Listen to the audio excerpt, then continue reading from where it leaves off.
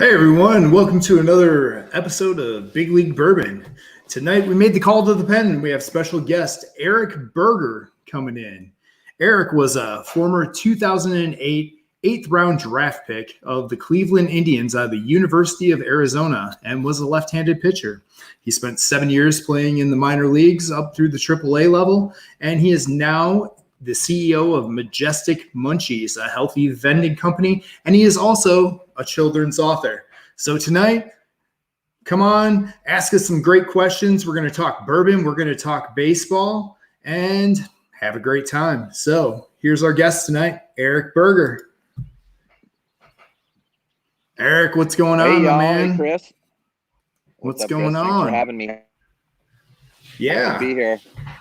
Hell yeah, man. It's good to get you on. Haven't talked to you in a while, so we'll have a lot of fun. Yeah, funny, right? Yeah, we chatted before about some other business stuff, and here we are. Yeah, about, definitely. Some more pleasure, I guess.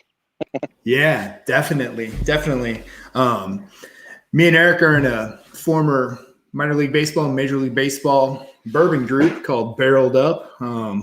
We got some excitement coming our way. We got our barrel picks coming to us pretty soon. You got in on that, right?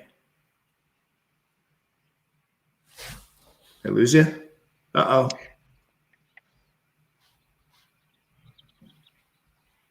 Can you hear me okay?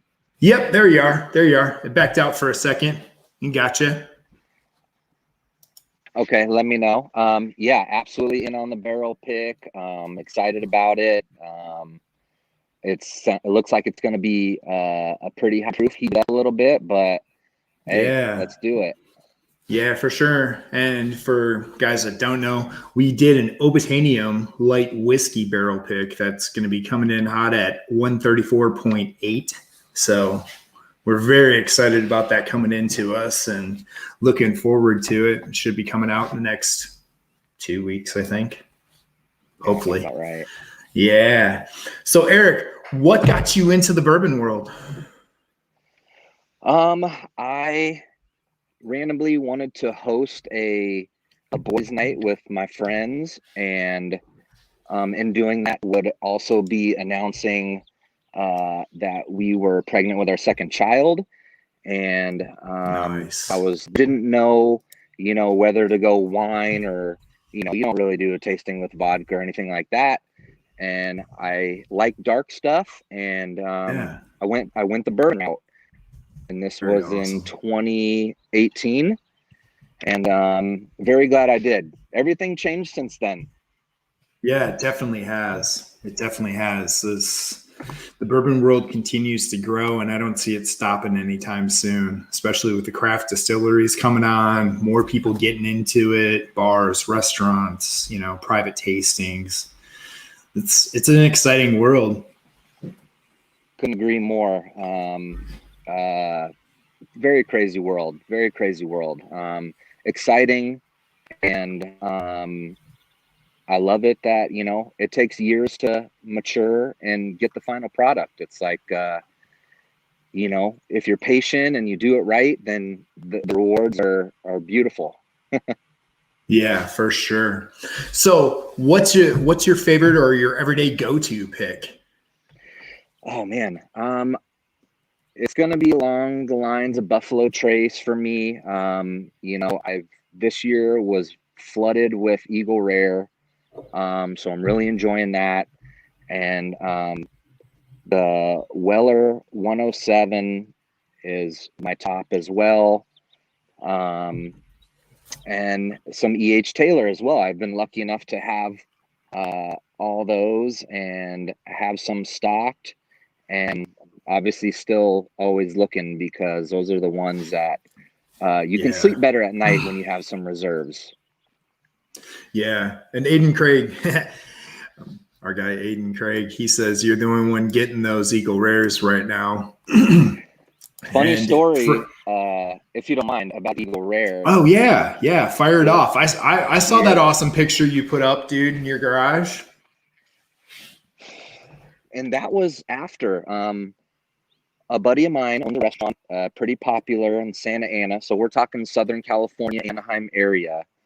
bought a whole, they got a barrel pick for the restaurant, and they were charging $40 a bottle for their pick in Southern California. A couple weeks before that, I paid $70 for the first one I ever found. Nice. I walked away with 3 cases. Right. And that was with helping some friends and family. Don't get me wrong, but I went hard. And last Friday at my Total Wine, there was about 15. At the Bonds, there were 15. And it was the first day that I walked away without grabbing one, because I have so many. I grab them for my friends, and I just say, hey, I kind of force it on. I'm like, hey, I got like 15. Just Venmo me $40. That's what it was out the door, and take this, please. No, that was awesome, man. You had one of the more epic photos for sure, with all those bottles lined up in your garage, man. I saw them like, damn, look at that. Very proud of that. Because the world's getting nutty on pricing, and to have a 10-year aged juice at that cost and that taste is great. Yeah, for sure. Especially a store pick with, so essentially, it's a restaurant pick, but a store pick. To get one of those and find those for $40 a bottle, that's pretty good. I see the store picks for those around here in the $45 to $55 range. So that's a score for sure. And definitely beats what you were originally finding those for out there. That's pretty much like that $70 bottle. That's like double MSRP for what we see it for. So I'm glad you got the big score with the single barrel, which is even better coming out over those blends. So that's cool. Absolutely. He does have his bartender is kind of the head there, and I believe this is their second one. And when they did their first one, I was kind of oblivious to the whole situation and the opportunity. Mm-hmm. And it looks like they have established a relationship where it could be an annual thing. So that's awesome. I just ask a lot of questions, and loving making connections at this point in the world. Definitely. I was out making some of those earlier tonight myself. I went to a store in Wisconsin called Amon's, and that place is absolute primo. If you're in the northeastern Illinois and southeastern Wisconsin area, you definitely need to check out Amon's. Not only do they have some amazing picks, like I went up there to score this pick 100% itself. And if it wants to focus, sometimes I do. But it's a Traverse City rye, and I've been seeing these pop out at places, and they've been like 4 or 5 year ryes. This one is an 8-year-old, and this is MGP juice, and it's at barrel proof at 116.8. So I had to make the drive over there to get it. And one of the best things I found out about this place is they have a terrace bar up in the top of the liquor store. And dude, the pours they have, absolutely amazing. They go all the way back with Dusties into the 1950s that you can also get pours of. It is insane. Like E.H. Taylor barrel proofs. They had this winter, they told me they had done the full BTAC collection. They did a tasting on that. So you could go in and get a pour of each of the BTACs out there. It was the only place in Wisconsin that did that this year. Dude, this place was awesome. And like I said, if anybody's in the area, you definitely need to go check out Amon's up in Twin Lakes, Wisconsin. Awesome place. That's also going to be helping out a new venture that's coming in line. That is Storytime Distillery. So you guys be on the lookout for Storytime Distillery, because some amazing things are coming, as well as some amazing picks. So be on the lookout as more information comes out on them. It's going to be good. Trust me. Sounds awesome. Yeah. I can't wait till more info comes out on that stuff, but it's going to be good. So next question, what's your unicorn bottle, man? What are you searching for? For me, I got to taste one of mine tonight. I had a 12-year Old Fangled Nodder from Blom Brothers. but I didn't get the new one that came out. I actually got to taste the original one at that bar tonight. And that was amazing. That was so good. 12-year MGP juice. It was unfinished. Whoo, that stuff was primo. Well, that's awesome. That I'm glad you got to do that. Yeah, that was really good. Unicorn juice for me is probably gonna like hop on that train of like a 17-year Eagle Rare, or I see they do 20, and it's a little concerning as the things that I read is kind of after maybe 12 or 13 years, you kind of miss the sweet spot in the bourbon, but probably that, just because I've never seen it on shelf, or maybe I have, but I wasn't interested at the time or didn't know what was in front of me. I went down that same path, man. Yeah, there's so much, and even just reading your reviews and your take on things, you are so in depth, and it's just, all I can be is a sponge and just keep taking it in, because there's so much and new stuff arriving, but just everything's a learning experience. Like I'm just about to have a binder and literally like write down everything I've had and whether it was good or bad or anything like that. So you start a Google sheet. Start a Google sheet, and you can have it on your phone too, man. So you can keep your list of what you're looking for to remind yourself, and it can be on your phone, on your computer, syncs up. Google Sheets, free. Yeah. Best way to do it. Good idea. So I'll stick with that, because the night that I actually got into the bourbon and hosted this tasting, we finished with an Elijah Craig barrel proof, which I didn't, really know what it was at the time. And the funny thing is, this is pre-COVID, and I'd had these guys in Santa Monica for a few hours, and it got to the point where one of the neighbors was like, hey, like, all right, it's past 10, you're too loud, it's time to like shut it down. So me and about 15 guys were walking down. I'm not sure if you're too familiar with Santa Monica, but there's a Wilshire Boulevard that runs down to the beach. We were pulling that bottle all the way till it was empty and just set it in the alley. That is awesome, man. That is a great story. Unbelievable. I had 2 at the time, and I let my kids mess with the tube, and I have another bottle. I don't have the tube or anything. And it's like, nowadays, like, no, children, you can't mess with the tube. This is staying here because it's kind of a package deal. Right. Oh, man. No, that's totally awesome.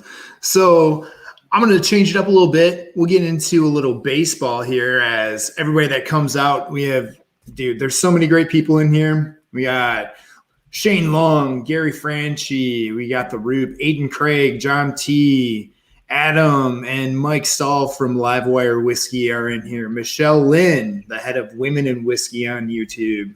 We got Bourbon. Look at all these guys. Thank you guys for coming out. Make sure you smash that like button down there. And if you haven't subscribed, make sure you hit that subscribe button. All things that help the channel grow, so I can share the 2 biggest passions of my life at this moment, besides my kids, bourbon and baseball.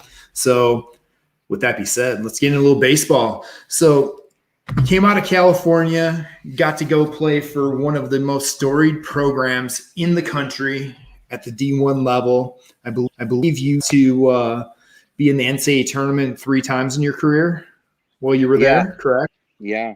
Were you in the class that was after the World Series appearance in 2004? So I committed that year. So correct. Okay. Awesome. I went to the University of Arizona because they were good. They were my goal was to play in a College World Series, and they had multiple freshmen in the lineup. So I knew, at the time in the early 2000s, a lot of schools would redshirt a freshman no matter what. And that has changed dramatically in terms of the young kids can play like at a very, very elite level. So I wanted to make sure as long as I competed, that I had a chance to play as a freshman. And, I was fortunate enough to have a great opportunity to choose a college. And that's where I went. I had a great time. That's awesome. That's absolutely awesome. What are some of your best experience or best memories from your playing time at University of Arizona? University of Arizona, freshman playoffs, when I was a freshman, just being on the big stage at Cal State Fullerton, we didn't get through the regional, but I pitched really well. We actually beat Max Scherzer on that Saturday, and, we were one game away from going to the College World Series, and that happened twice. And, I'll tell you a secret. I haven't told this to anybody because probably people would be like, I don't believe you. But I do not know if I'm more frustrated with not making it to the College World Series or not making it to the big leagues. I shit you not. Yeah. That's how I'm wired. I went down with Tommy John in college, and I gave up some scholarship to make sure we could get guys because I wanted to compete and just be there, So that's awesome. That's awesome that you stepped back to be team first because you had a goal in mind, even though you knew you were shooting for the next level, your goal was to take the team to the next level and get to that College World Series. And that kind of mentality is exactly the reason you made it to the next level. And that's something that a lot of people don't understand. While you have to perform individually, and especially in college, it's very much so a team sport. I mean, you travel the country with those guys. You're on buses, you're on planes. It's not lush, especially compared to today. It's a lot better today than it was when we were doing it. But still, those are all your guys. And when everybody's on the boat and rowing the same direction, as anything's possible. But if you got a few guys going the wrong direction or not committed the way that you were, that's like, I'll give up some scholarship money. Let's keep going in the right direction. That's what it takes to get to the College World Series, especially as competitive as baseball is. It's not like some of the other major sports where the same teams are always there. In baseball, you have random teams pop up, like a Coastal Carolina that most people probably like, who's Coastal Carolina? But, they went on a majestic run themselves and popped off a College World Series, and that's not a major program. They're not even in a major conference, but they had a bunch of guys that were all rowing in the same direction and hit it hard, and that's what it takes. So mad props to you, especially at a big school like U of A, to be a team player to do that, man. I had a great time, and, it was, I was always a team first guy. If I had to lose have a crappy day as a pitcher to win as a team, it is what it is. That's what I wanted, Yeah. I'm going to ask you your first question from the crowd. We have, all right. We have good old Mike Stahl. He always asks this question every week. So it's going to be an ongoing theme for me. So he doesn't have to ask me anymore. I'm just going to ask when guys first come up. Couple dots and then Yes. So his question: have you ever met Will Clark? I have not. Well, we're 0 for 4, Mike Stahl. 0 for 4 on your Will Clarks, I'm sorry. I apologize. If it probably doesn't make any sense, but one of the cool things about being with Cleveland is I met Bob Feller during a spring camp. That is awesome. I thought that was pretty cool, especially even more so now as I am getting more history of the game, seeing what he did and during wartime is just crazy, unbelievable. Yeah, stepping away from the game, serving the country, and then taking the time to come back to the game and dominate once again after taking a few years off. It's you hear stories about him doing that, Ted Williams doing that. It's amazing to me because most guys, you tell them they're going to take 3 years off from the game or, 2 years off from the game or even recover from Tommy John, man, it's a long road back. And the guys that are grinders come back and they rock, man. They can do it. But there's other guys that don't, get the same surgery that you had and just never come back the same. And to think about these guys going to an actual war, participating, and then come back and still play at an all-star and Hall of Fame level, unbelievable. Just shows some of the talent out there. Yeah, and just hard to wrap your head around it for sure as a gone through being a player. Yeah, so you put in 7 years in the minor leagues. You went through A-ball, several different stints with different teams, and all the way up to AAA. Spent a few years in AAA. You played overseas as well, right? And sorry, go ahead. And didn't you also played for Team Israel as well, if I'm correct? I did, yeah. A couple of highlights in my career, probably, I got AAA early and I just couldn't crack into the big leagues, and I, wanted to create a little bit of revenue for myself so I can have a couple months in the off season to really just shut it down, and Venezuela did that for me. I started going to Venezuela and Dominican in 2011, and I went every year after the season.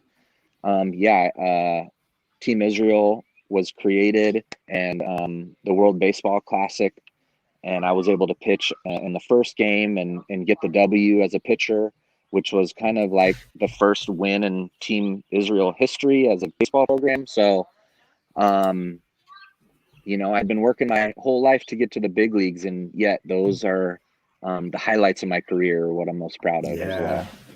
And that's awesome. So we got another question from Mike Stahl. He asks, what was the most rewarding moment you've gotten from baseball? Oh, the most rewarding moment. When you can spray champagne and beer and do that is very rewarding. And the cool thing is when you go all the way, that happens multiple times. It happens after each round. It happens after a wild card. So, that could happen 4 times in the matter of 3 weeks.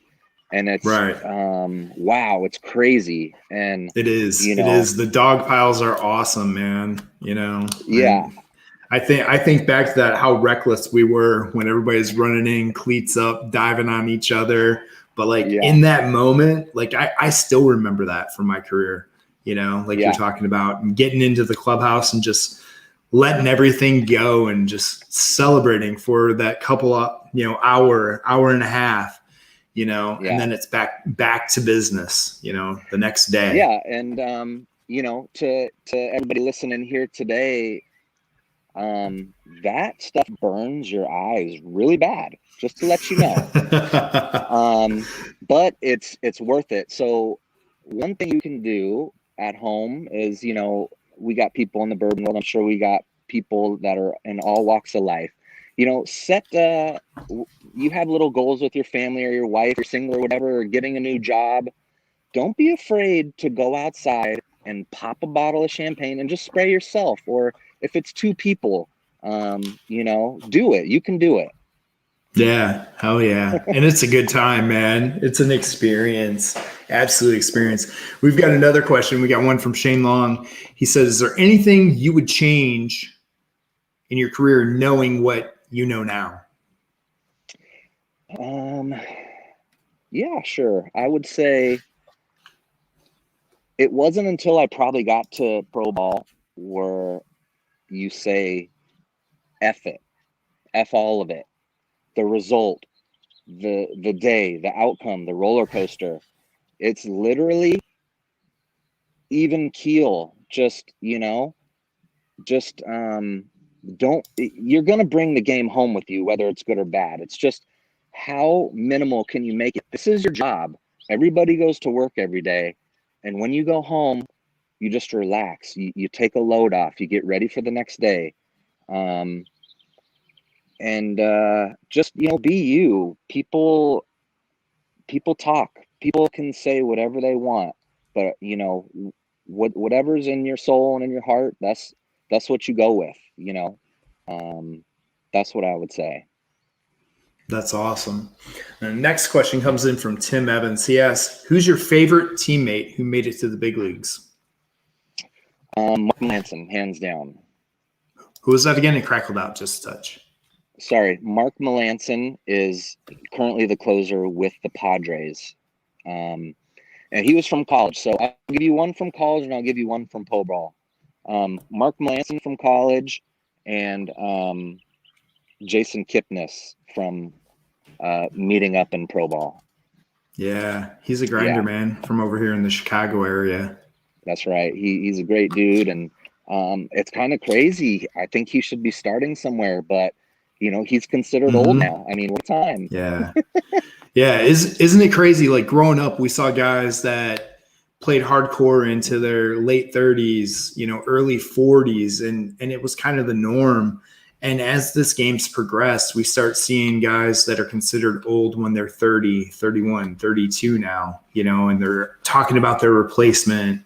And we don't see as many of these big contracts for those guys. And a lot of them are playing on year-to-year contracts, unless they get that big 10-year contract, first time out when they're 26, 27, it's crazy how quick we're cycling through players nowadays. Yeah. I am glad I'm not in college or high school right now.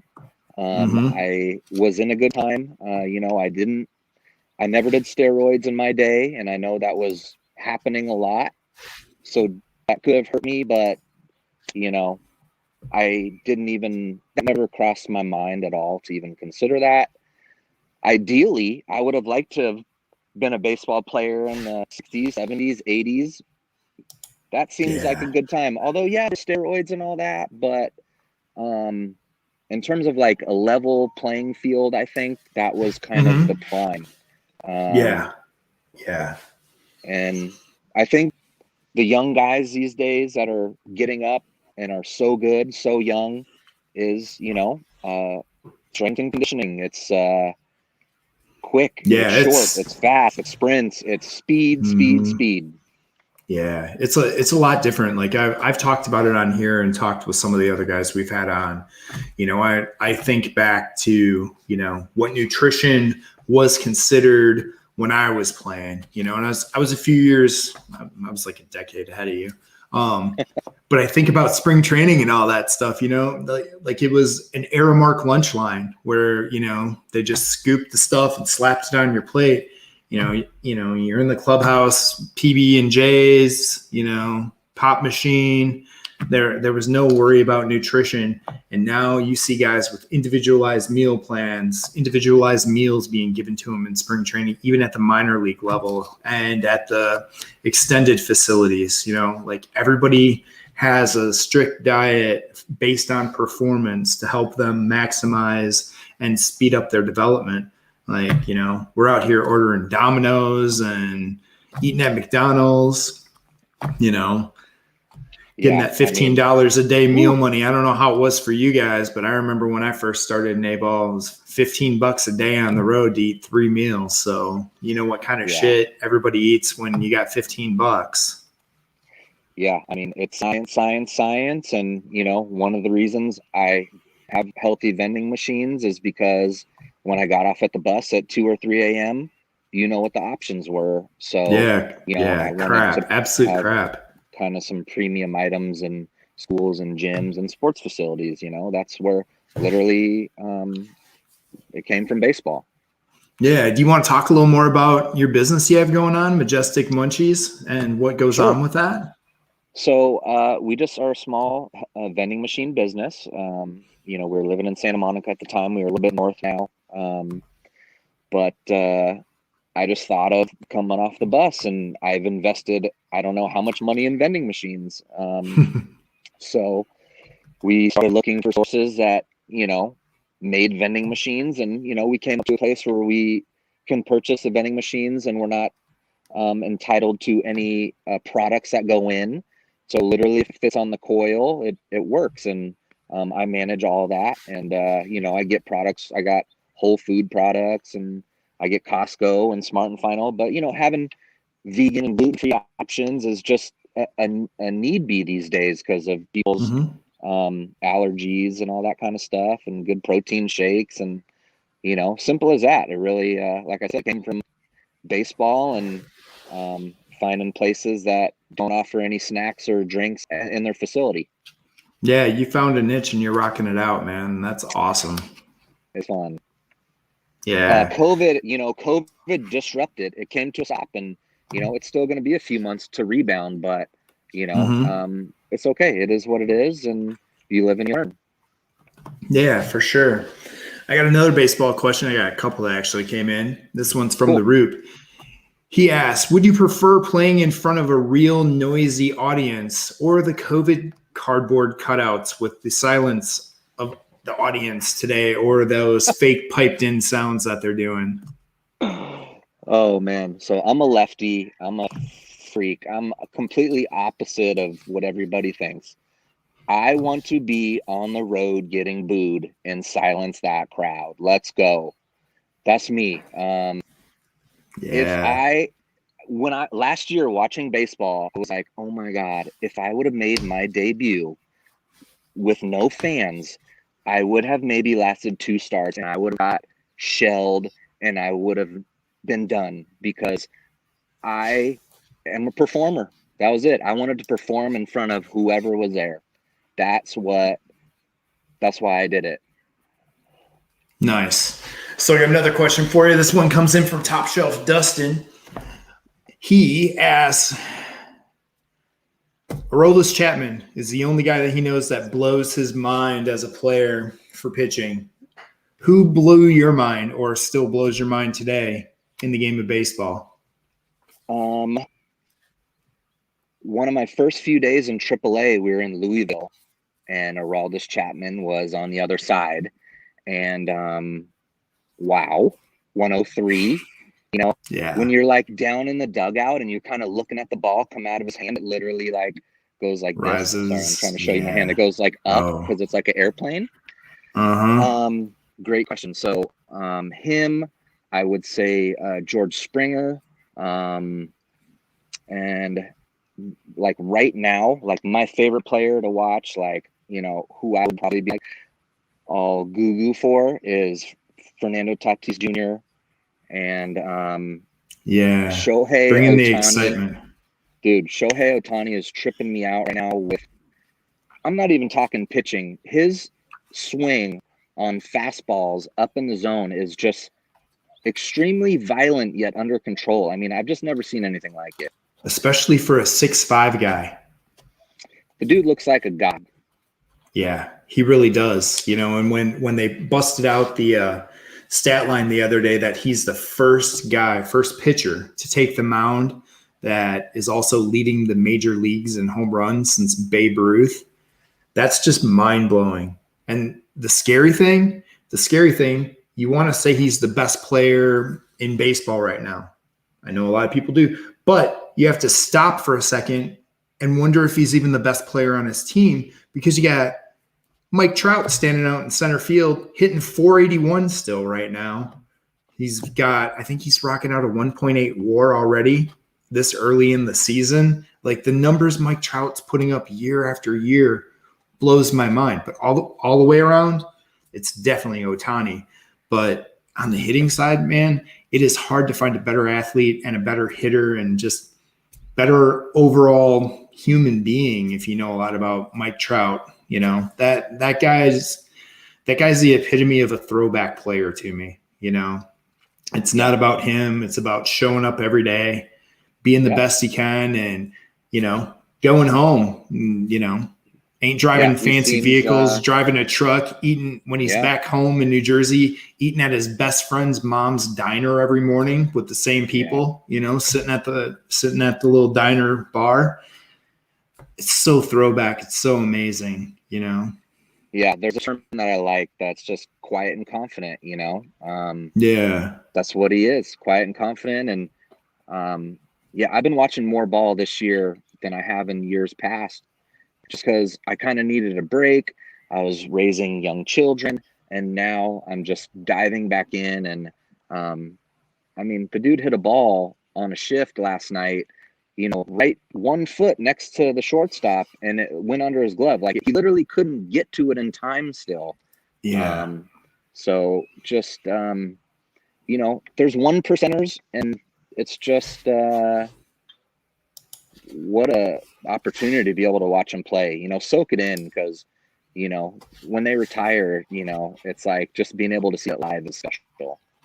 Yeah, it definitely is. I mean, just to actually hear it in real life compared to hearing it on TV where there's a little bit of a delay, because when you go to a big league park or you're able to go to a college game, no matter what level these days, those guys that are going to make it to the next level and those guys that are playing at an elite level in the big leagues, when they hit a ball, it sounds completely different than everybody else. It's that thing that gets pitchers like us, man, it perks our ears and we're looking around to see who was that, because we want to know before we face them, because you'll watch batting practice, you think we're just out there shagging balls, but we're messing around. Most of the time we're messing around. But man, you hear that different sound, you instantly key in. You want to know who that is. Just like the hitters, they see us thrown out there.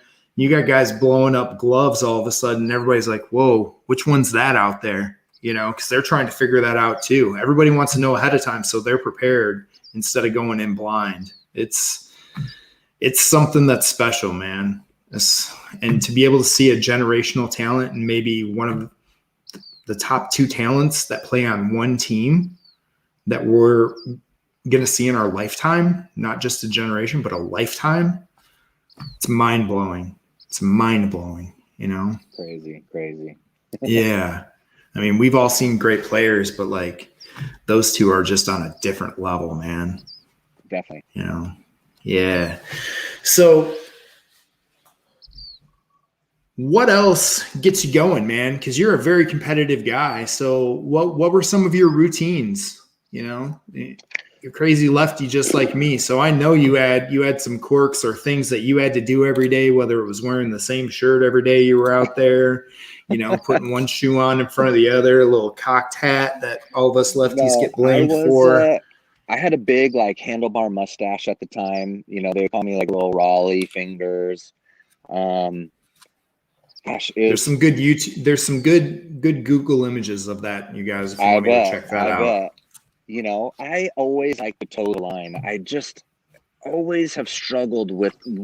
I don't break the rules. I'm a good guy. I'm a good citizen and everything. But when you tell me I have to kind of do stuff, and they're like, with Cleveland, it was you can have, everything below the mustache has to be gone. So I grew a hell of a big ass mustache because, I wanted to toe the line, and I would. Because every pitcher that I know, when they're coming in and out of the game, they would jump over the baseline, the chalk, and I would step on it every time. I didn't see that as like a, I just had to rebel there and be like, I don't know if it's a luck thing, but I stepped on that line every time. And man, it got really tough. I was not having the best time in between starts. I had 4 days, which I needed to recover. I was sore and this and that, but I just wanted to be in the game, and as a starting pitcher, it did turn to a reliever, which was nice to, you had to be a little more on alert. It's a whole different animal, but, yeah, that's what I did, man. Game. Yeah. I set up and close. So that's just like I tell people, it's a different mentality, because one day you're the hero. The next day, everybody wants to throw you out, shoot you down. It's crazy, but you go out there the next night and shut it down, and everybody, they forget. That memory's short even for fans when you got that going on.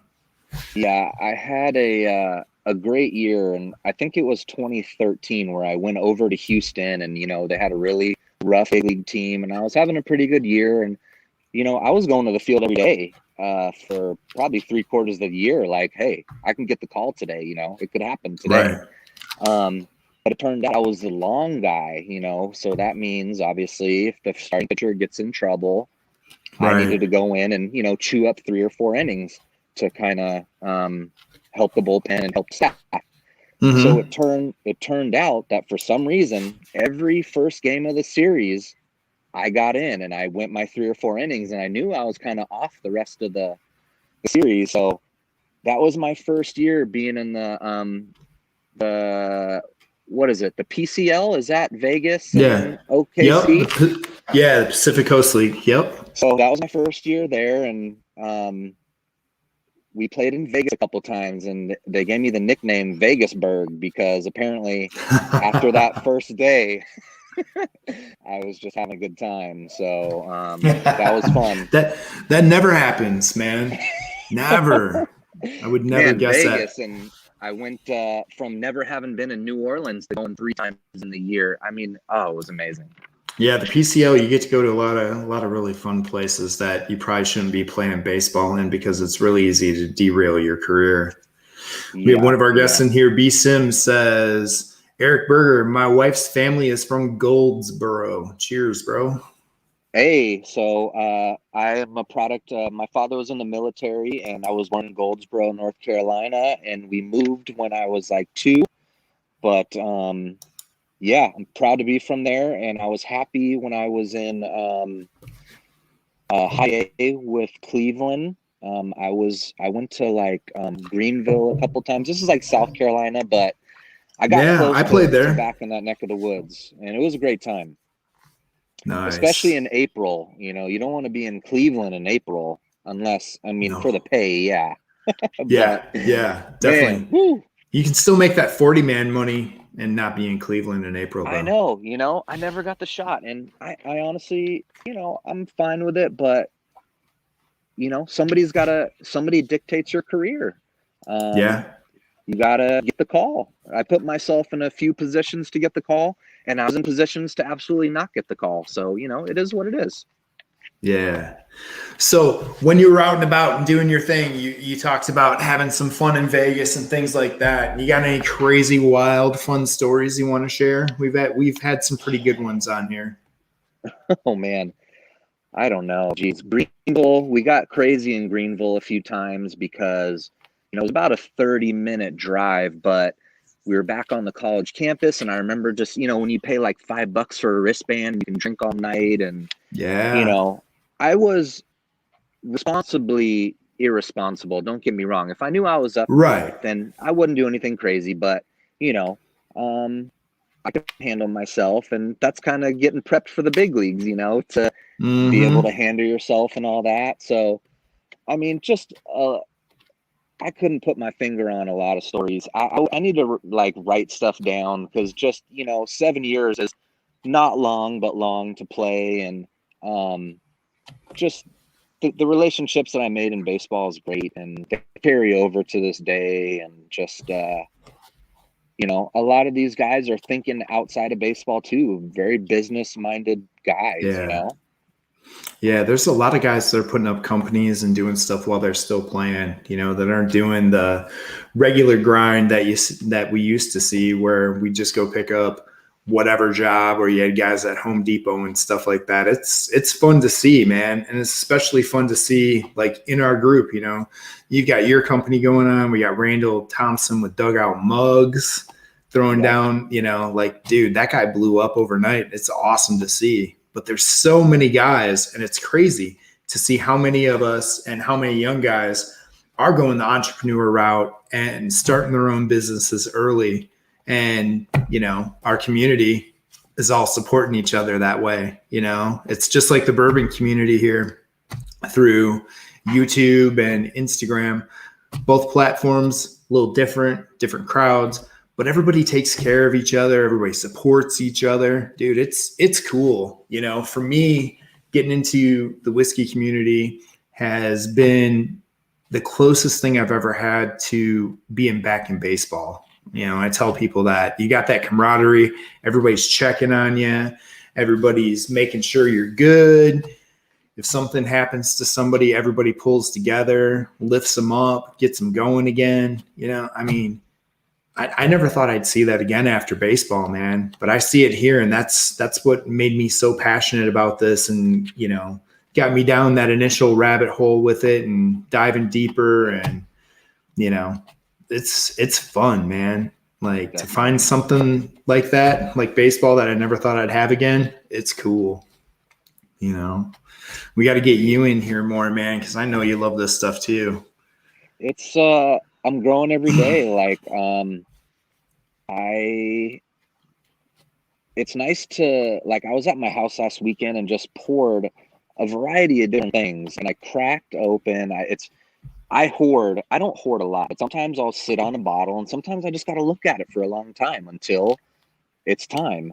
And I opened a Russell's Reserve single barrel store pick, and sure enough, it hops right into my top 5 immediately. I mean, it's just crazy. It's just amazing. Yeah. I had a conversation the other day. I've been sleeping on those because I see them and everybody talks about how good they are. And I know, just knowing me, I'll try one and it's going to be really good. And then I'm going to want to hunt all the other store picks all around just so I can do the same thing, man, and have a bunch of different ones to compare and taste. And, who doesn't love a good tater sticker, to show off to your friends as well. Yeah, I'm sorry. It's getting a little dark here, but that's all right, man. I am almost halfway through that because I just am going back to it. Like, it's just, wow, that lets you know that it's good for me. Everybody's got a different palate and everything, but yeah, I mean, who would have thought? If I would have opened that a long time ago, it would have been long gone. Right. Yeah. Yeah, that's for sure, man. So who else besides Ohtani is like the most surprising thing for you this year in baseball? It's been a different year. Do you like the way the game's going and open it up and becoming more fun? And I'm gonna say you're already gonna answer yes, because we're lefties. We both buck the system and did our own thing. Yeah. So I'm guessing you're a fan of that. I am sorry to not be able to just throw names on guys, but I'm gonna keep it real. I got some skin on the game with the Angels because I got grandfathered into some season tickets that they got when the team first opened. And it's on the visitors' dugout. So it's like, even if the Angels are very crappy, those seats are, somebody's in the seat. I've been following the Angels. So now I didn't watch baseball enough to even like think about fantasy. So I was like, damn, if I do fantasy baseball, I need to start paying attention.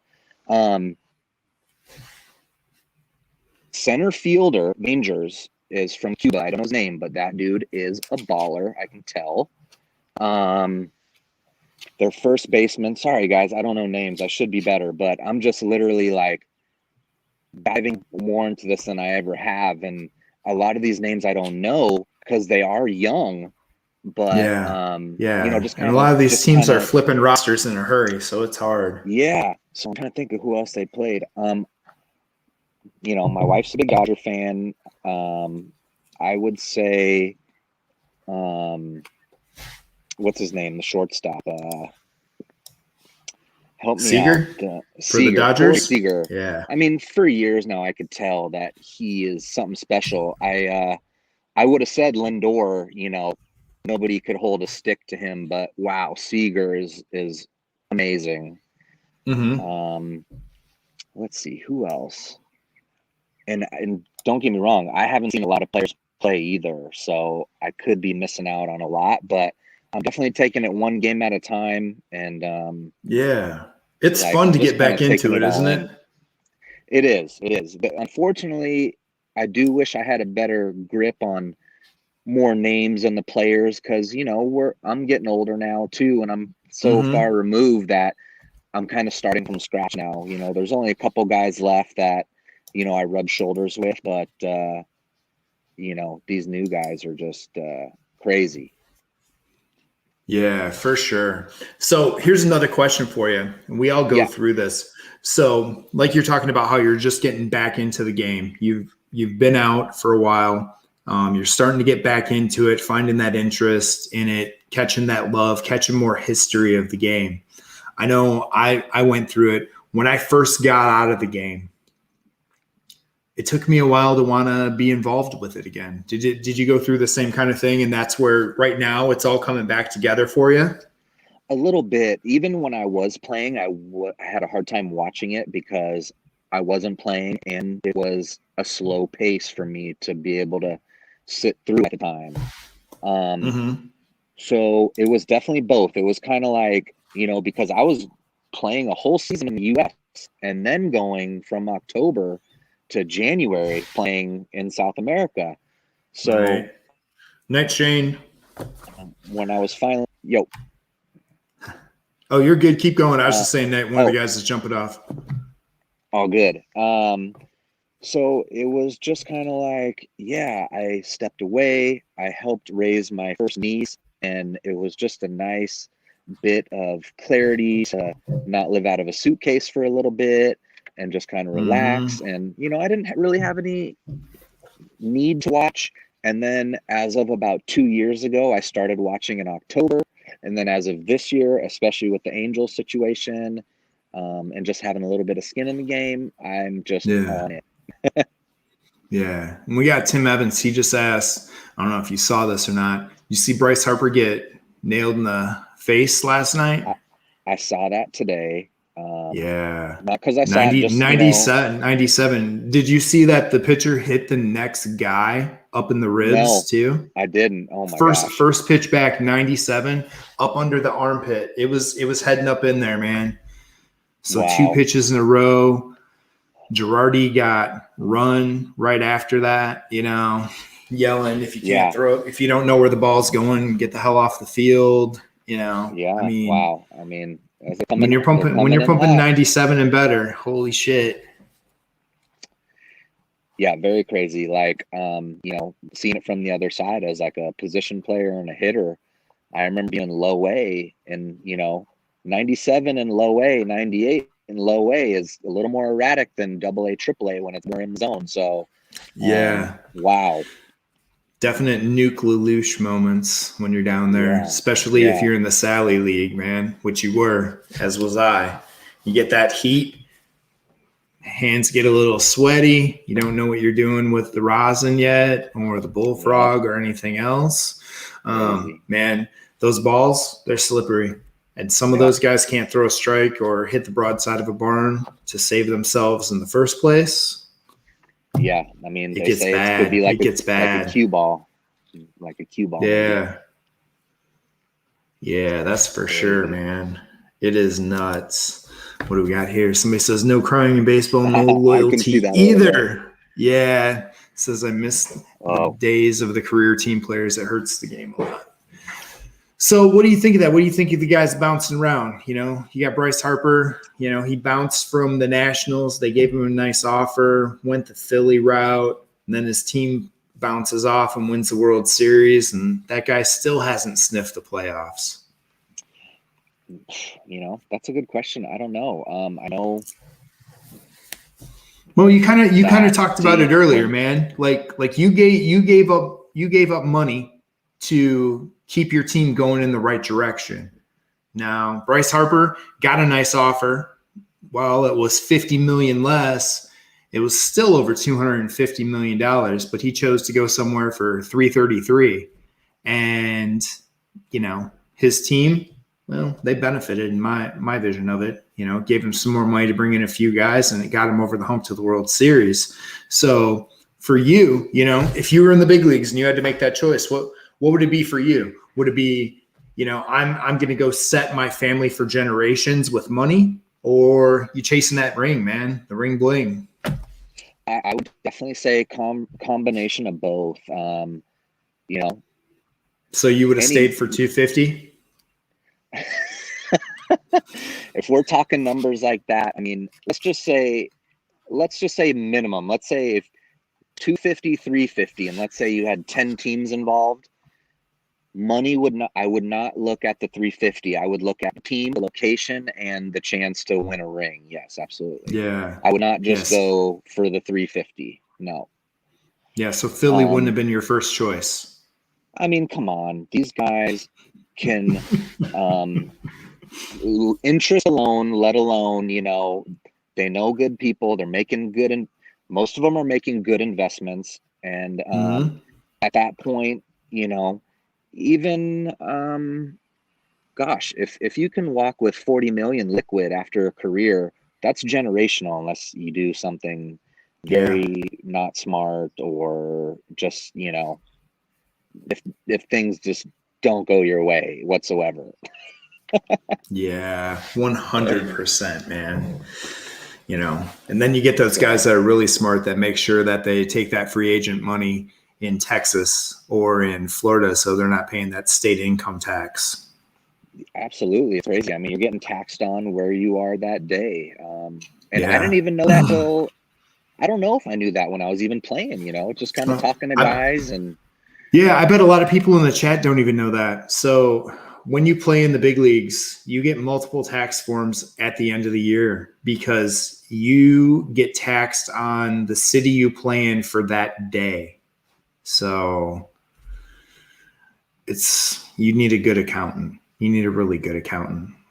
Yeah, especially right? especially if you're playing in Canada. Yeah, I mean, you're talking what, five and six figure differences at the end of 2 weeks at times. Yeah. Yeah.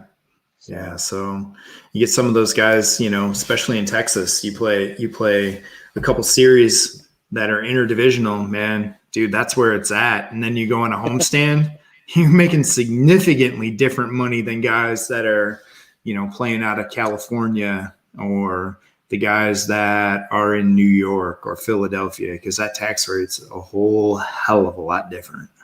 Crazy, huh? Yeah, that's one of those things that just blows me away when you see some of these guys taking a big monster contract in a Philadelphia. When you look, they could take 50 mil less and go to Houston or go to the Rangers. And well, they took 50 million less. At the end of the day, they're probably still going to come out 80 ahead, just based on taxes. There's a lot of that doesn't get thought about when these guys are making those decisions, For sure. Until they get older and realize what could have been. But you leave that much money on the table, it's nuts to go to Philly. Bonilla. Some more Bobby Bonilla, dude. That's the new Tatis contract. He's got that rider in there too, man. He deferred. I want to say he deferred like 25 million or something that will pay him over a 40-year period with interest on that 25 million. So he's set up for Bobby Bonilla money. I love it. I think I love that, concept, to be honest. So here's the next one. I don't know if you've seen this, but he's one of the guys. There's a new type of business that goes on with some of the top prospects, and especially with the foreign players more so, where there are investment firms, and some of the agencies actually have their own investment firm based to do this, where they'll take and offer guys a upfront payment of anywhere from $250,000 to $500,000, but in trade, and this is something Tatis did when he was 19 years old, I believe, he took the $500K while he was still in A-ball. The money is yours whether you make it to the bigs or not. But if you make the bigs, the percentage changes. So with him taking the $500K, that cost him 10% of all of his future major league earnings. You take 250, it's 5%. I believe there's a 125 level that's 2.5%. Now, in retrospect, the guy's still banking, man. He's going to lose $40 million on that deal. Not bad, especially when you don't, in my opinion, when you don't know when you're 19 years old, he was a little different situation. His dad was a big leaguer too, so they had some money. But a lot of those guys that come over from the Dominican or Puerto Rico or Venezuela, a lot of times don't come from money. So if it was you in those shoes, somebody says, here's $500K, but we're taking 10% of your earnings. Do you do it or do you leave the money on the table? So I actually have a pretty strong opinion on what he did. And, everybody has their own opinion. And mine is, and the funny thing is, Chris, this came up in the baseball group, and, I'm just kind of looking at what guys are saying, and, it was kind of like, it was dumb and this and that. I just want people to know that, let's say it is $4 million over his career. What money is he going to make from shoe deals, from video game deals? He clearly took that money and did change his eating habits and changed his off season. Mm-hmm. Yeah, he was able to finance himself. That was the best thing he ever did. I think that was the best thing he ever did. He didn't get a Mercedes with that. He literally put it into him, and he's going to make tenfold that from endorsement deals alone. That will upset that cost immediately. So my take on that is, don't get me wrong, every player will be different, but Fernando Tatis in his situation and the future, that was a huge investment in himself. Yeah, I agree with you on that 100%. You know, I've told the story before. The first time I got my first check in the minors, after, you know, when they were still taking the insurance money out of your check to pay for your insurance policy, then you had to pay your clubby, you know, that $40 for the 2 weeks. At least that's what it was when I was playing. So after I got my check and after taxes and stuff, you know, and everything cleared, you're left to live for 2 weeks on $253. I got the check stub here somewhere still for my first check. It cracks me up, but $250 isn't a lot to live on. Somebody walks in and says, we're going to give you $500,000. That means I don't have to have an off-season job. You know, I can buy the right food. I can buy the right trainers. I can fly to different facilities like there are out there now with Driveline or the specialized hitting coaches and get the best of the best and not have to worry if I'm going to have $1 or a roof over my head or sleep out of my car, you know? So I think he made the right choice.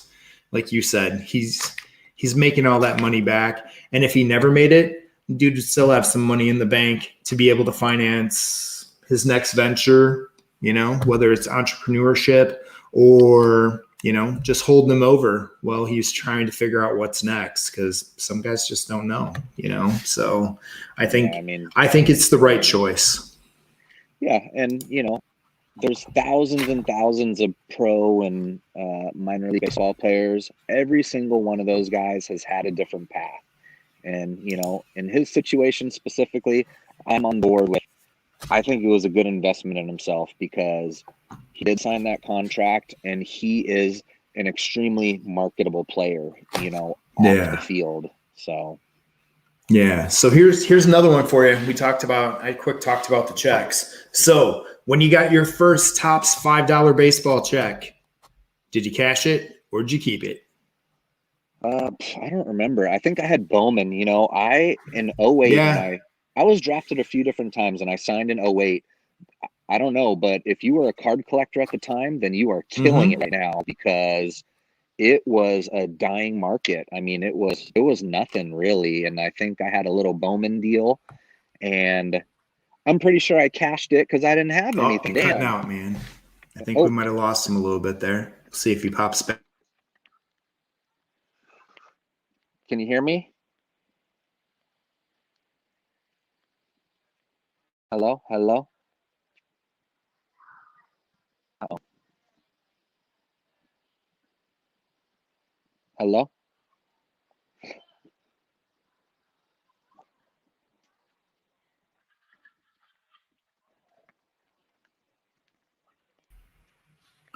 There we go. Hey. Yeah, dude, we got StreamYard. Yeah, it's been happening lately on StreamYard. Oh, you're back. It could be me too. For some reason, no. It took me out too.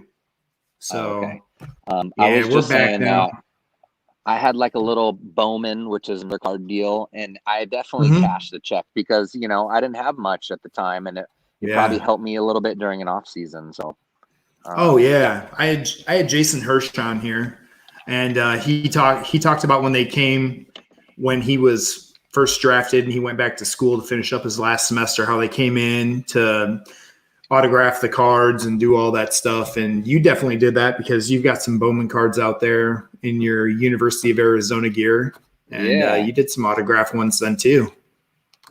Yeah, I mean, it was great. I welcomed any opportunity to, you know, make a little bit of cash, and you know, it's just cool to have a card too. You know, they sent me like a metal plates that they did the card with, so just good keepsakes. And I gave some cards to my kids the other day. They'd never really seen that, or it hasn't really clicked for them that I used to play at, you know, on any stage for that matter. But it's cute. It's cute.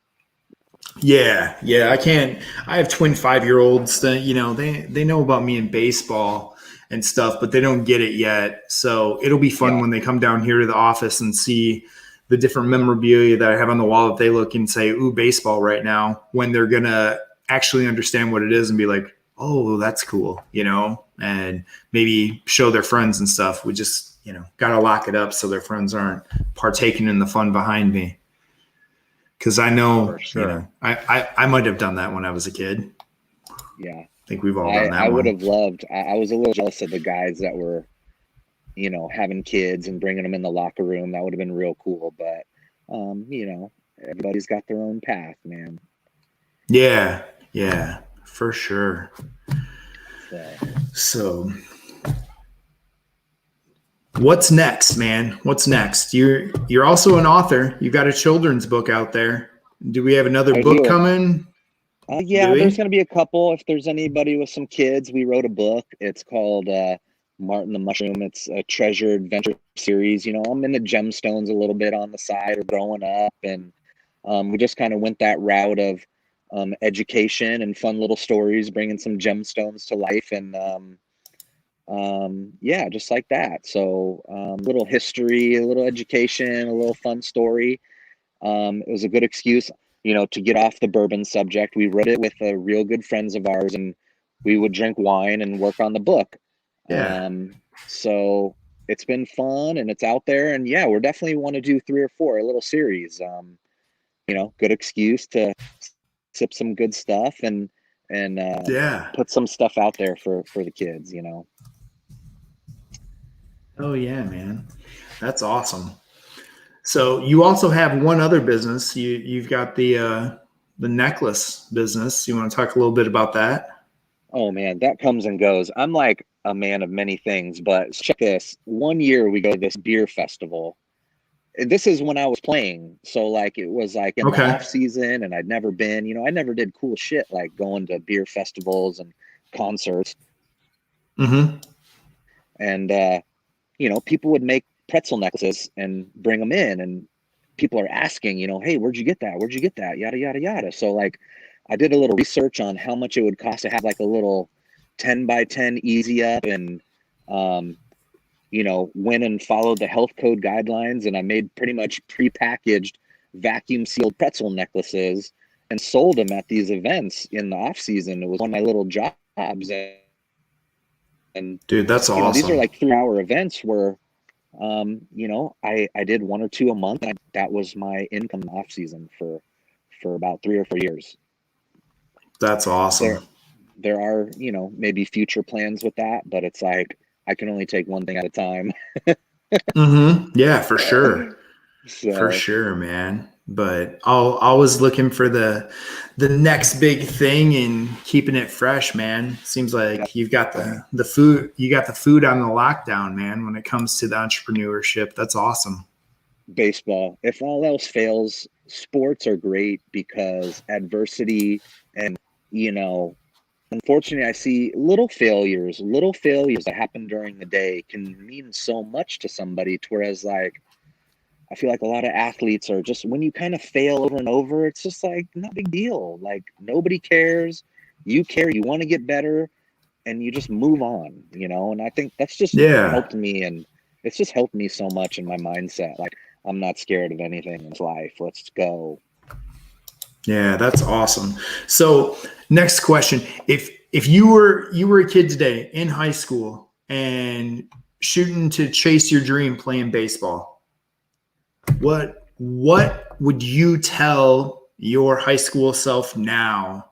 What would be your words of advice to help you get to the next level, or would be a hot tip that you didn't know about that would help you out or make certain transitions or training easier? I would just say, especially as a pitcher, keep the ball down, live in the down zone, have a routine, get in a routine. And like I said earlier, just be you. People are going to talk. When you find yourself on the upper tier of your team, of any sport, in any city, in any country, you're going to generate bad publicity. People want to bring you down because you're doing so well, or they're worried that you're doing better than them or their child and all this. Just when that is happening, that's when you're headed in the right direction. It's just get yourself in that position. If I feel like most of us are parents here listening, we're in a Bourbon group. So it's like, if you need to step away from the stands and hang out in the center field, then that's what it is. I know a lot of ex-athletes in any sport have a hard time being in the group of spectators because there's a lot of just negative talk.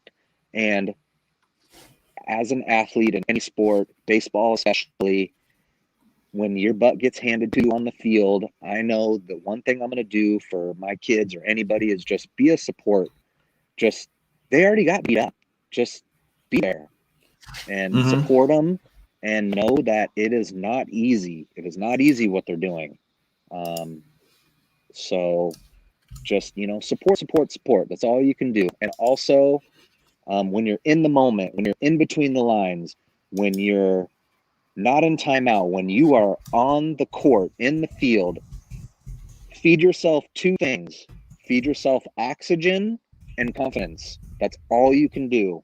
That's the most important thing you can do, is feed yourself oxygen and confidence. Tell yourself you're the SHIT over and over again, and breathe, and then go. Nice. So that's pretty close to one of the next questions that got asked. B. Sims asked, what is the most valuable lesson you learned in your time in baseball? The most valuable lesson is just be in the moment and step off the mound, take a deep breath. A lot of times you can be in a game and the game's over, or you're out, and you just kind of are like, what happened? That all went so fast. Just, you're in control. Just be in the moment and take it in, and good, bad. I have a saying of, there's one of three things that are going to happen in this game today. You're either going to have the best game of your career, the worst game of your career, or something in between. And most of the times it falls in between, but just consistency and a level head shows coaches and, parents and everybody that, you got a level head on your shoulders. It's the most important thing. I mean, with baseball alone, there's a lot of people that can hit the ball out of the ballpark and throw 100 miles an hour. There are a lot. But the ones that are doing it every day and that are in the big leagues, it's their mental aspect that is why they're there and they're staying there. Nice. Okay. So what's your best memory of your playing days? Best memory, like winning some championships and getting that win for Team Israel was super cool. I grew up watching Sean Green a little bit as a play, and he was on the team. He hit DH. He was, I don't know, 40 something, but it was freaking awesome. That is awesome. That would be really cool. They didn't have that series going on when I played, but that would have been really cool to be part of, man. Like, I enjoy watching the World Baseball Classic and seeing all the guys playing for the different countries and the qualifying games and stuff like that. Like, I think it's a cool twist. I know some teams were a little down on it because they're worried about their investments and stuff and potential injuries. But I think that was one of the cooler things that baseball's done. Now, I'm in the dark, but you're all right. So vice versa, we fast forward to now. I talk about cool things that baseball's done to try to create more interest in the game. What's your take on some of the Atlantic League things we're trying to do? I don't want to call them rules, but things they've done, like stealing first base. The talk of moving the mound back 1 foot in the second half of the season this year. The no pickoff, or, only 2 pickoffs to first. Yes. Let's see. Mound moving back a foot. I cannot get on board with that. That just seems very gnarly. I guess there's some that I'm okay with, but some, it's tough being old school, right? But for example, 100%. Yeah. So for example, like right now in the big leagues, extra innings, runner on second base. Like, to be honest, I'm not all that mad about it. I don't know why. Because it's a long season. I don't know. It's just like, I understand how you want to try to save bullpen and, make sure games don't go 18, 20 innings. So, little thing like that one right there, I've been kind of okay with, surprisingly. And I know I may make people mad. I'm sorry. That's just my opinion. And, if you don't like it, I'm all aboard with that too. I definitely can hear the counter. Yeah.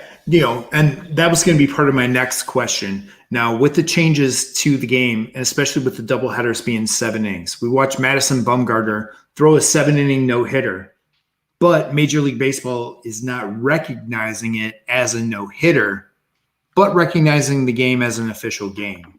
So my take on that is I think it's a no-hitter. Even if you want to asterisk it or create a new category that's the 7-inning no-hitter, you can't tell a guy he didn't throw a no-hitter when he completed the game, won the game, threw a no-hitter when you call it an official game. What's your take on that? Man, that's tough because the history of the game, and it's like, the people that need to be asked that are the people that have no hitters in 9 innings. I'd be curious to know. And I'm sure other opinions out there, but gosh, I don't know. That's a great question. And I don't know. Right. And that's why I said, do you think it would be okay if we created a new category for it? The 7-inning no-hitter, the doubleheader no-hitter. Yeah, I think that's perfectly in order. I do. Because I think with some of the changes, and there are changes now, there are more changes that will probably come in the future as they're trying to streamline the game and make it more exciting. I think I personally think we need to add more of these, new stats or new breakdowns, because, if a guy goes out there and throws that no-hitter for 7 innings and we're calling it an official game, it needs to have some type of official stat. It's not the 9-inning no-hitter, or the classic no-hitter, so it shouldn't go in that category. But I still think it should qualify as a stat in some way, shape, or form. Absolutely. I agree with you. Just like the age-old question, we're starting with that guy on second like you talked about. So as a pitcher, we're both pitchers, what's your take on that being an earned run? Yeah. No shot. I don't think it should be. No way. Right. Yeah, I wouldn't be able to get on board with that at all. Pitching is tough as it is. I mean, coming out with a runner on second, it's like with no outs of all things is that would be that's a tough one. Yeah, especially when we know stats, teams are looking at stats when they're giving out contracts and giving out money, and if you're a closer or you're one of the relief guys, you're just getting that guy thrown out there and, boom, he's on second, not your man. You didn't put him there, but boom, it's your earned run. And that's hard to take, especially when a single could do that to you. Definitely. And especially as a reliever, being a starter, you can kind of get your ERA under control quicker. A reliever, one bad inning can take a month and a half to rebound. And at that rate, you need to deal, for that time to get it back in order. So, especially as a reliever, every run is just giving up a run as a starter and giving up a run as a reliever. It just feels like double time, like each one is weighted more against you. Yeah. And your ERA. Yeah, it gets crazy, man. Like there's so much that's changed with the game, and I'm happy to see it progress. I'm happy to see, people taking to letting some guys celebrate. I love Tatis the other day running around covering the one eye after Bauer did the whole one eye thing during spring training. Was made a big deal about it. I mean, it's marketing. And these young guys, dude, they are professionals at marketing themselves in the game and outside the game, like you said, to make that extra money. And I see a lot of it and I like it. I think it's fun. As a pitcher, I'm going to ask you this one when we're going over the fun. You got a problem with a bat flip or no? Not necessarily. I mean, I don't even know if I would even see that flip. I'd probably be watching the ball and maybe get a sore neck. But, I mean, as long as it's not too dramatic, then, whatever. You got me. I'll see you again. So it's a long season, man. Yeah. And, as soon as that ball leaves the yard, it's like, clear your head. It's over. I'm already thinking about the next guy. Let's go.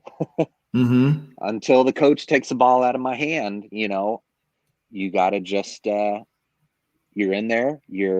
Even if you're in the big leagues or minor leagues, you're in a job interview every time. And you just go. Yes, sir. Yeah. Love it. I got some light for you here. There you go. Hell yeah. So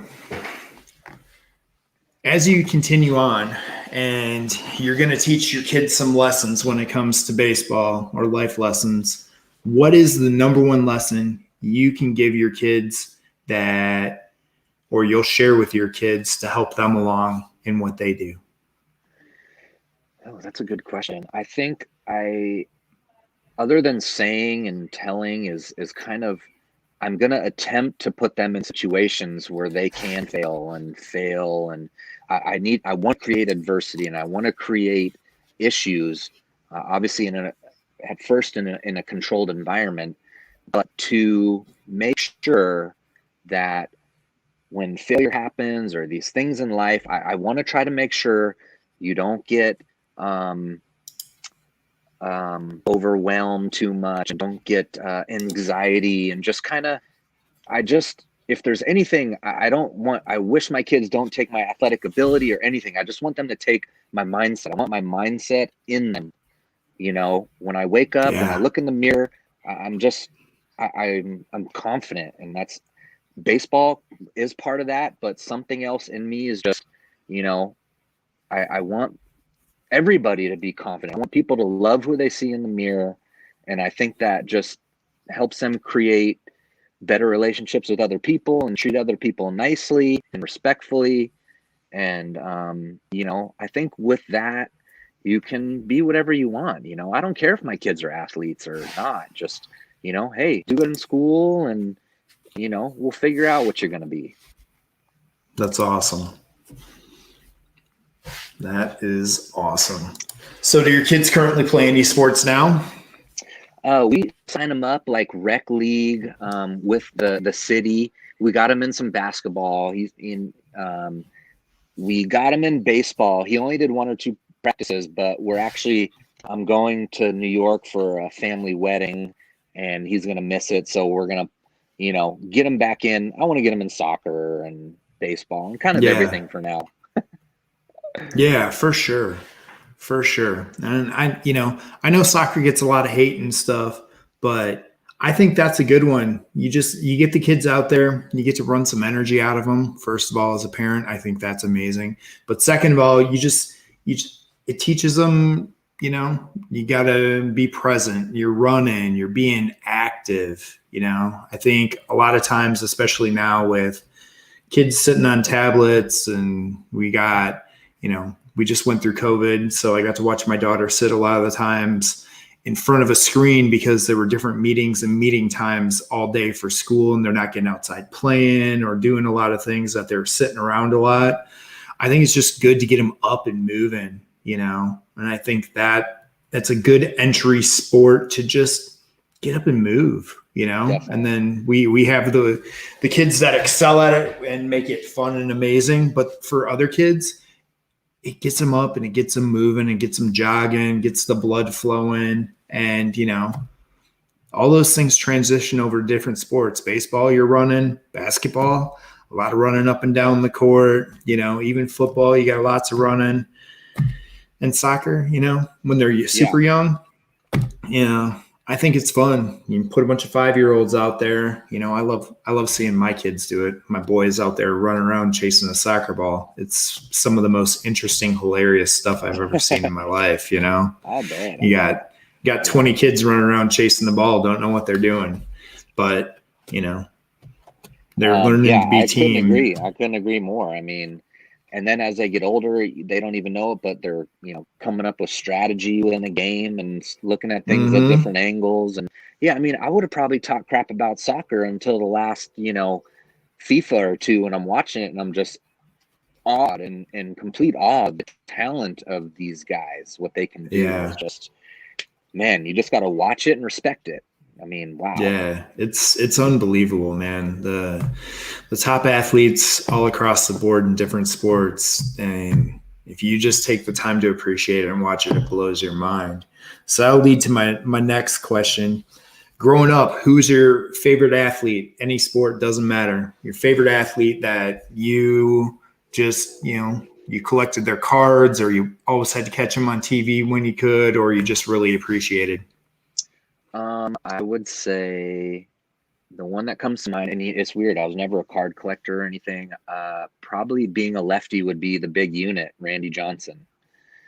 Very nice. Yeah. I liked what he was all about. And, I grew up in the Sacramento area, and,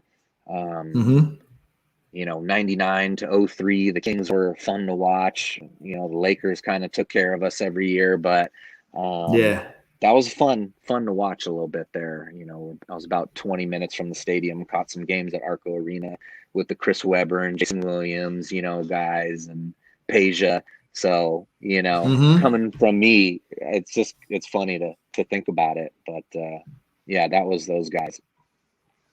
Nice. That's awesome. Yeah. So I'll wrap it up here with you. I mean, I've had a great time. I've asked all the questions I had lined up for you. So the takeaway of the day, what's the one bottle or unicorn bottle you're looking for that you haven't tried that you just want to score this year, man? What's it going to be? In general, one, and I've maybe had the opportunity, so I guess it's still unicorn because I don't have it, nor have I tried it. But Elijah Craig 18, I want one. Nice. 18 is my number. There you go. And I've been seeing dump dates that are I can probably find one on my birthday, which would be, real cuckoo. But I mean, I would, simple as that. I'm sure that might not be on a unicorn list, but, after the barrel proofs that I've had and stuff, I just, I'm a really big fan, and I haven't had it, and I see it, but I haven't popped on it yet. Right on. Hey, it's an 18-year, man. That can be a unicorn all day. And in a lot of places, people don't see it because it sits in the back room and it's a handoff. So not every shelf sees them. If we do see them on shelves, I know I see them in this area. Sometimes there's one down the road from me, and they've got a nice hefty $4.99 sticker on it. So, I don't remember what it was exactly. I know I had an opportunity at under 150, and I'll probably be kicking myself, but we'll get there. In this world, as you know, and everybody listen, you probably got some eyes, maybe all over the country looking for you, and it's just good to have friends and help each other out. Yeah, for sure. Well, Eric, man, it's been a blast having you on. And if you want to stay on, you're more than welcome. I'm just out of the questions for you. And so I'm at the point that I'm going to open it up to any of the other people that want to come on and just shoot the shit, have a couple drinks, and have a chill session here. But I appreciated you stepping in, and, you were my call to the pen, dude. You saved me. Unfortunately, Cap had some family emergency that came up at the last minute. Hope everything's going well for him. And, we threw down kind of a rescheduled date, but I'll get him on here when everything's chilled out for him. But, dude, you were a lifesaver tonight. I appreciate you jumping on right away when I made that call to the pen to get on the show with me, man. It's awesome. Hey, thanks for having me once again. My phone is about to die. I was about to be like, hey, if my phone dies, you know, if anybody has any questions, they can reach me through you. Thanks for having me. Yeah, I can't for see sure. everybody who's on, but you know, big fan of the bourbon world. And I know you'd mentioned some females.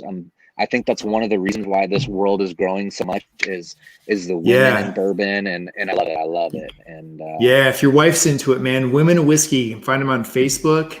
There's a group, it's a private group for women. Have her check it out, sign up. They're doing some awesome things, great giveaways. They're doing some little videos. There are some awesome females in the bourbon and whiskey world, man. I think she'd really enjoy it. Love it. And yeah, I mean, that's, you know, it'd be my partner, my drinking partner. Gotta get her in more and more. She's very on the outside, but you know. Yeah, I got my wife in it, and she enjoys it, man. She's doing some interacting, coming down, having some drams with me, and expanding beyond her High West. She's a big High West fan, so that's always fun. I'm gonna bring in another person here. I'm gonna bring in Marty. Yeah, thanks What's going on, sir? Sign off. Yeah. Okay. Hey, all right, Bergs. Thanks for coming on, man. We absolutely appreciate it. You have a good night. Take care, bro. Anytime. Hey, man, before you go, man, thanks for your time, brother. Thanks for your time, man. It's been awesome to watch, and best of luck to you and your family in the future. Hey, so we'll keep up with you, brother. I wish I could see everybody's face on here, but love it. Loved every minute of it. Yeah, it's been badass, man.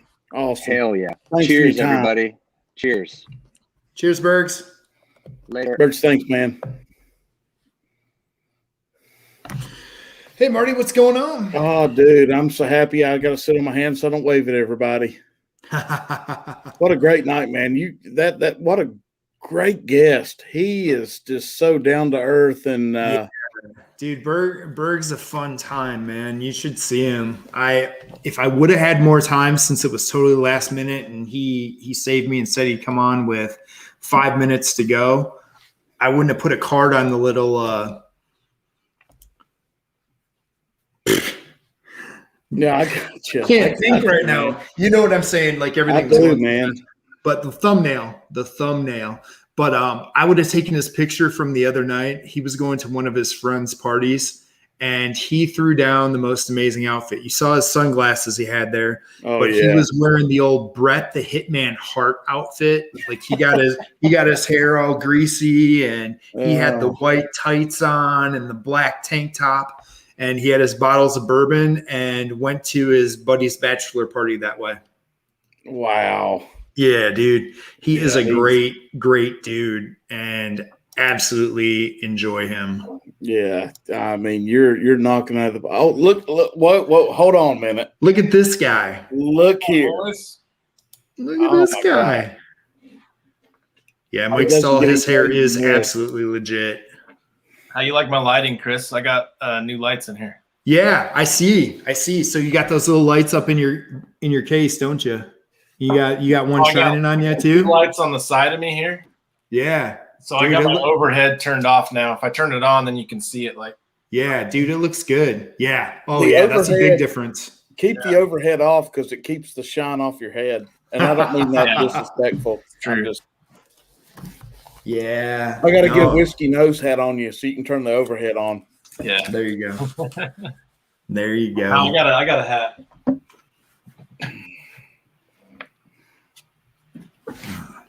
You froze up, Adam. There he is. Now he's back. He's getting a hat. Yeah. Okay. Maybe. Look here. I mean, this is.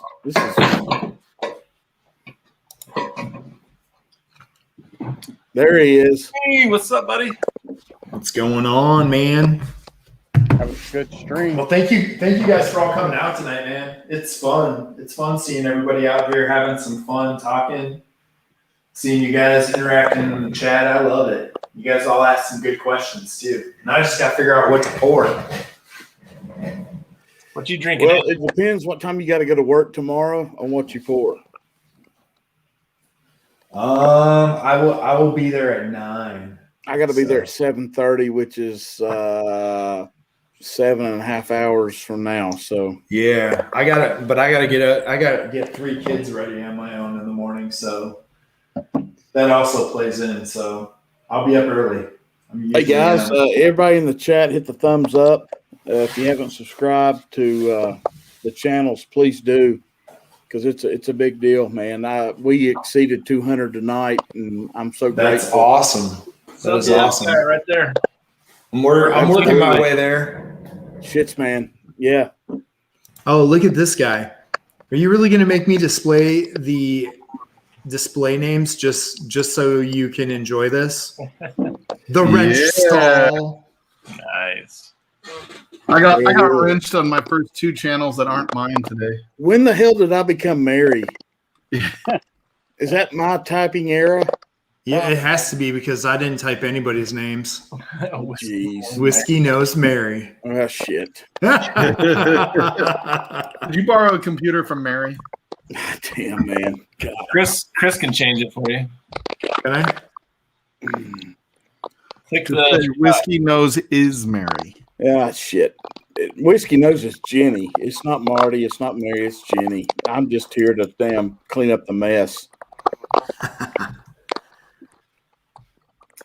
right. No. Tim Evans, I got some red. Yeah, you hear that scratchy? Really set the mood. The stall. I'm muted right now, so I know it's not me popping this time. No, Shane was going to stay and watch, but then Stall jumped in. See you, Shane. Totally understand, buddy. Anthony, cheers, buddy. Might be Anthony. Anthony, is your mic popping? I don't think he hears us. Anthony, can you hear us? Yeah, Anthony hears us. Is your mic popping? I hear you. What are you drinking? I asked you that like 10 minutes ago. What are you drinking? Oh, wow, Schlong. I see how you are. Russian River Rye. Oh, you love that one. Nice. I actually did some comparison of some uncut unfiltered. What else? You Let's froze up. All batch. Oh. Yeah, you can just close your eyes and pick one of those, brother. Right. So what's it going to be? Tell me. Ooh. So I'll tell you the uncut unfiltered, obviously it's higher proof, so you can kind of feel a little bit longer, lasts a little bit longer, kind of coats a little bit better. But the lower proof, you do get, I guess, a few more defined notes. They're not quite as strong, but you can kind of differentiate them a little bit better. So, okay. Hey, Mike. Hey, Chris, drink some elevator batch. Yeah. I'll be doing that with my wife on the weekend, buddy. All right. We talked about it. We're getting ready to crack that bad boy though. Yeah. Yep. Hey, still never seen. We had one in our liquor store. Hey, Big League. Yeah. I've got some people on deck for us, man. I've got Justin Grimm from the Cubs World Championship. Nice. I've talked to him. He's he's south of the border, trying to do some workouts. We've got to get a time schedule for him. Larry Simcox from University of Tennessee, one of the greatest coaches I've ever been associated what does that shirt with. say? We're going to get him on. Okay. So that'll be a good time.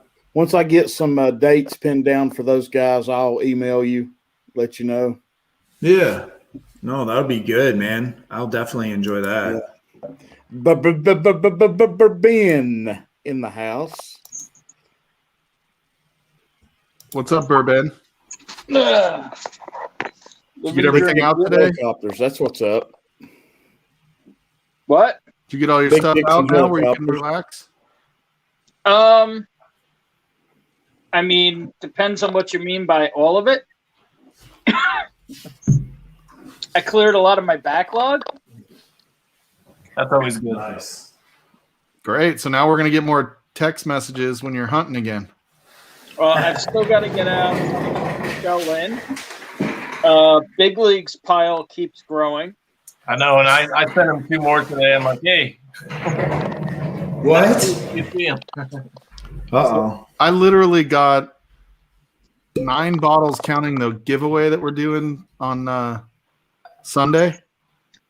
yesterday. I got 9 bottles, counting the 4-gate that came in. And most of them were backup bottles. Like I got an Eagle Rare. It was kind of. And then like I'm trying to be good, not buy any bourbon, and Shits is like, you're going to be down by that liquor store. Give me that Remus. Hey, I didn't get no text message or call. I know. I wasn't really shopping. Bourbon, there is nothing I get here that you can't get. Remus Repeal 3, baby. Woo! You just listed like 5 things I can't get here. I think I saw that Remus at Liquor lineup. Nice. They actually had 2, 3, and 4. Might have been the 4, Anthony. Yeah. Yeah. I still got to go out and grab all those. You saw the bottle, right? Oh, by the way, Adam, Yep. my contact wasn't there. So Oh, you tried? I'll swing by Monday or Tuesday. Cool, And, man. I don't think it'll be a problem. I'll let you know. Yeah, you can call me anytime. If he's got to you're do working, that. right? Whatever I got to do to release him, that'd be sweet. Okay. Yeah. Well, I know you're working, so it's tough to talk and drive. I'm just saying, like on weekends, you just throw the kids in the car and you go road trip. Yeah. Going to Vegas, yeah. Get some Yeah, baby but that's a Benadryl 12-hour and road trip. with 30 kids. minutes. Yeah, get the Benadryl. There we go. 30 minutes into that drive, dude, he's done. He's like, what the hell? We did try to do like something just to get my kid to sleep when he was little, and we were like, we're driving and trying to go out to Palm Springs at the time. He would not be quiet, and I'm like, dude, we got baby Benadryl. Give him a little baby Benadryl. It's like first time he wouldn't eat anything. Yeah. Like the kid hasn't stopped eating since he was born. He's freaking skinny as a rail. 6'1" now, skinny as a rail. Hasn't stopped eating since he was born. But when we wanted him to sleep, he wouldn't take the baby Benadryl. Dude, Mike, That child abuse? That was a long time ago. Gary Franchi got that batch 3 for $60. Holy I smokes. can't turn that For up. $60? I would say but Adam just paid $90 today. 2/3 of what I just paid, dude. Yeah. Dude, you could have bought half of a 4 already. The 4 was $90 also. It's him.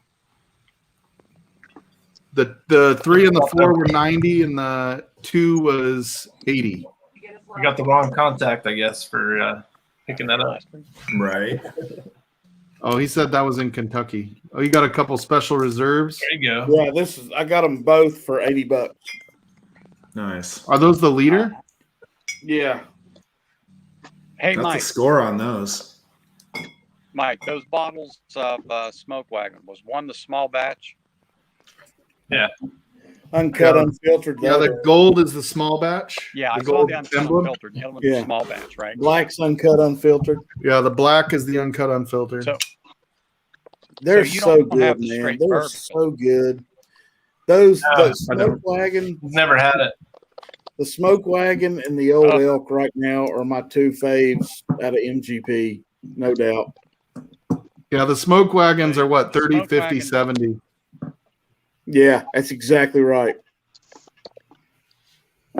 the Smoke Wagon straight bourbon is about 90 plus proof. I can't quite remember off the top of my head. Wait a minute. Why don't I I think it's 92. remember? 92. 92, Well, I yeah. got it right here. It is 92 and a half. I was like, I know Yeah. I got it. But Yeah. this is really good for about $35. Oh, yeah. Yeah. All day. All day. In fact, this is the one, if you look, Bourbon Ranch did a video last week comparing all 3.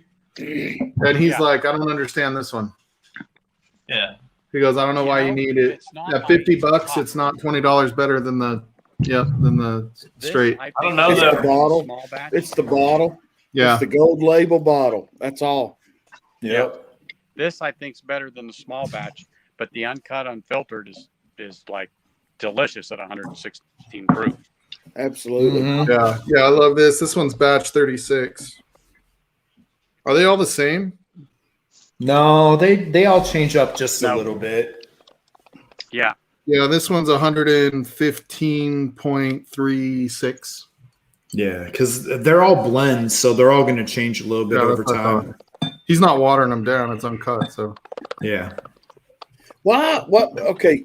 Have y'all seen interviews with him? And apparently, he's saying things that make him come across as an ass.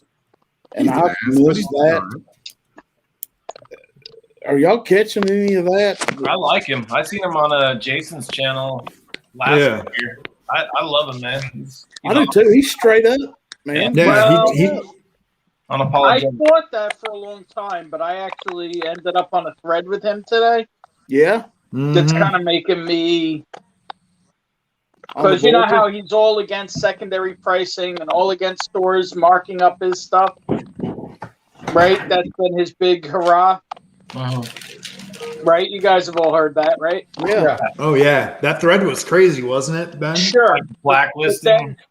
Right, but now there's a very well-known store with a very prolific person on secondary who prices his stuff at $800, $1,000, and Aaron was complimenting him today that you can't go wrong with this guy. Oh. So I called him on it. I don't know if I got kicked from the group yet. I got to look. Yeah, no, I mean, I like him for what he is. But like, we do, man.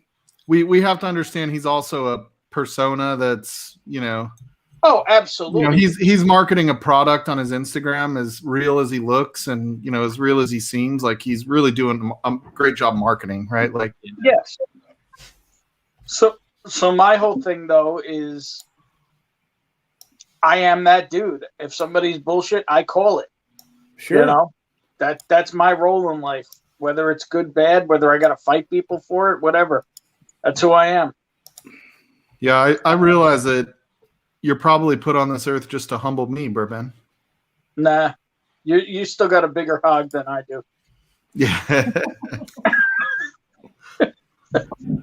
It's not very big around, but it sure is short. That's all right. That's why they call you the tuna can. That's right. Not fat, but it's skinny, right? Only thing short about me is my paycheck. Yep, that's right. Hell yeah. That's right.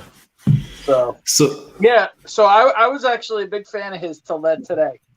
And I'm like, all right, that's where we're at. Well, let us know the outcome. Yeah, what did he say when you told him he's overpricing your whiskey? Crickets. Oh, really? Yeah. Well, that says a lot.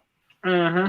He might be like, keep an eye out, man. If he's true to what he does, he might be working in the background right now. Nope. No way. I'll send you screenshots. Oh. Hey, Frederick, thanks for stopping out, man. Hey, That's Frederick. awesome. You need JD to slow Bourbon down. Approach. What's up? Frederick, you need to slow down. It's morning, buddy. Dude, he's cracking some tea and honey. He's got it going on, man. And I bet he has good tea. Not the crap we get, but the good stuff. Oh, Bourbon Approach? Yeah. No, Frederick. No, Frederick. Oh. Well, JD's overseas now too, isn't he? Yeah, he's overseas too. Yep. And they both are. Well, Marty, congratulations on the 200, man. I know you're pressing hard the last week to get there, bud. I tell you what's funny, man. Before I signed off, we were at 204, and we signed off, and I was getting ready to come over here to Big League, and I refreshed, and I somehow lost 4 subscribers, and we're down to 200. But that's okay. You're welcome. I don't care. Hey, if I unsubscribe and resubscribe, can I be number 200 again? Damn right. Hell yeah, get it done. I don't care, man. Somebody at work. I mentioned this during the live stream. I said somebody at work said, "Well, hell, what's the difference in 200 and a 2,000?" And I said, "Well, here, I'll tell you real quick." I said, "Let's say you fill a room with all your subscribers, and right now I have." At that point, I had 185 or whatever. I said, there's 185 people that might really give 2 flying flips about what we have to say. So that's a big deal. Yeah. I mean, whether I'm right or wrong or nobody gives 2 flying farts. I did create 85 of those accounts, Marty, but yeah. The barn door was at least 15 of them. That's right. You know, so I don't care. We've been doing this for 2 months, and I'm there at that point. I don't care. I love this whiskey community, and if I've said it once, I've said it 5,000 times. Everybody supports each other, and yeah, I've never been a part of anything so non-political, so uncompetitive that it just makes you want to keep trucking, man. That's why I love it. I do. I mean, this is my passion, and I'm gonna keep going. I don't give a shit. Hey, Cole, Yeah, no, I'll it's join awesome. you, buddy. You're gonna have to bring your wife onto one of these live streams with us, man. Yeah, she was on for about 30 minutes earlier. She had to go to Asheville, North Carolina for a couple hours for work, and she was beat. And I was trying to do these 5 whiskeys that nobody asked us that gave a shit about that you must have on your bar. Because, you know, the big channels did that, and they nominated other channels to do 5 whiskeys. And so I sent the thought to DC, and he made the little thumbnail for us, 5 whiskeys nobody gives a shit that we pick. No, who really doesn't give a shit? Yeah. Tommy. Yeah. So we just kind of ran with it and had a big time.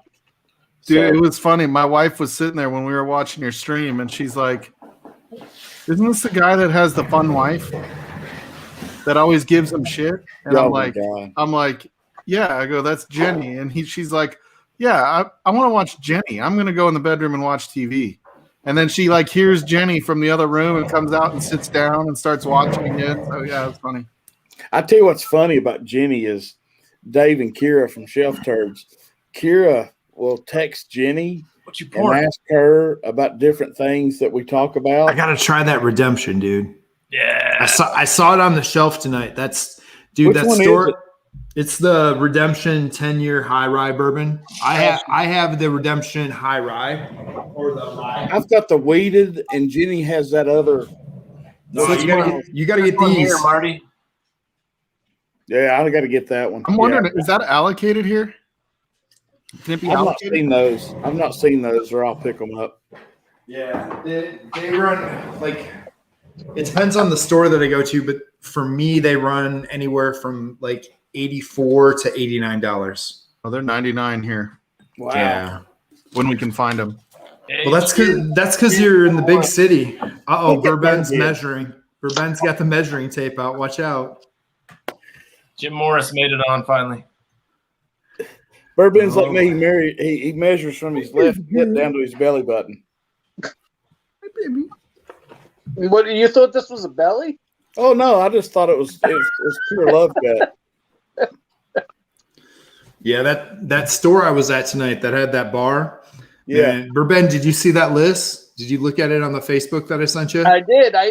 But I didn't know. You never replied back to me if you were all right after that tornado or microburst or whatever. Dude, that was crazy. That was absolutely crazy. I didn't know if you were on the side of the road. I didn't know what happened. No, I survived. I don't know. For some reason, my messages weren't going through, and they didn't go through till later. So I don't know if you saw the rest of the stuff, but dude, that was crazy. That was crazy. Watching semis get blown sideways across the road, and all of a sudden, like everything around me was just black and dirt and all kinds of debris flying around. I was like, this is fun. And the vehicle went sideways. I'm like, maybe I shouldn't be driving here. Sounds it tornado? Yeah, I think I did. That or a hell of a microburst. Like it just swept straight across the highway, all in like one section all at once, and watched it continue going across the fields afterwards. So it was interesting. No, we lost Marty. Did you crack that rye yet? I didn't. I'm going to though. I just got that new rye, like I was saying tonight.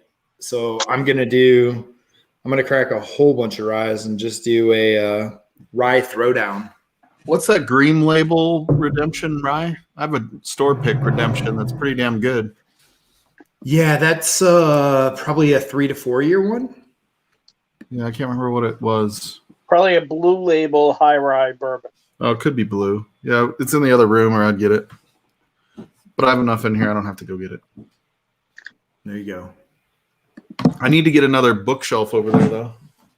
I'm picking up my Mega Bookshelf 3000 tomorrow. Oh, you didn't pick it up today? I thought you grabbed that today. They weren't around till like 8 o'clock at night, so I said I'll just come tomorrow. Oh, Where are you going to put it? The wall where I have all the art you usually see in the background, that's going to be one big fucking bookcase. Where are you going to put the art? I don't know yet. In the bathroom. Oh no, I've actually got bathroom That art. shit better not go in the bathroom, man. I'll show you. I actually have a Mars 1 in the bathroom. Man, you're killing me. I'd It's a love to have that. I'd still love to have some Mars 1 in the bathroom. I don't have any Mars 1.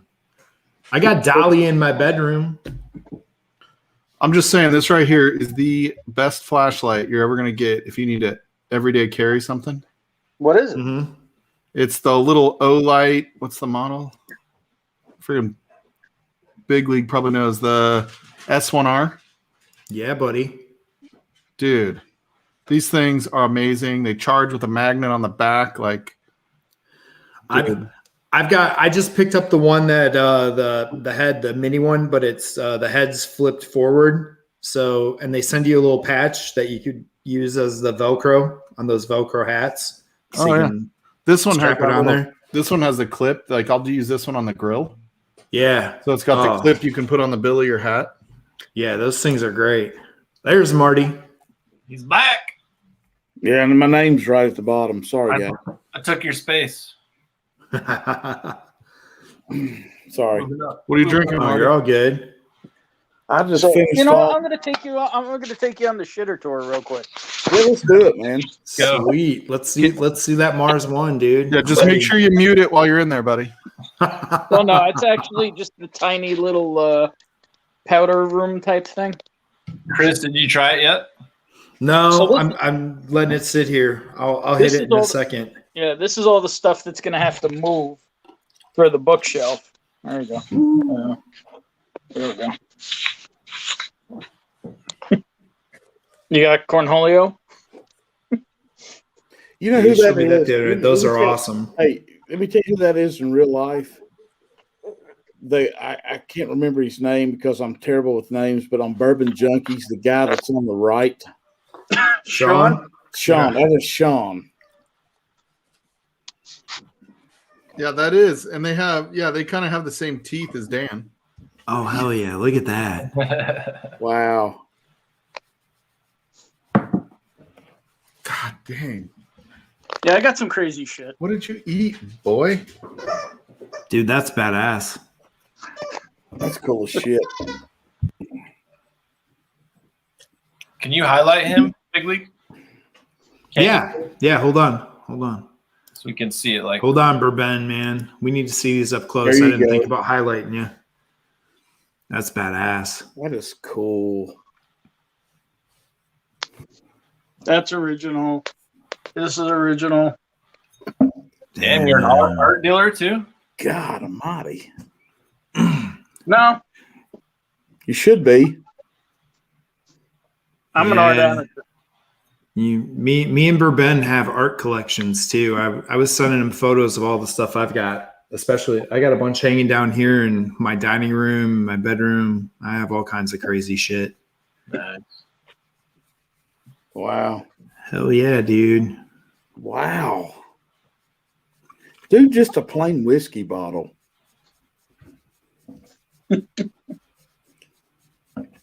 Oh yeah, Nice, the dude. crapper. Hang on. Long. So my favorite art piece in the whole place is that one right there. Ah, Oh yes, from Dumb and Dumber. That's awesome. Harry. On the crapper. Autobiography.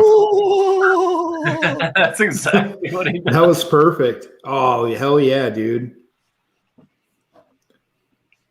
Ben, you need to have this stuff for real, man, in the public. That's Those just are finished prints. dinner. Well, Then there's that. Then there's all kinds of let's see your shelf. what? Yeah, show us your shelf there, buddy. Johnny Walker. This is the not as great. Elijah The Craig. problem is, you don't understand. I'm overflowing. This is why I'm picking up this other case because I have like all of this. Jesus, Man. Lord. Wow, I got all kinds of shit here. Nice. Oh, there you go in the haystack. You suck. That's You want awesome, one? I can get it. Yeah. This is an old like 80s Johnny Walker red. Nice. Wow. Look at your Alberta. Can you get the Alberta stuff? Oh, damn. Those? Yeah, I actually can get. I had somebody offer me a case today, but it's $70 a piece. Hey, do you still find old Elijah Craig barrel proofs on the shelf? I can get 18, 19, and 20 for sure, but only the B batches. If you ever see a C19, I definitely want that. I want one of the Alberta cask strengths, Ben. I've got it. Adam, I can get you one, but you don't want to pay it. No, probably not. I know where one's sitting, but No, you don't I want to want- pay it. There's my jam, Tim Evans. Yeah. So glad I got one of those. Yeah, I love that sweet wheat, man. That's pretty good. Like, I'm not gonna lie, I think I like it better than the 12. I like their bottles, dude. Yeah, their bottles are sweet. Ooh, look at that, Russell's. Mm. Damn right. Is that a store pick? Yeah, Is that the that's same? a Total Wine, but it's from the Warehouse F. So it's cool. actually really good. Nice. Yeah, I saw something you had that I just grabbed from the shelf and poured. I'll show you in a minute. Then I'm just going deep in the shelf right now. This is the pick, although they ran out of the tags. This is the pick you have on the way, Mr. Shits. Nice. That's gorgeous. Got that age statement for me? Yeah, right there, 15-year. Wow. That won't taste like peanut at Like all. 10 days short of 15 years. Yeah, I mean, I hope that does for you for $50. Yeah. Hey, Tim Evans just said one stay haystack for him too, please. I can make that happen, probably. Okay. I got to go check inventories, but there's one on the way to Midland, Texas. I can tell you that. Yeah. Damn, this OESF Four Roses. Oh, that's store pick badass. is good, man. Wow. Whoa, what is that? It's a That chug. is a Kobe Backbone 7-year double-barreled MGP. Nice. Dang. And then its sister is this one. See, like you ask for, like, oh, I haven't gotten any store picks lately, and it's like, Bourbon, I don't have anything you can't get. You got a lot. You just listed multiple things I can't get. I can't get Foregate. You can. I get it online. I don't get it in the store. They probably don't ship here, but Oh, gotcha. we'll check that out. I'll send you some samples of the Foregate. Remember I was telling you I got that? Oh yeah. Mm-hmm. What was that? Cooper's? Is that Oh. Cooper's daughter? Yeah, I don't know what the fuck this is. I think this is something my girl got. Cooper's daughter Lilac vodka. liqueur. I don't know what the fuck that is. Dude, I've never seen a brown vodka. That might have turned bad. Just kidding. Let's see. I got some of that good shit right here. Fuck. Got the Kentucky Old Reserve. I think I paid $4 for this. Because sometimes you just got to get fucked up. Hell yeah. It's called Kentucky's Old Reserve, but it's let me see if you can see it here. I There see you a go. single barrel down there too, by the way, Bourbon. 80 proof. Wait, but did you read where it's from? Kentucky straight bourbon whiskey from Florida. Florida.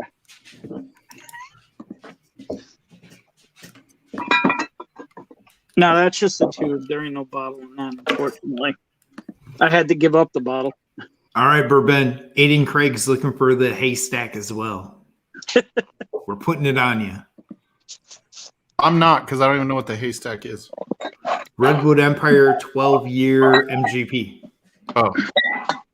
So basically the same thing as that old fangled Nodder I had tonight, but a different barrel. Oh, and this one's finished in cab. Nice. Yeah, we only have one I got. That's all right. That's all right. I'll still drink that. That old Scout's hard to beat. Did I show you that Redwood Empire batch 1? Yeah, you did. That was pretty cool. Yeah, Then those I've got old all bottles this are awesome. mess over here. My wife was like, "Why is that sticker not straight?" I'm like, "It was probably put on by hand."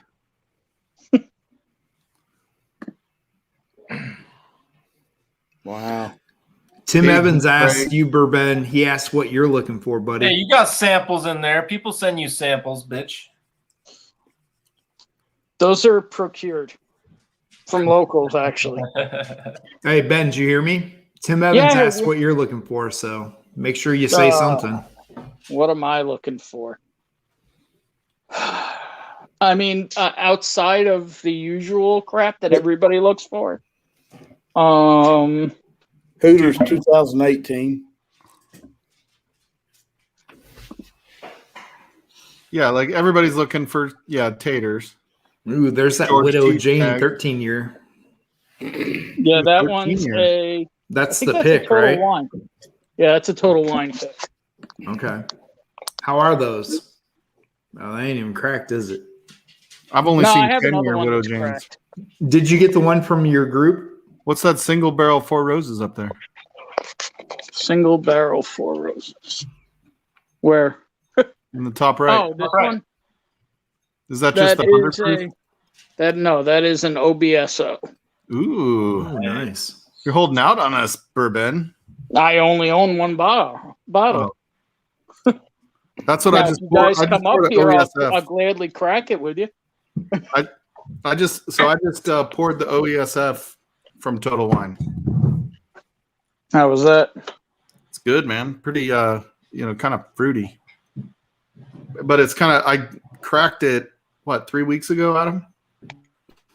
Something like Aiden, that. You want to Hey, see what Charlie. happens when a decanter pour goes bad?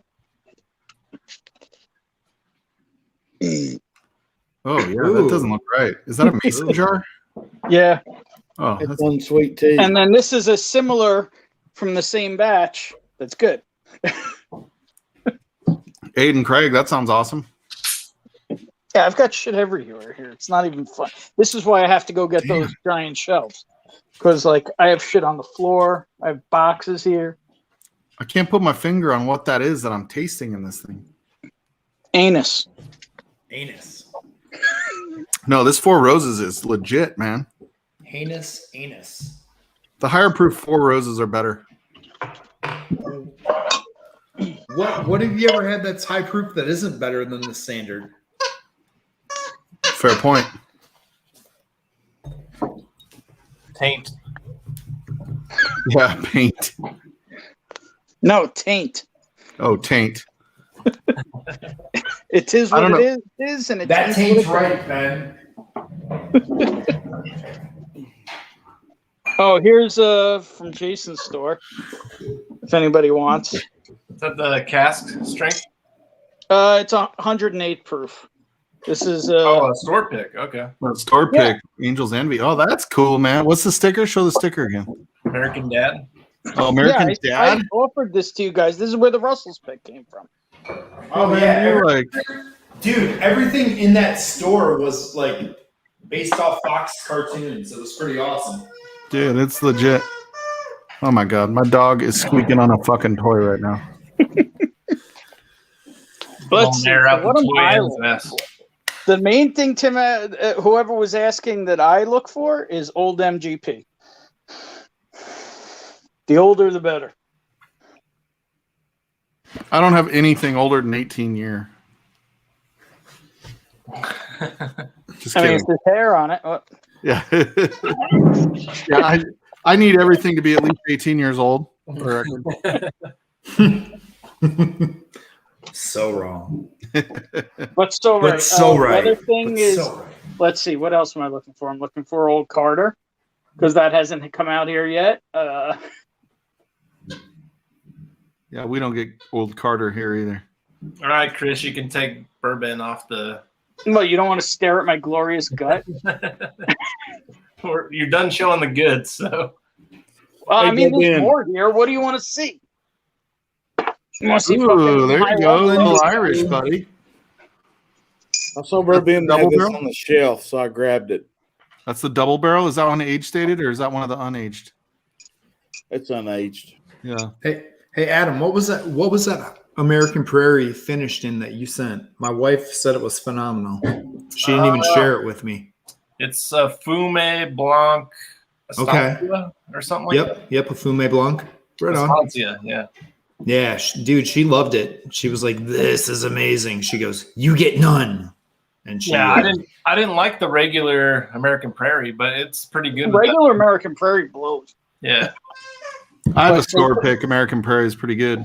Yeah. Hey, as long as they don't add tell my something- wife that American Prairie sucks. That was her intro to the bourbon world, and she still thinks it's the best bottle. Dude, it's like Basil Hayden's, right? It's like Yeah. there's not major problems with it. It's easy. That's cheap for you, Chris. You just buy her that for her birthday, and she's like, "Yeah, that's awesome." Yeah, but now she's trying these store pick American Prairies, and she's like, "That are You give me the finished." best She's like, "Oh, whiskey, shit." honey. Yeah. Well, she collects all the High West now. She's working her way through it. She's been drinking Rendezvous Rye and some Yippee Ki lately, so she's all in. Just keep her off the BTEC. So Rendezvous just had a little change on theirs. I don't know if any of you guys, other than Stahl, are part of the High West Whiskey Club. They just sent out an email and they changed the label. But I think it's still just Rendezvous Rye. It's just a new expression, and they're gonna, I think, change a little bit what they put into it. I guess more of their own stuff. Okay, I'll have to check that out. I'm part of that club. I got the little letter and all that stuff that they send out. Yeah, let me see if I can pull it up. I hope they some of these, like Marty was kind of referring to this on his stream, like Old Elk and Smoke Wagon. I hope they just don't rush. Yeah, putting their own shit. Like I feel like Bardstown. Smoke Wagon's not doing his own shit. He's said that. Ever? Yeah, he said it's more expensive for him to do his own shit than contract distilling with MGP. Yeah. Can you zoom in, Chris? Of course I can. Hold on. Oh damn! Look at that, bro. So What is that's that? their new Ooh. label. Ooh, I like that. Are you getting us one of those there, Adam? Yeah, dude.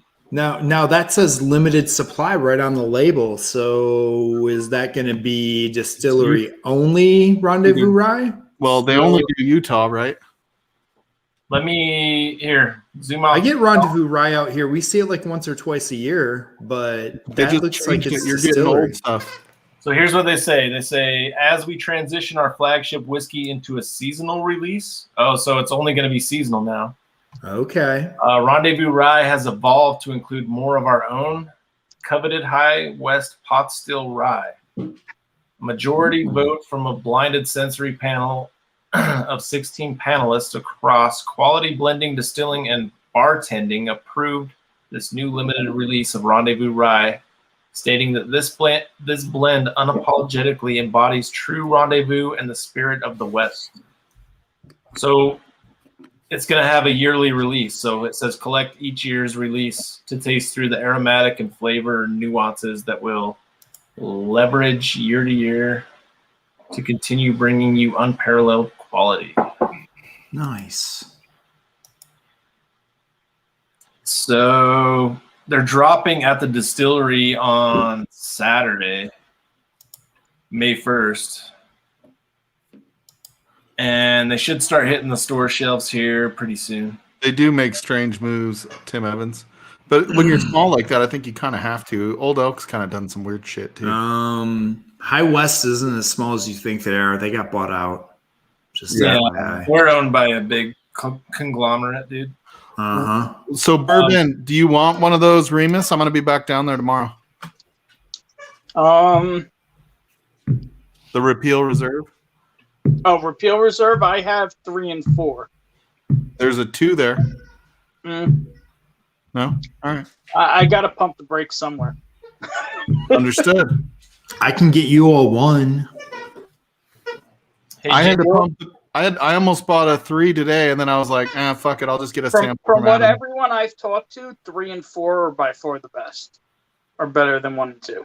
I'll tell you what, my 1's pretty good. So if 3 and 4 are better, I haven't picked those up yet. Holy shit, I'm on it.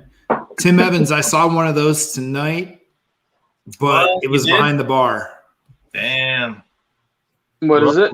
13-year. What color is it? That's the dad and son bottle. Yeah, that's that's this year release, right? Yeah. So what color is it? It has like a purplish Purple. blue. It's a purple. Yeah. Wagner got one from Jason. Hog, and it's got a giant hog on the label. Yeah. Ooh, gross. They're allowed to do that in public? Oh, okay. Well, Whiskey She Wines does it. Right there, buddy. Dude, that picture of the Big Dick Club is incredible, man. My wife is like, she was watching it and she's like, why did they just put that picture up and say you're on the Big Dick Club? I'm like, did you see his pants? And she's like, oh my God. I'm like, Yeah, what? You weren't that impressed with me? I showed my wife that. She's like, hopefully that's a hernia because it's going to give a woman a hernia. Hey, JD, I tried the Blue Run Winter Batch. I got a sample of that, and I thought it was really good.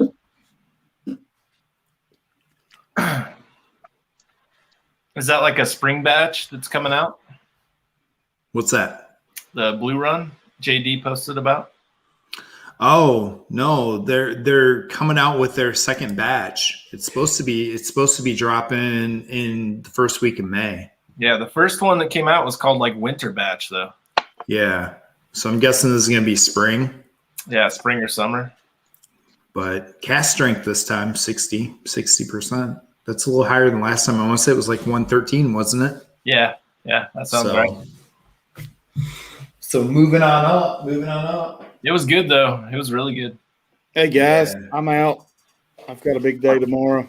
All right, well, you have a good one, Marty. Thanks for stopping out. Appreciate you checking out the channel and hanging out with us. Bro. Yeah, You can zoom off of Adam now, Chris. Yeah, Oh yeah, I forget to to do get out these of my things. hat.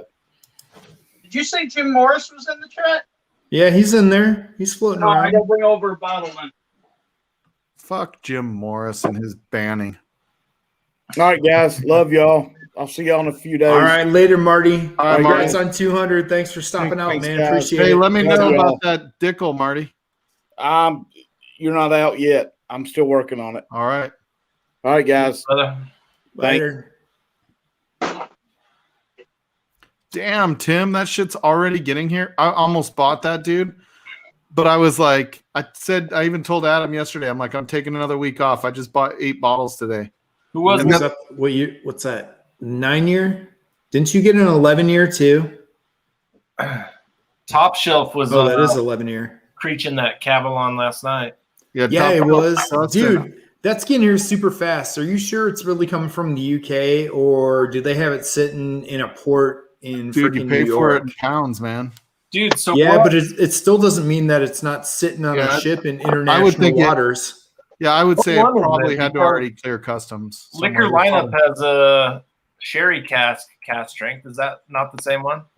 No, this one's a store pick. Oh, okay. Yeah. It looks like the same bottle though. I was like, oh shit. The one that they were showing was a store pick. Okay. Yeah, I almost Yeah. bought that, but then I'm like, nope. I told myself I wouldn't. I picked up the freaking Remus. I was going to buy another Remus 3 for me. And I'm like, no, I'm not going to do it. Did you just bottle chug, Ben? He's No, out. I'm just messing with Jim. Oh, okay. I was going to say. Oh, because that's his bottle. Damn. Hey, Bourbon, get me a Stag Junior store pick for MSRP. Yeah, sure.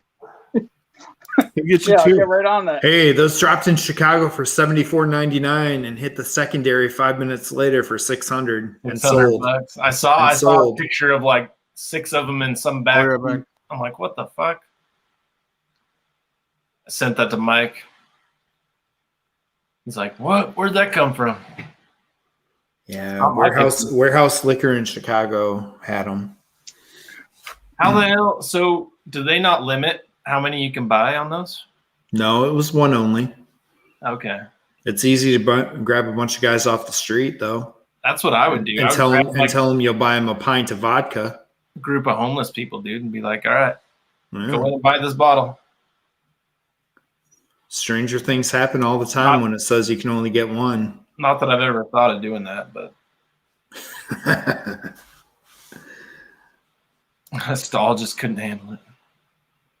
Oh, Tim Evans said they only sold 20 or so. Are the rest of them handoffs, Tim? That's what I was wondering. And they got like guessing. special people they're saving them for. Yeah, it's gotta Probably. be. The one I saw was pretty good proof, though. It was like 134 proof. Yeah. Insane. So here's a little secret. If you ever want to try Stag Junior, if you go pick a Buffalo Trace and you pick a Buffalo Trace, if you're nice to them, you might be able to try your Buffalo Trace pick at cask strength before it's watered down. Ooh. Yummy. Mm-hmm. That'd be good with like a E.H. Taylor. It's the same thing. That E.H. Taylor barrel proof is phenomenal, and all those things are going to be pretty close to the same mash bill. Yeah, they're just different ages, and and they pick them based on flavor profile for the different things. Yeah. But it's the same but mash it's bill. different part of the warehouse too, though, right? Maybe. I think they keep all the stocks like together in different areas, and I don't know. Text your boy Harlan and ask him. all right. I got Harlan's bottle on my shelf.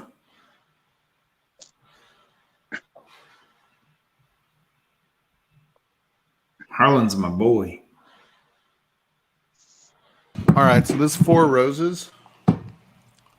Dude, I didn't know I liked it this much. Like, especially after it opened up a little. Which Four Roses is that? The OESF? Yeah. Dude, we don't get creative ones. Like, everything is OESF here. Well, somebody knows what they like, so they just keep on getting the same thing. Well, we're not even getting barrel picks here anymore, so. Yeah, well, I don't see them of the very Four often. Roses. Yep. They did a lot less of them this year.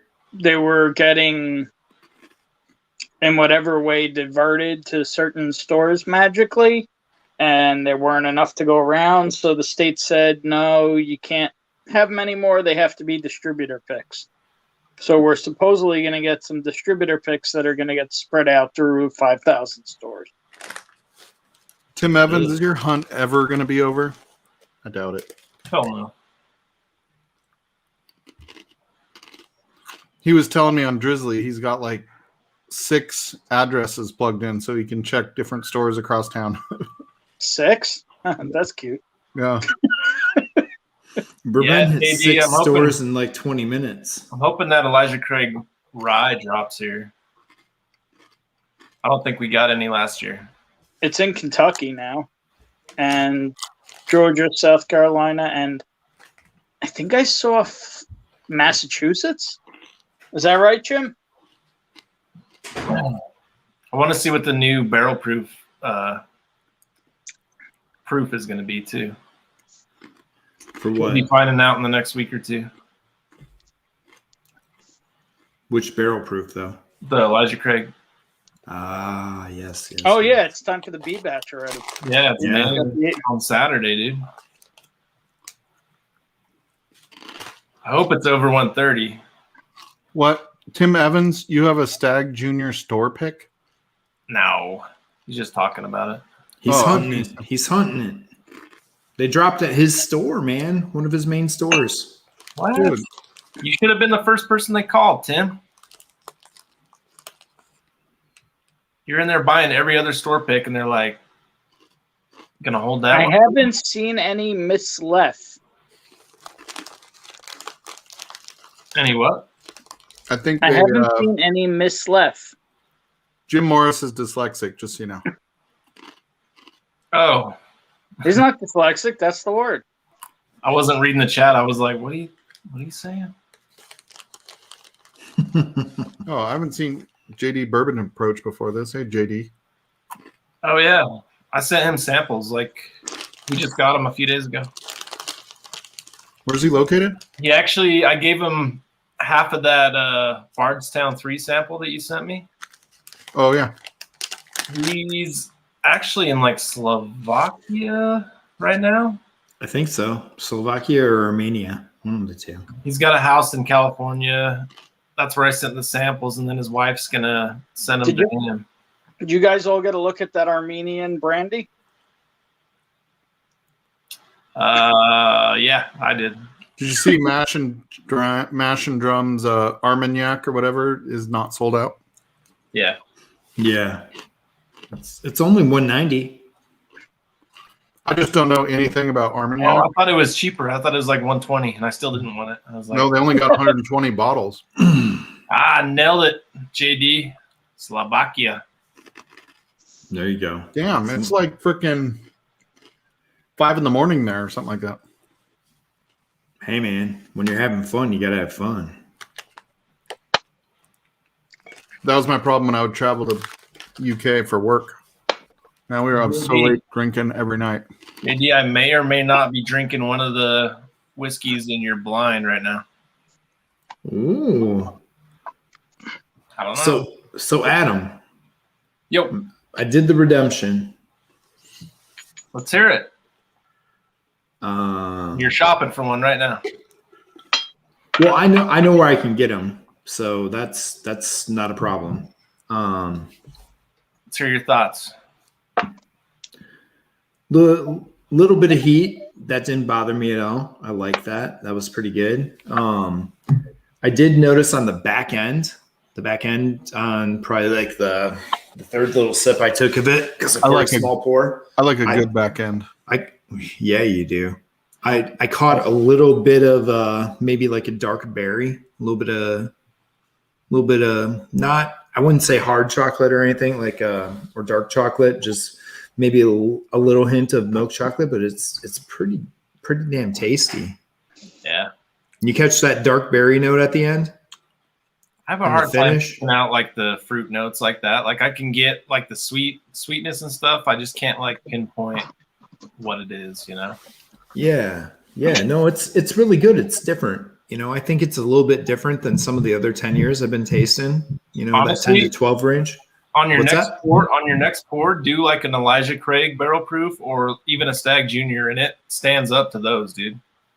I would believe it. I think that little bit of heat that you catch on it is not as harsh as the Stag, but I can see that with the little hints of the, you know, you get that coffee. Bottle chug it, Ben. Bottle chug it.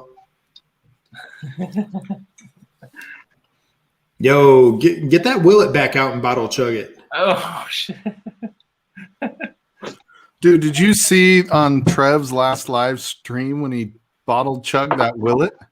Or not Willet, Weller? Dude, Bourbon chugged Willet. Come on, man. I mean, he's going to do it again because it ain't no thing, dude.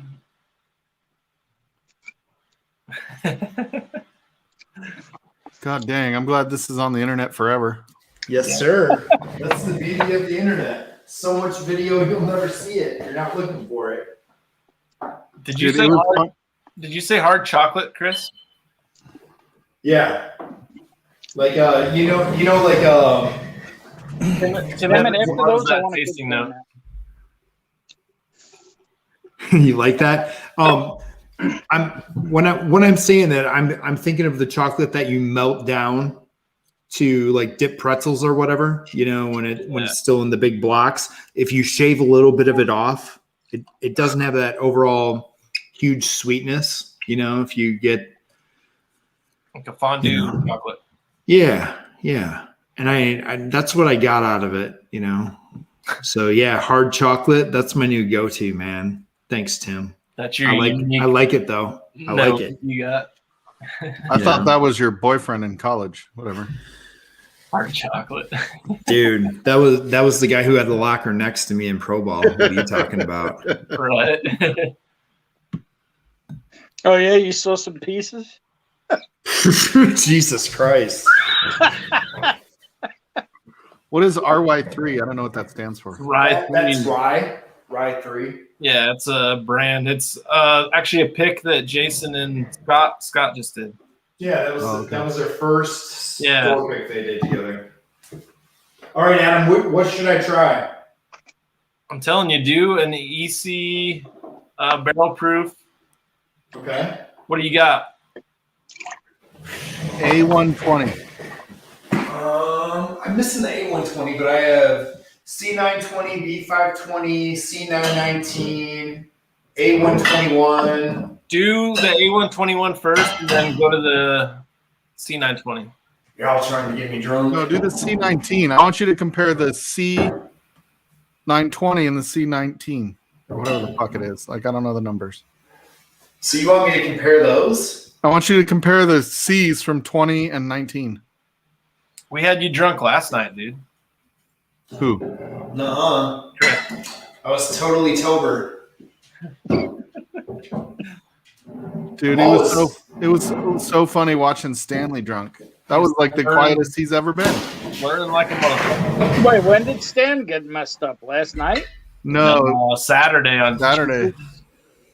Oh, was that when he was passing out and then he just talked for like a half hour? Yeah, and then he Came back to life. Because Cheech was going to end that stream. Yeah, So after about 2 minutes of that rant, I just shut it off.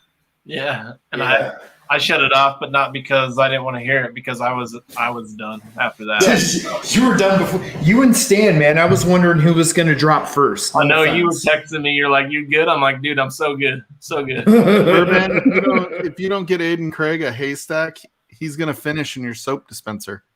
Oh, Ooh, wash your face, buddy. Is that a promise or a threat? Yeah, really. Dude, freaking Clayton. Where was is amazing. Aiden Craig anyway? he is in Minneapolis.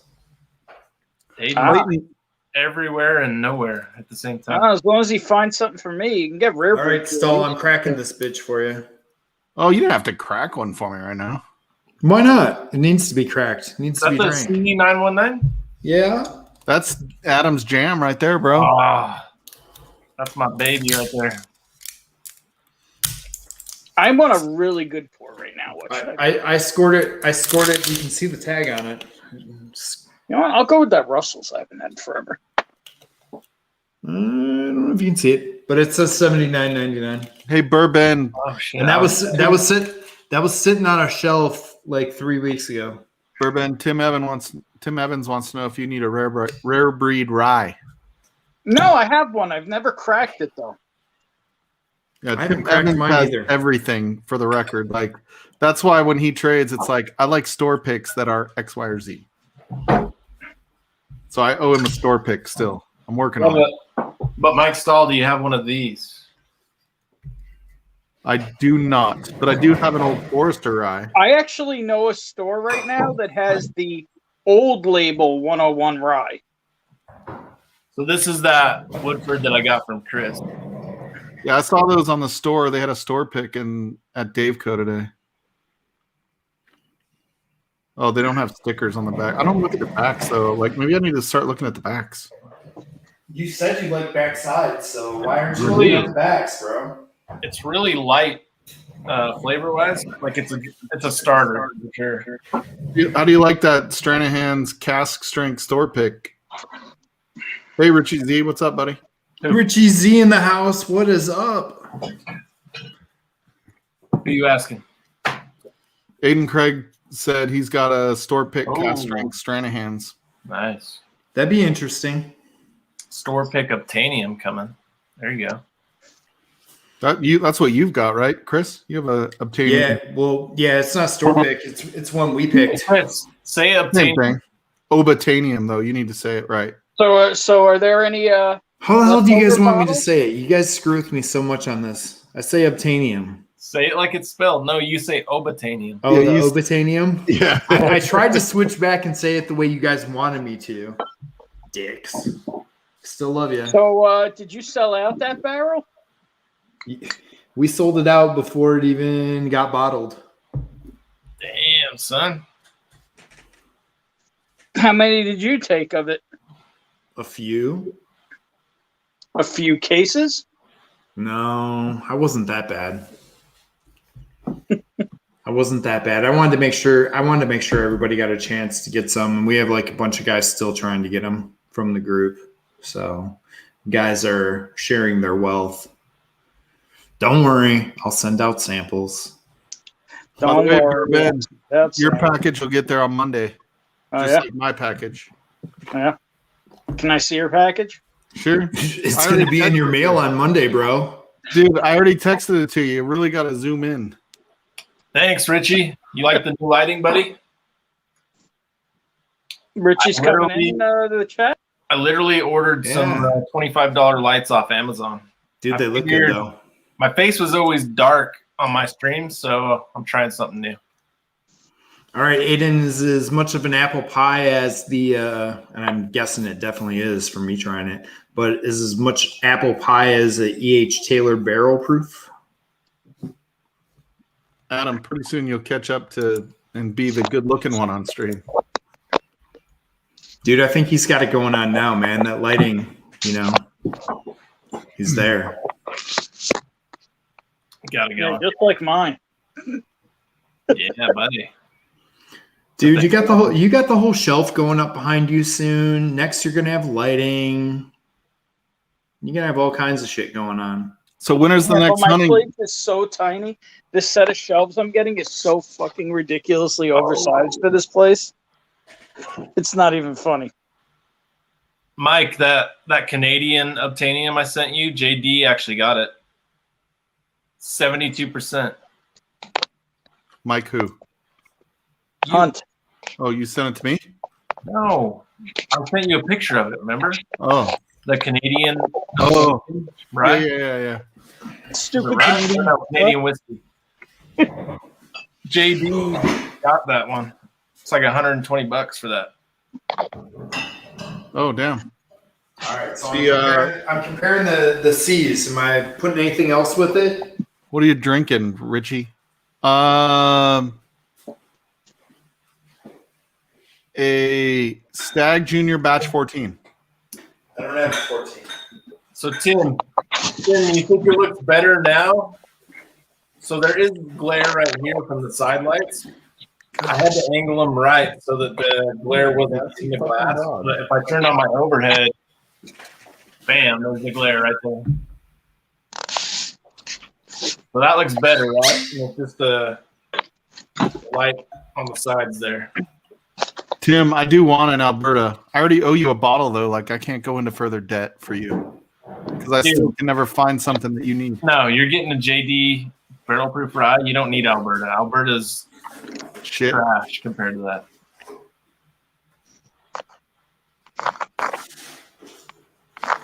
Oh, yeah, Richie. That's A-1. Yeah, the overhead has the glare. So I don't do that one anymore. I got the side lights. And it reflects on my head. So you have double glare going there. It's like, fuck, man. There we go. Yeah, we've got a lot of Calumet 14 here too, Aiden Craig. That's where, should I go get a Redemption 10-year rye or a Calumet 15? Chris, I need that Calumet 15. I'm picking it up tomorrow, dude. Hell yeah. We have the Calumet 15. Is that what you're sending me for those bottles? Yeah, if that's all right. Yeah. Okay. That's what I Calumet thought. 15 is 15-year-old Barton. Like, what? What? What'd you say, Ben? What? Calumet 15 is 15-year-old Barton. Fucking A. There's nothing wrong with 15-year-old Barton. Calumet 14 was great, in my I opinion. like Barton. Have you seen all my 1792s? no. But that higher proof's got to be really good. Did you open it yet? What? That 15? No. I might have to just No, because I was going to open mine with Shane Long. Dude, I got 4 bottles today, and every single one got opened. Well, I drank some 1954 Old Granddad tonight. Oh, hell yeah. That was pretty Well, awesome. that's not as. It's not. The thing is, he didn't preface that with bourbon. Yeah, that's true. Asshole. What was his name? Old granddad. At least that's, What what he he made him told me. call him. In the alley next to the liquor store. You doing a little high proof blind there? Hell yeah, why not? Might as well.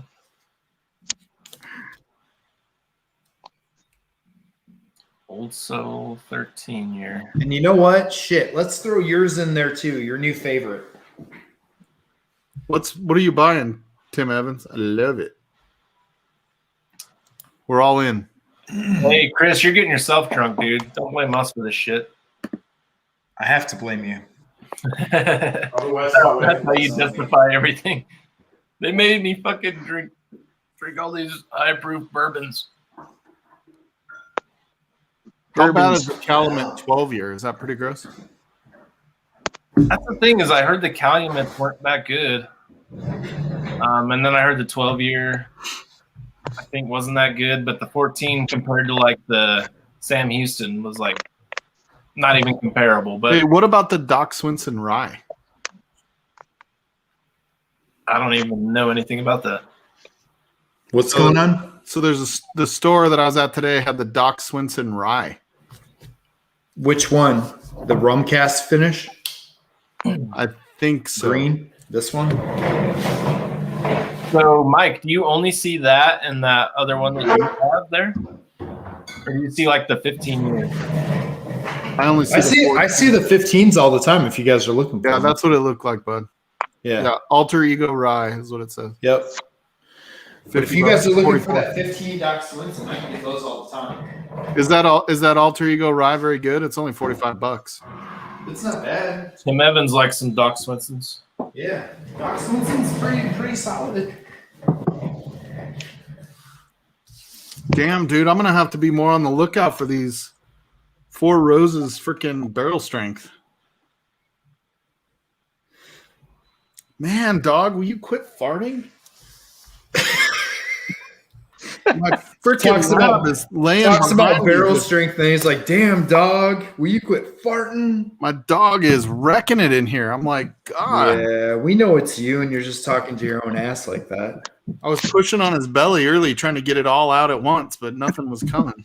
All I heard was gurgling. You were giving us some ass Heimlich? Oh my gosh.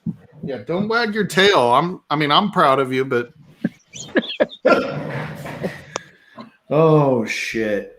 damn, that Four Roses is pretty fucking good, man. I almost don't want to quit drinking it. You guys are bad influences, man. Imagine that. You guys just want to see me fall asleep again. Lava Man recommended I pick this up when he and I were hunting yesterday. The Cooper's Craft? Dude, Yeah. I've been trying to is that the 100 proofer? Yeah. Been trying to get one of those. Mr. Kerber said he was sending me one, and I haven't heard from him about it. Yeah, Lava Man's like best $35 100 proof you're gonna get. Yeah, that's what a lot of people have told me. So I'm curious to try it. All right, I'm doing the big mix up here. Holy shit balls. Can't believe I'm doing this, but why not? Fuck it, you don't have to work tomorrow. Well, technically I have to go to the shop and I have to open up and hang out. Hey, I got a lot of drawing to do. I have a lot of drawing to do for some upcoming fun stuff from the shop. Can you help us design like just a simple logo for the hats? Yeah. Like it doesn't have, I don't want to take a ton of your time or anything like that, but Yeah, we can get anything done. Dude, he But puts yeah, I got like some awesome merch coming out for the shop, so that's what I'm working on. I don't consider when I'm drawing to be work, so don't get that wrong. I am working, but I'm drawing the whole time. So to me, that's just called fun. Yeah. And yes, Aiden Craig Kerber is a busy man. I'm not worried about it. I was just kind of excited about some Cooper's Craft since everybody was blowing it up, talking about how good it was. I do love me some Brown Foreman, man. Yeah. Trust me, I got enough stuff on my shelves, and I've started filling up the 12 cubby shelves as well, so might have a problem.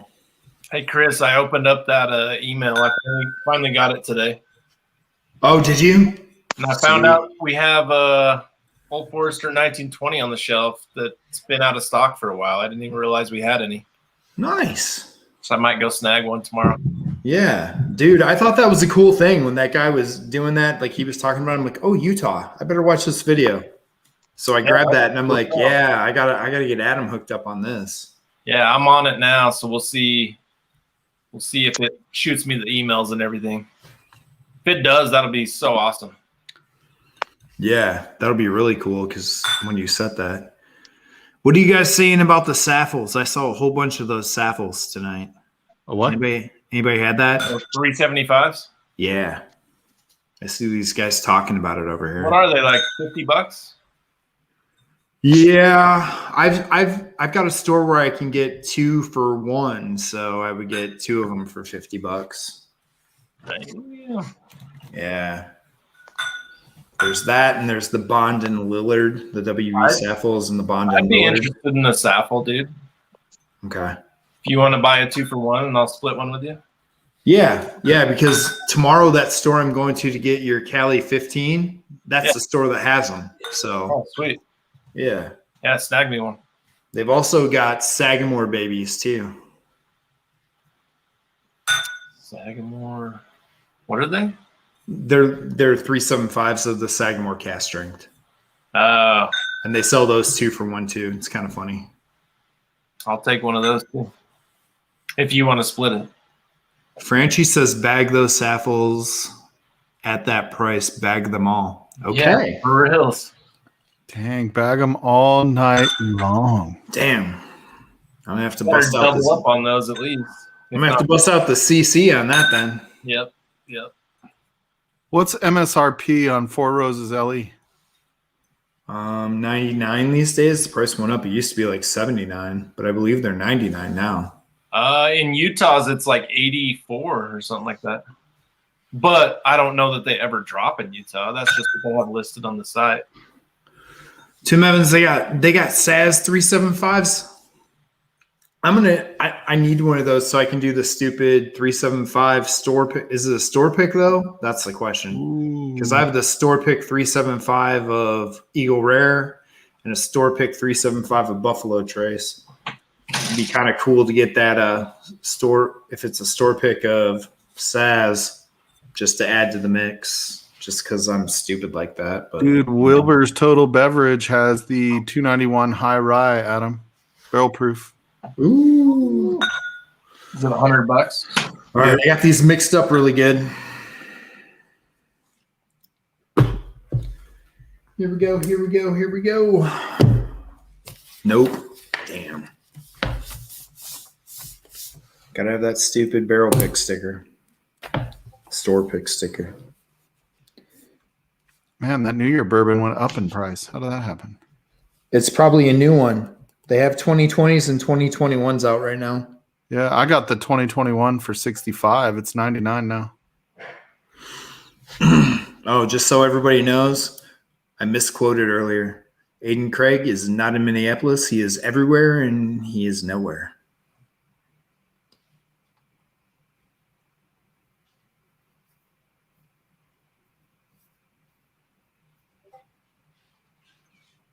Uh-oh. Adam disappeared.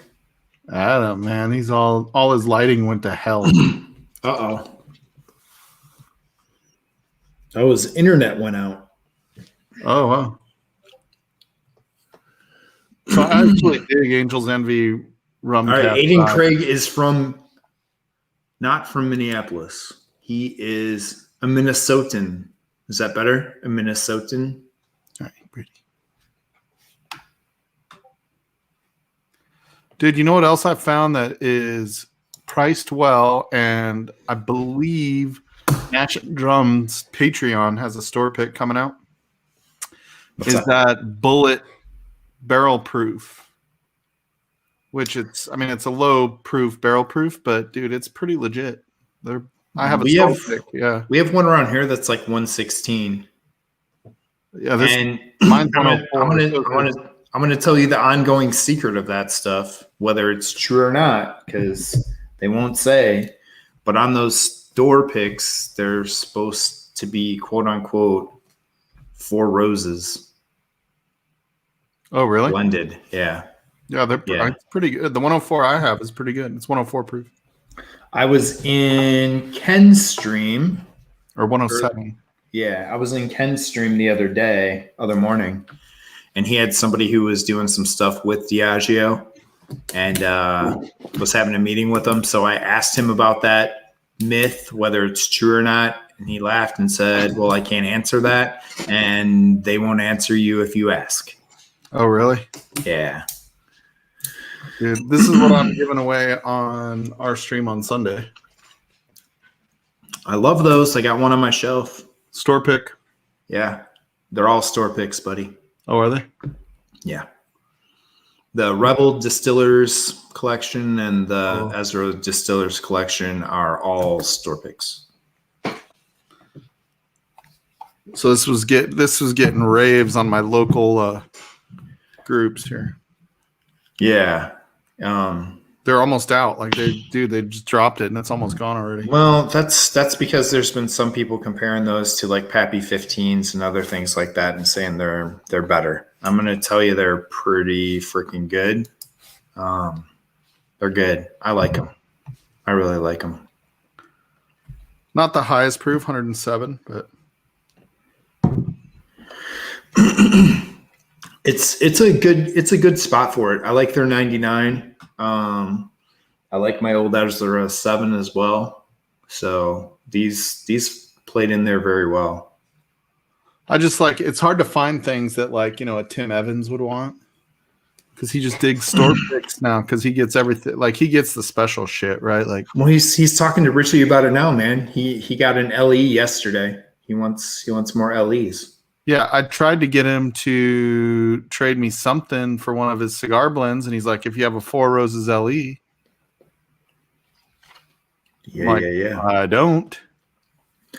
If I had it, it would be open, and you wouldn't want it. Well, you never know. Yeah, that's true. That's called a sample, buddy. Who doesn't like samples? Anything I'm saying right now, Tim Evans, is purely out of jealousy. It's not judging you at all. All right, let's do this. So what are the good what's smooth amber contradiction? I got one of those. It's like a Burai. Oh, is it? Yeah, it's their version of a Burai, I believe. I think my bottle's over in the other shelf. But yeah, that's the one with the elephant, right?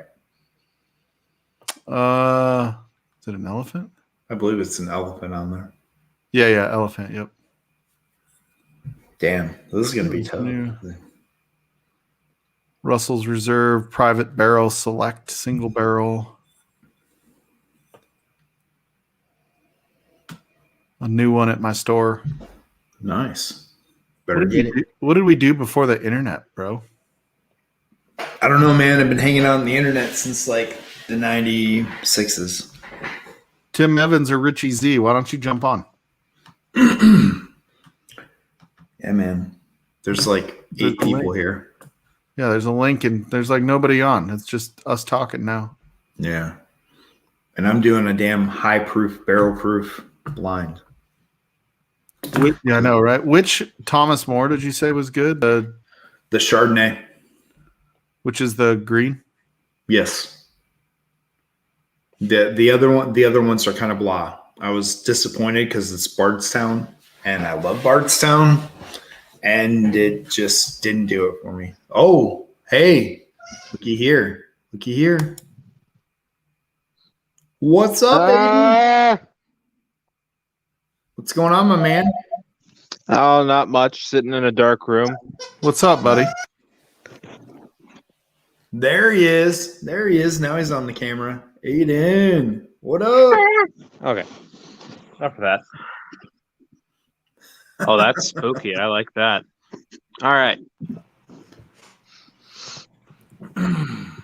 It's not quiet time at Richie Z's house, for the record. What's up, Aiden? What are you drinking now? I'm just sitting in my room right now. I had some Highland Park 12 earlier. I've got a bunch of scotch I bought years ago, and I'm trying to get through it. Nice. I don't like it like I used to, but there's still ones I enjoy. So you go through it slow. yeah. What the fuck? I don't know why my lights turned off on my thing. Something happened, dude. There was like a loud like bang sound, like almost like a gunshot, and then my internet was out, and apparently my Did you have a transformer go down? For the record, it wasn't me. I do not have. Whoa. I do not have any guns left. They all fell off the boat. Yeah. So Thomas More is Barton, not Bardstown. Okay. I apologize. Still learning. All right. Still screwed up. Wow, shits. Show off. That ass though. Damn. Ass for days. Dance for my baby. Well, you did say you like backsides, and he is your partner. I think those lights mess with your power, bro. Dude, I think they fucked it. Shit's out. Damn it. Shit's out. What's up, Aiden Craig? It's quiet time at Shea Evans. He can't join.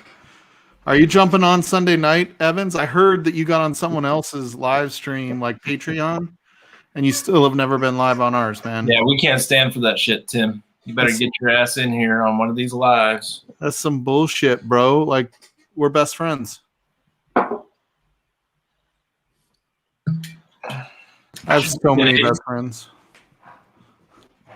Drinking on anything? Not right now. Do you have a headache? Nope. Are you I'm upset? laying in my bed. Dude, he's been listening to us. Of course he's got a headache. Talk to me, Aiden. I can tell you're upset. Okay, you little shit. No, I'm fine. You just admitted to not having any guns left. I don't have any guns left? No, me. Here you go. Hey, Mike. read Mine the got lost on the boat wreck. Tim Evans said it. Set in stone now. Yeah, you don't have to be there the whole time. Although we're only going for 2 hours. For a hot minute. A hot minute. Mm-hmm. But no pressure either, Richie Z or Tim Evans. Gary, Or Free, what do you think? Who's this guy? What do you think? More.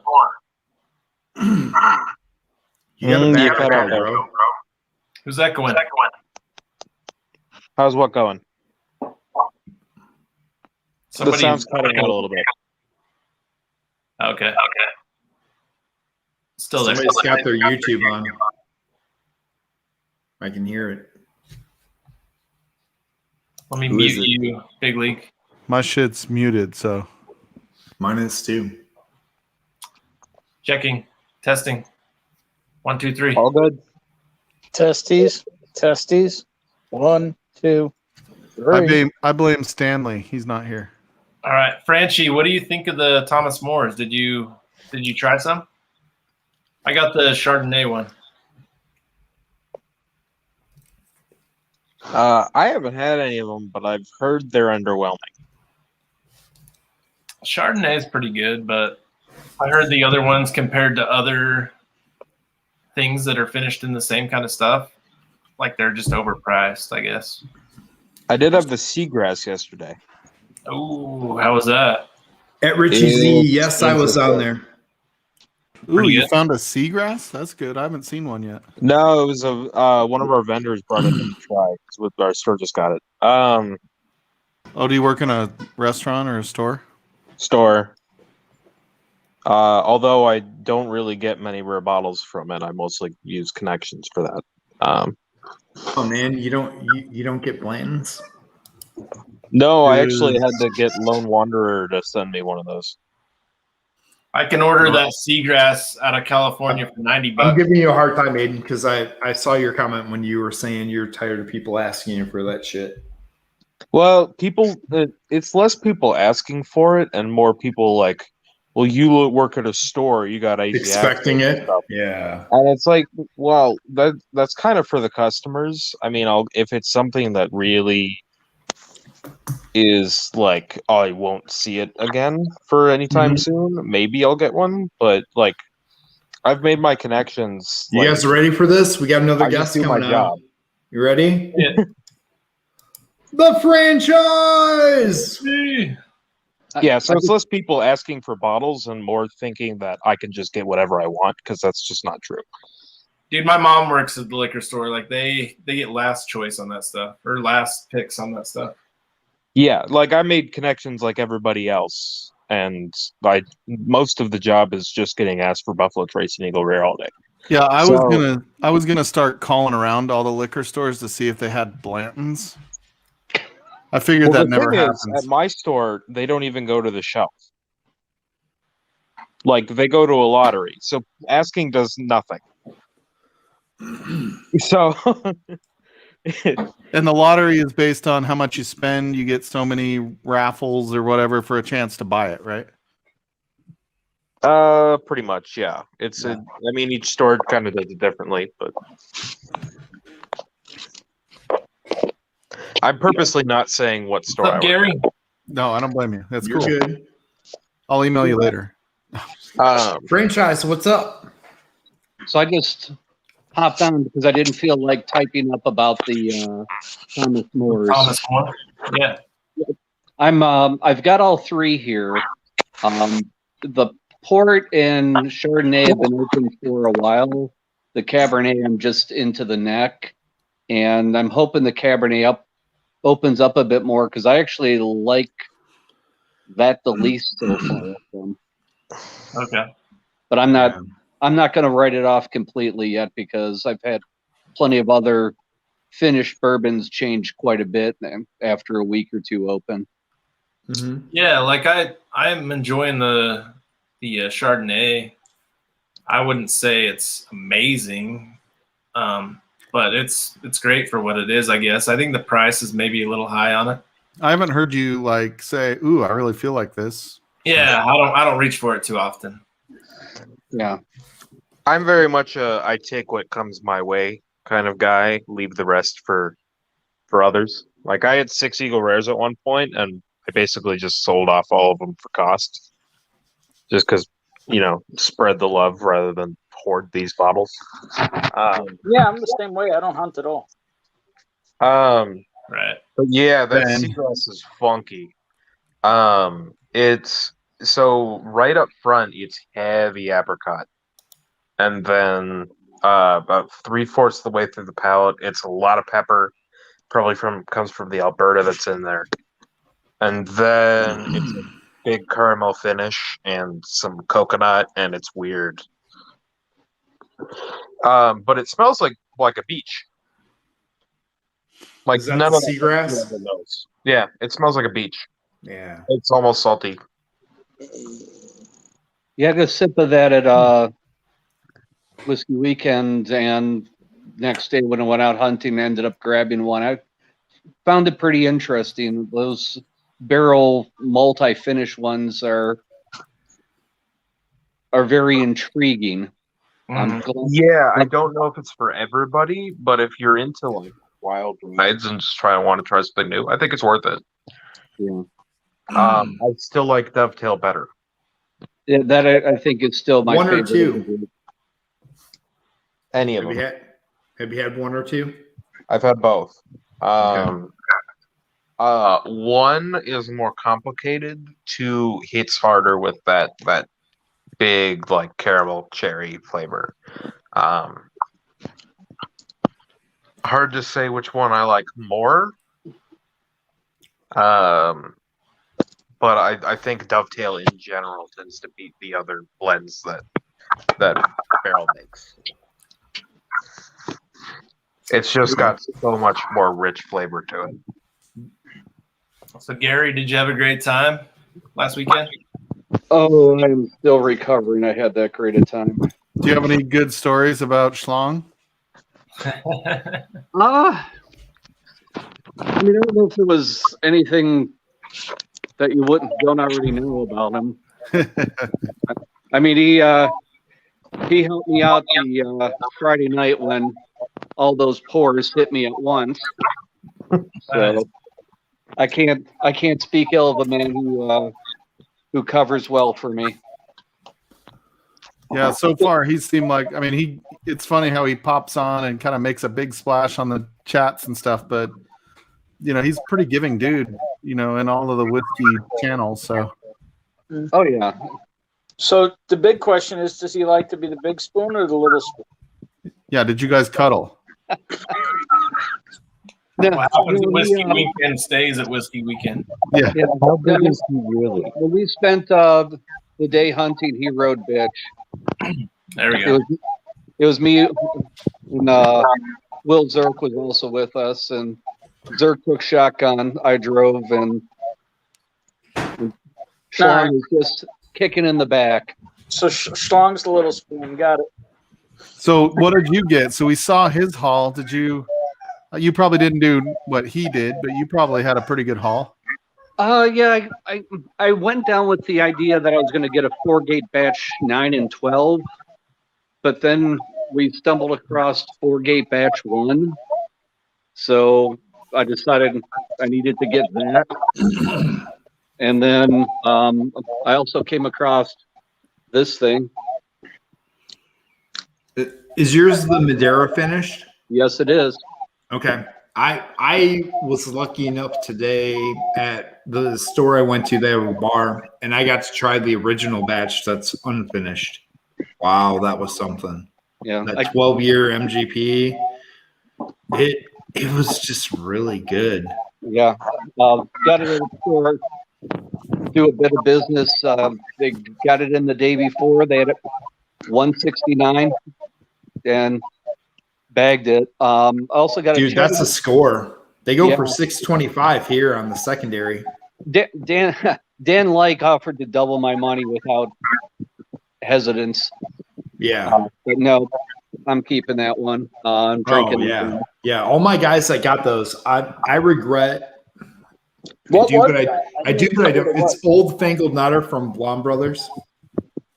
I regret not being able to go to the release because I was supposed to go with my friends from the baseball group, but my daughter got really sick that day, so I was unable to go. You know, so it's a trade-off. I would have liked to have got one, but family first. I also 100%.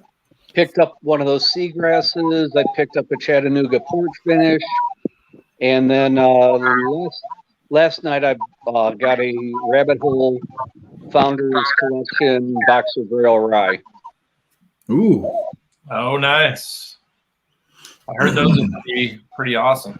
Yeah. Did you try Klein? Pardon? Klein has that, right? Did you try his? Yeah, I was there when he cracked it, and it was delicious. Still no Chattanooga here. I'm hoping to see some good Chattanooga come back.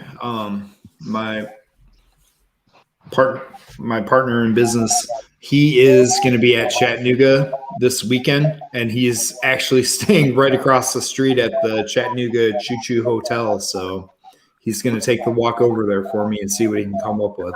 We have just got 4 in the store today.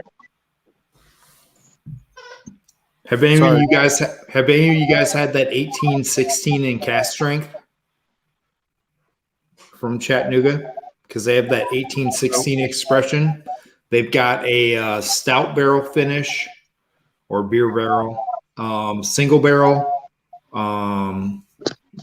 native, and cast strength. Tim Evans, I got both of those. And the Chatty Port is delicious. Yeah, I don't have the port. I saw it today, though. They had the port in the big store I was at today. Chat. They had like 4 different varieties of chat today. If you guys are into chat, Sealbox just re-released some of the sold out. They had the apricot and the Amaro fig on the site last night. late last night, it showed up again as being available. In case you're looking. Tim Evans, you saying buy both of those or buy the 1816s?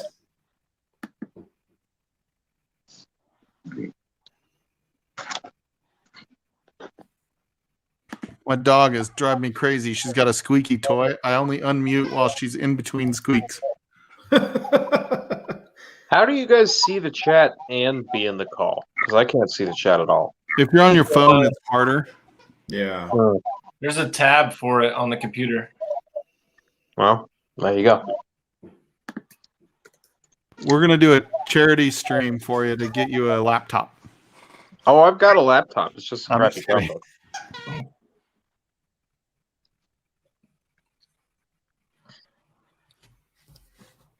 I don't think a charity stream is very worth that. There's better causes.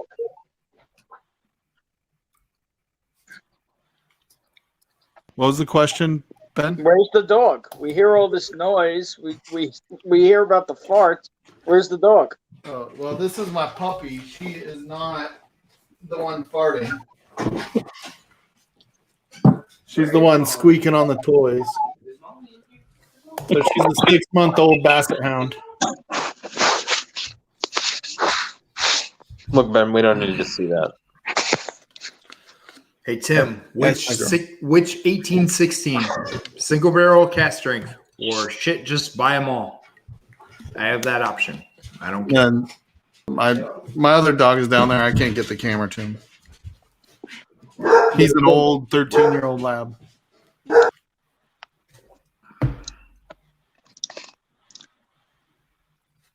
Oh, it's so fun going back through the second time on these. So what's your take first time through? Yeah, how you doing with that? Well, I don't know because I don't know what's what. I blinded it for the hell of it. Haven't done a blind in a while, but right now, number 2 and number 4 in the lead. Even though 3 was pretty good. Number 1 was number 2, but it's kind of feeling like 4 on the second pass, so we'll see. I don't know.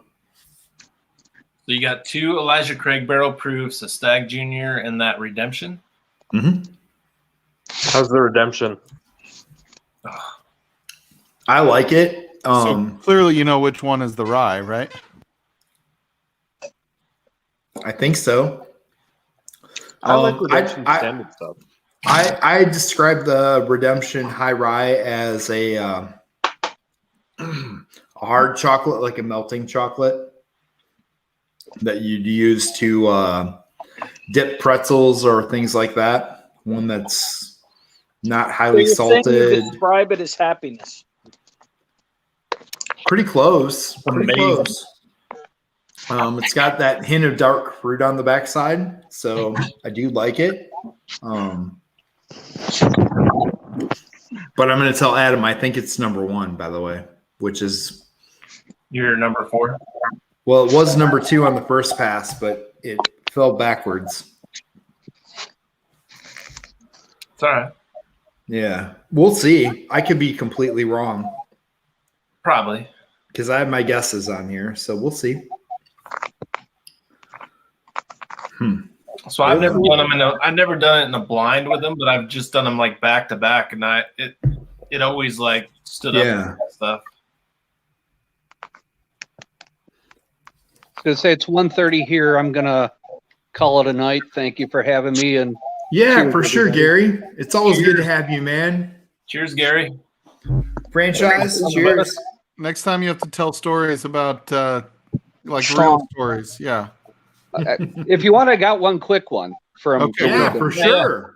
So 3:30 Saturday is our VIP tasting, and they give us 3 samples, and we're at a table, and they want us to go ahead, guess age, proof, bottled distillery, and Friday night was the night that wrecked everybody. Both Shane and I take a taste of the first one. We look at each other and go, this is a rye. It was Weller 12. our pallets were so blown out, we didn't know if it was coming or going. That's funny. So, but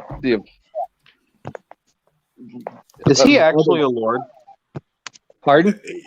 Did you see his post today of his scores?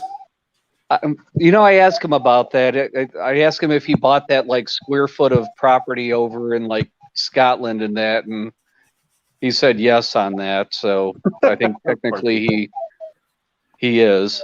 So, but And the real question: how big is he really? Pardon? How big is he really? As in height? Well, he's schlong. How big is he? He's got 8 kids, dude. Yeah. Got something With 9 different women. Yeah. So right there, 8 kids. There's a schlong all day. Yeah. The best I can tell you is he's probably about 6'4", 6'5", 6'4". Yeah. But any of the other details, you'll have to learn that firsthand yourself. He's a giant man. Looking forward to that. Well, And next Gary- year I'm going to be there, so we'll hang out for sure. Gary, join us on Sunday. We're doing some bottle giveaways on our stream after Klein. Sounds good. I will see you gentlemen then. Yep. Take it easy, Wow, man. what a change. What is the most you guys would pay for Blood Oath Pack 6? 6? Yeah. 120.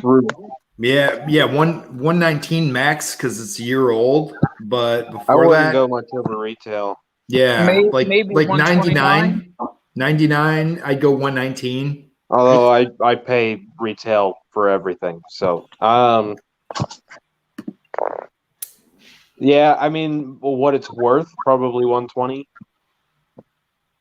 Okay. I know where I can walk. What did I show you it was, Chris? I think for 6, Yeah, it was either 120 or 129. I don't remember. I think it was 120. I think it was 119. I'd pay wouldn't mind that. a I'd pay Blood that. It's good. I'm pissed off. I still haven't seen a 7. Yeah, no When- 7 here. I've when got people looking for it. Well, in Chicago, they all came out. My Benny's hasn't seen it yet. And last year, like when we did, they sat on the shelf forever. Like I got mine, there's another one on the shelf forever, or in the case. But the fucked up part, like people have jumped on the Blood Oath hype train for no reason for the secondary here. And they're trying to flip it for 300 for the brand new one. And I'm like, what the fuck are you doing?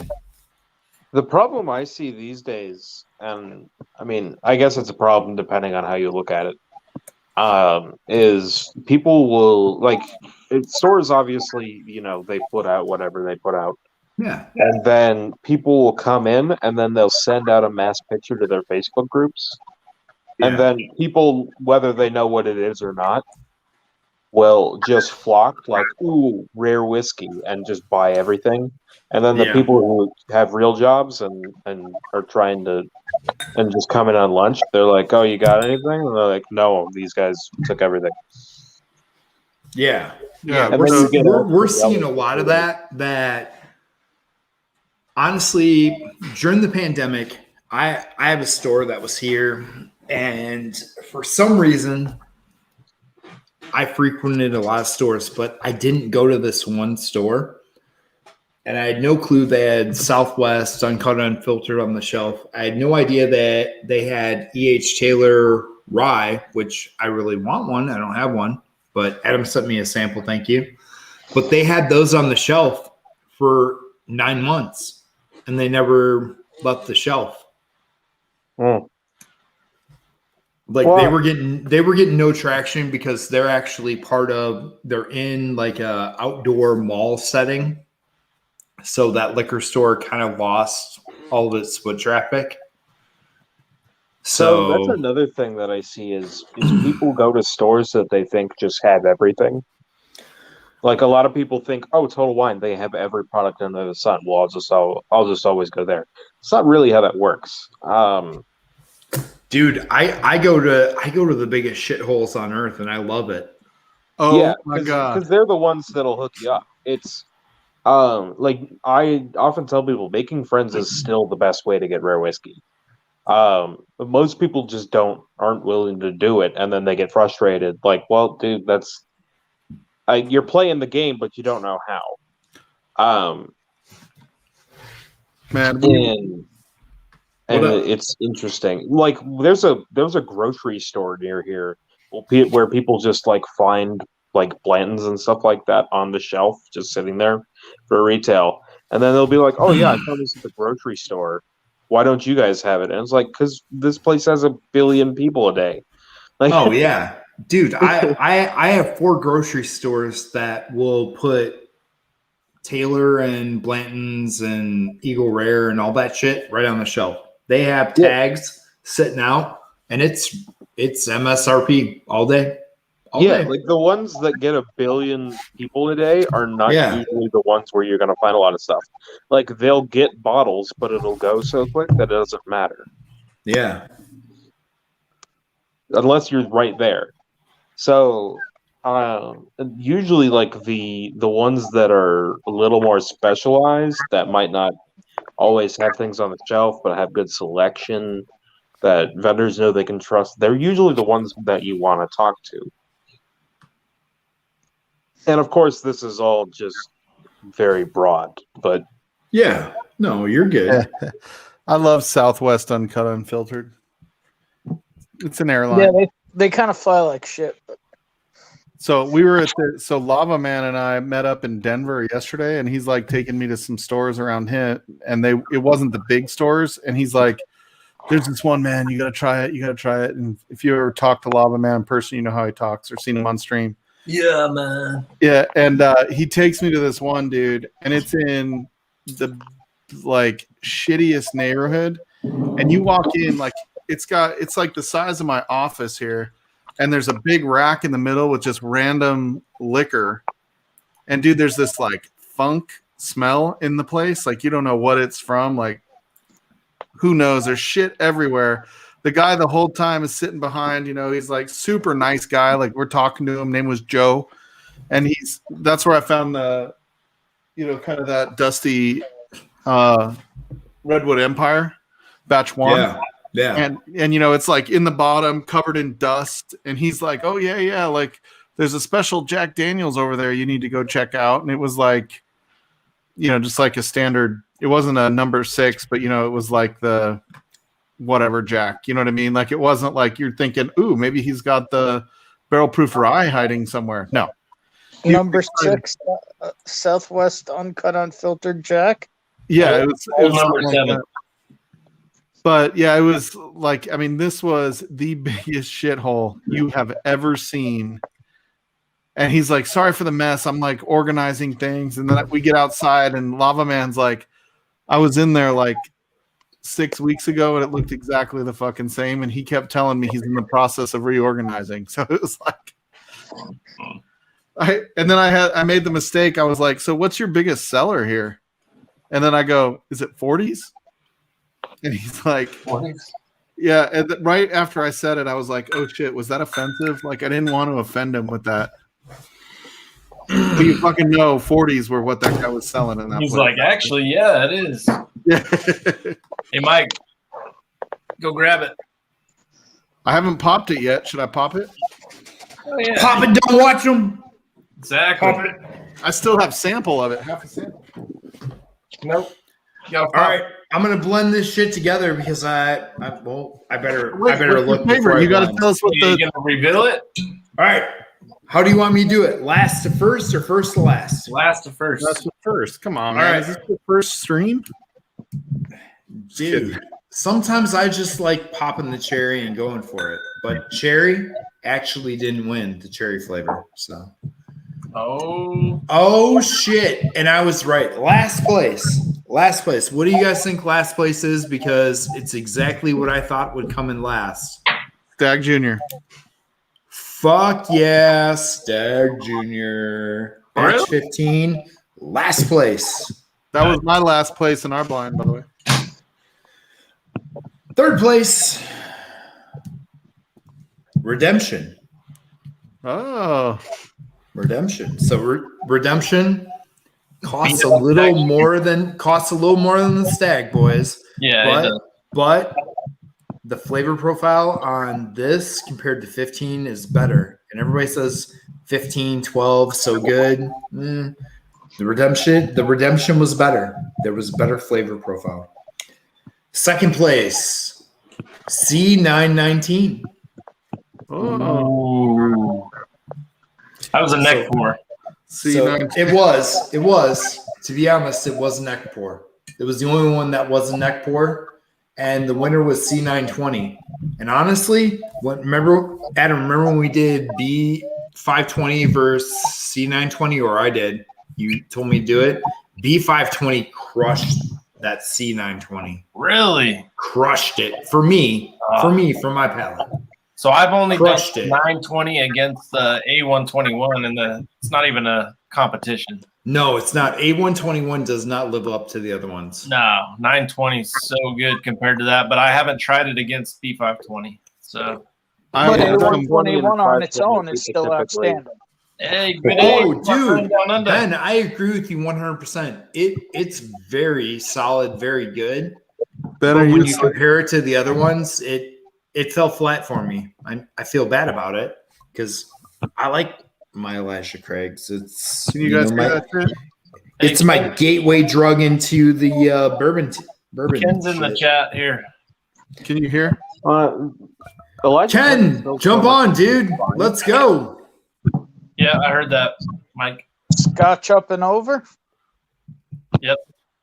Up and over, down under. By the way, just for the record, I really like my job. It's just it's got its weird situations like everybody else does. Do you guys have Blanton's? We don't. We've never gotten a bottle of Blanton. What about, can you hold me one when you get one? Yeah. What about we had a guy come in and do that recently. Like our employee is trying to tell him, like, no, dude, we can't hold you Blantons, and he kept cutting him off. Like, just let me know. It's like that's no. Here's my number. Call me personally. Yeah, dude, we don't have your number. No. Those are the people though that come ask for the Blantons. You're just like, you have to buy $150 in Budweiser. Well, some people ask for it and don't know what it is. They just heard it's good bourbon. Yeah, like I heard that just the other day where somebody came in and they're like, what's it called? Do you have the Blantons? I'm like, no, those are super rare. And he's like, oh, I don't know. Yeah, like, Ken's swimming in Blantons, dude. I mean, it also depends on the area. Like I hear, like Scotch Down Under, like especially in like Japan, Australia, they're much more common, and that's part of why they are. But they're completely different, and the proofs and the bottle sizes are different per country. Yeah, I know. I want to say Japan's the smallest bottle. It's under.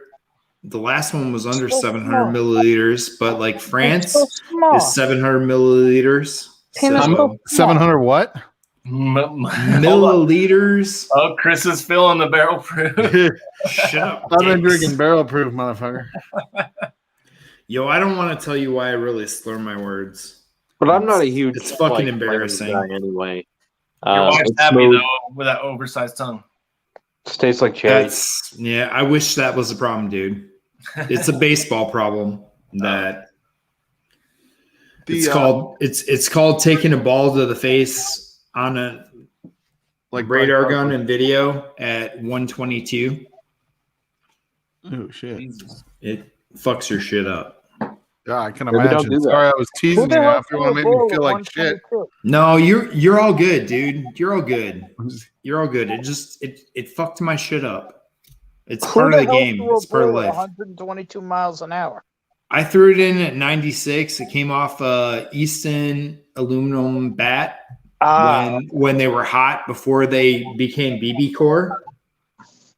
I was I was part of the documentary that got done, and I actually played with a dude who was on that.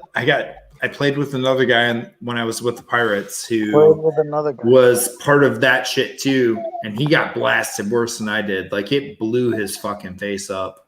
Yeah. Like, have you ever watched those baseball bat bros guys who just like make videos of them taking like BB core bats and just slamming balls all day? Yeah. And they're like bro dudes, but they're fun to watch. Oh yeah. Dude, it's crazy. But like seriously, they got the video with the gun. You see it coming in at 96. You see it come off the bat at 120 and just smack me straight up in the side of the face. You see me look down at the ball. I spit all the blood out of my mouth and a lot of teeth. Pick up the ball, shake it off like this, and lob it to first and get the guy out because he's just staring at me when I'm shaking the blood off the ball. Jesus. That's insane. You probably shouldn't do that. Probably not. Yeah, you're supposed to use your glove, bro. It's not very good for you. Yeah. It was one of those things that fucked my shit up, so yeah. Well, it probably made you prettier, so. Dude, I love this fucking larceny. I'm just telling you right now. I really like those. Everybody thought the I'm prettier. That was my least favorite. Is that the A121? Yeah. Is it good? Yeah, I mean, I like think it is. I got a store that's a hood store, and they've got one. So, but I've heard people knock it so hard, but we all kind of like the same stuff, so I try It's it. very much a love or hate. I'm very much a Heaven Hill over Ken! kind of guy. So. Yeah, I mean, I like Booker's too, and I do feel like there's a bit of a. Yo, what shirt you got on? It ain't no Guns N' Roses. What you got now? Sabaton. Yeah, boy. Look at you! Holy shit! Did you just score a haul there, Ken? United we drink. That's awesome. Are you gonna do pub tomorrow, or in 8 hours? I'm doing a ton. When I wake up in 6 hours. 6 hours, Kent. Oh yeah, I got some deliveries today, and I just went to the bottle shop and got some bottles. Damn, Very what nice. the looking deliveries there, Mike. Look at all that. Why don't you zoom in on that? Yeah, zoom in on that shit, Chris. I will. Do your job I there. will, and then I'll finish my tooth blowout story. Oh, sorry, you weren't done. Go ahead, finish that, and then we'll go to Ken. Yeah, finish that. 'Cause I was listening. So, to give you a good idea of how bad I got blasted in the face, I got done with that game. There was another incident in that game where I got blasted in the face. If you guys have seen the movie The League of Their Own, the Women's Baseball League, that was our college home park in Evansville, Indiana, which used to be the AAA park for the Detroit Tigers. Did you cry? Bro, I didn't know what the fuck was going on because There's no crying in baseball. I didn't cry, but There's no crying in baseball. I know. Hold on. Don't kill the punchline, bro. There's no crying in baseball. Son of a bitch. Just mute him. I'm not gonna mute him. He's You funny. mute me all the fucking time. Yeah, because muting you is funny. Muting Aiden's not funny. I like Aiden. Aiden's funny. Oh, Wow, that was hurtful. Dude, you're talking about your dog farting all night, dude. That's not funny. I only said that everybody makes likes me a laugh. fart joke, dude. But not the same fart joke over and over. But anyway, so after I got blasted in the face, there was still a runner on second, and like 3 pitches later, he ended up in a rundown. So it went back and forth. It was finally my turn to cover second base. And when the guy finally threw the ball to me, I caught the ball here. I caught dude's forearms doing this through my face right after I did that. That ended the inning. I held on to the ball, amazingly. I got back to the dugout, and if you remember that movie at all, you know there's 7 cement steps all the way down. It's a very deep dugout. Evidently, they have a great video of it. I hit the first step, and I flew down the rest, and my head caught every step on the way down. Feet straight out. That was in the second inning. In the 9th inning, I had no clue until they explained this to me, so it might sound weird, but I had been sitting next to both of our trainers because they were monitoring me at the end of the dugout on Gatorade coolers. And when the inning ended, it was like the moment when the lights came back on. for me from the concussion. Yeah. And I ran out to the mound, and they all ran after me to go get me because that shit happened to me in the 2nd inning, and I ran out there in the 8th inning. And they had to explain to me that, yeah, I wasn't pitching anymore, and I had that issue. And I would have never known, but I watched the video and shit, and I was like, holy fuck. The worst part, though, is what I'm going to tell you. It fucked up some of my teeth, which is, yeah, that's another story. Yeah. But I woke up that next morning, and it fucked my shit up so good that my eye was so swollen, you didn't even know I had eyelashes because my shit swelled out so far that it just looked like a smooth piece of skin and I only had one eye. And that's how I woke up the next day. Damn. And my whole face on this side was all swollen out and everything. So I had to go to the dentist. I had crazy infection from the teeth getting broken and everything else in fast. I don't know shit about dentistry, but to me it seemed fast in 24 hours. But they had to do quick, like, in office. They called it surgery. It's not surgery. It was literally taking and slicing my mouth with a razor and like draining my face. So I had an eye again because they were worried about the infection getting into my brain.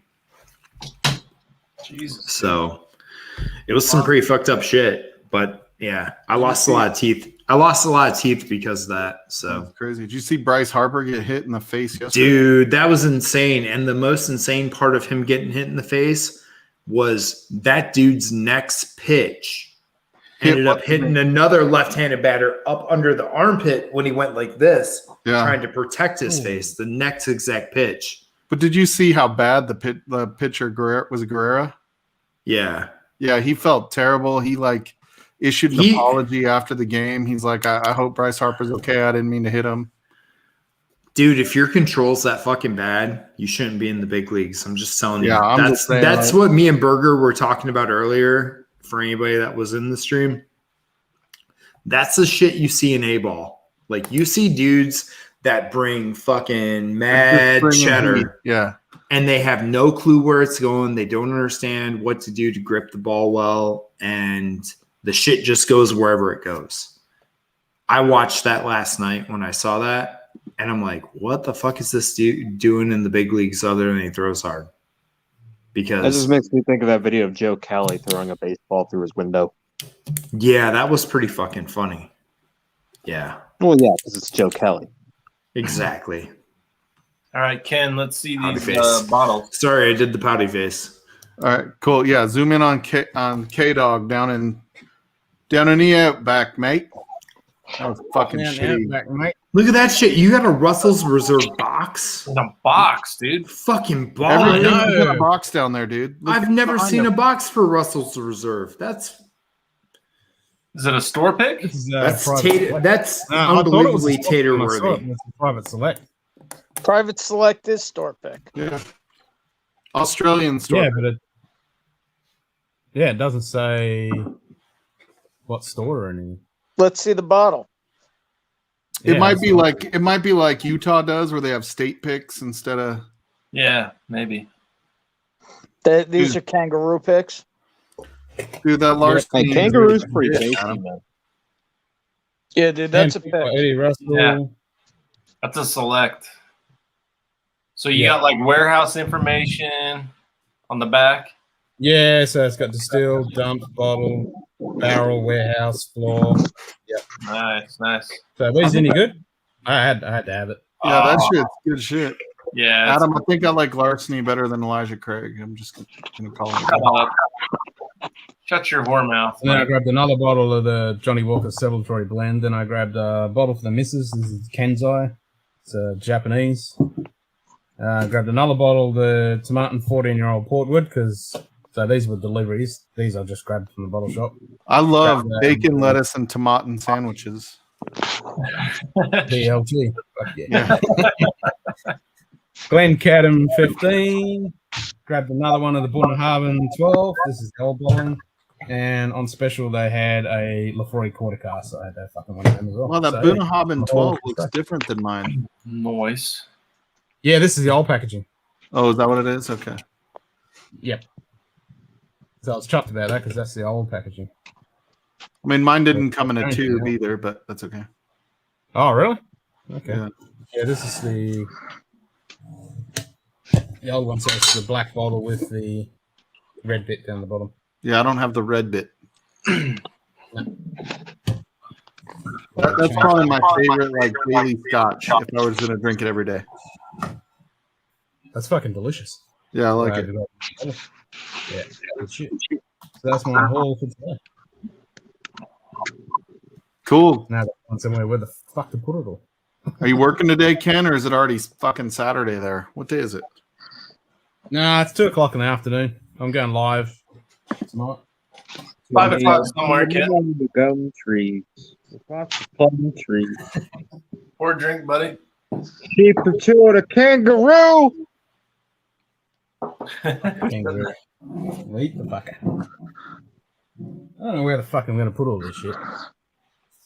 Damn, Bourbon's up in there. I'm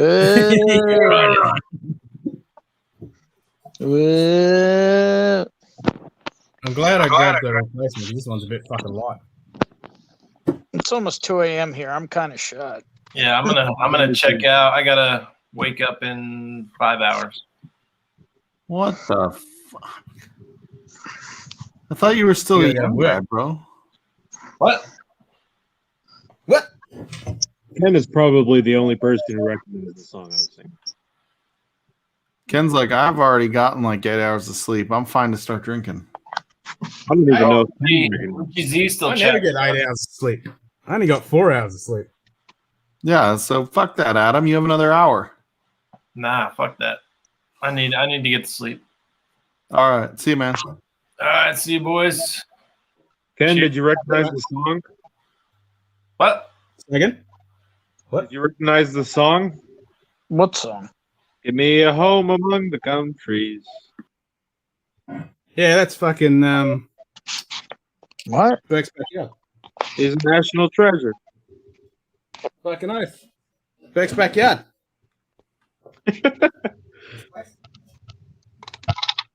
All right. Yeah, it's getting late. I gotta head up too. All right. See you, Aiden. To talk about the state of the industry. And like I said, I like my job. It's just retail's weird. Yeah, let me know if you have any Blantons. We don't. Bye. Have any Eagle Rare? So my store, the store I go to, Yeah, for like 4 bottles of Eagle Rare for like $90 each. Oh, yeah. So the store that I go down to when I drive down towards Denver, you can buy Eagle Rare one a week, and it's like $34. I can get it in many places here. But you can only get it online. You can't buy it if you walk into the store and ask. You have to buy it online and pick it up. You're on just mute, standard Chris. Eagle Rare. I can go to a store here and get it for $30 to $40. It's not Chris, you're muted. It's better that Just way. standard Eagle Rare. Yeah, standard Eagle Rare. Yeah, you're still muted. Like you can flip me off, but you're still fucking muted. I can't even hear your bird. You didn't want to hear what I was saying while I was flipping you the bird. Was it nice haircut? It was. You do have a nice new haircut. I'm kind of impressed with it. You almost look as young as your YouTube photo. No, dude, that's like 15 years old. I just have never changed it. Yeah. So has anybody had 3-chord? 3-chord? No, never have. 3-chord. Ben, 3-chord? It depends on which one. 12 string? The 12 year? No, I have not. But the 15 year is the same tote whiskey as all the other stuff. That's what I figured. I was curious about the 12 because it is Indiana Kentucky and Tennessee sourced blend. Well, one of those two are good. Oh yeah, but some people blend pretty well, and So I'm curious. I'm a pretty good blender. Are you bi-curious? For Stahl, of course he is. That's why he likes Mr. Whiskey Shit's backside. To be curious, you have to not know. Oh. But anyway, fuckers. I'm throwing that out there. Yeah. Well, you threw a lot out there. Rear end lover. But anyway, that 3-quart, I saw that today, and it was for a 12-year, not a bad price. So I was curious, because it was $59.99. So I was curious if anybody's had it. Anybody in the chat? There's like I've never 5 of you, which means 4 of us are here. All of us. So either Richie Z or Tim Evans have Richie left. Z's still in the house. Well, there we They're go. both here. Oh, so there's 5 people besides us. Maybe or we're not all in YouTube because we're. I'm not in YouTube. So There you go. I'm in the YouTubes.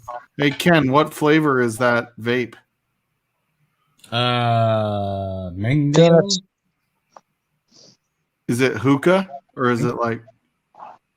Nah, it's nicotine, vegetable glycerine, proper glycol, 50-50. What up, Whiskey Samurai? Damn, Whiskey Samurai, you're still here, buddy. Hell yeah. It's like 2 a.m. out there. What are you doing, Ben? I don't know. I'm tired. Moving among the gum trees, with lots of plum trees, a sheep or two. And a Yeah, so Ben, get this. Your hand delivery is already in Denver, but I'm still not going to get it till Monday. That's so stupid. Fucking FedEx. That's because they don't deliver on Saturday. They do. They deliver every day.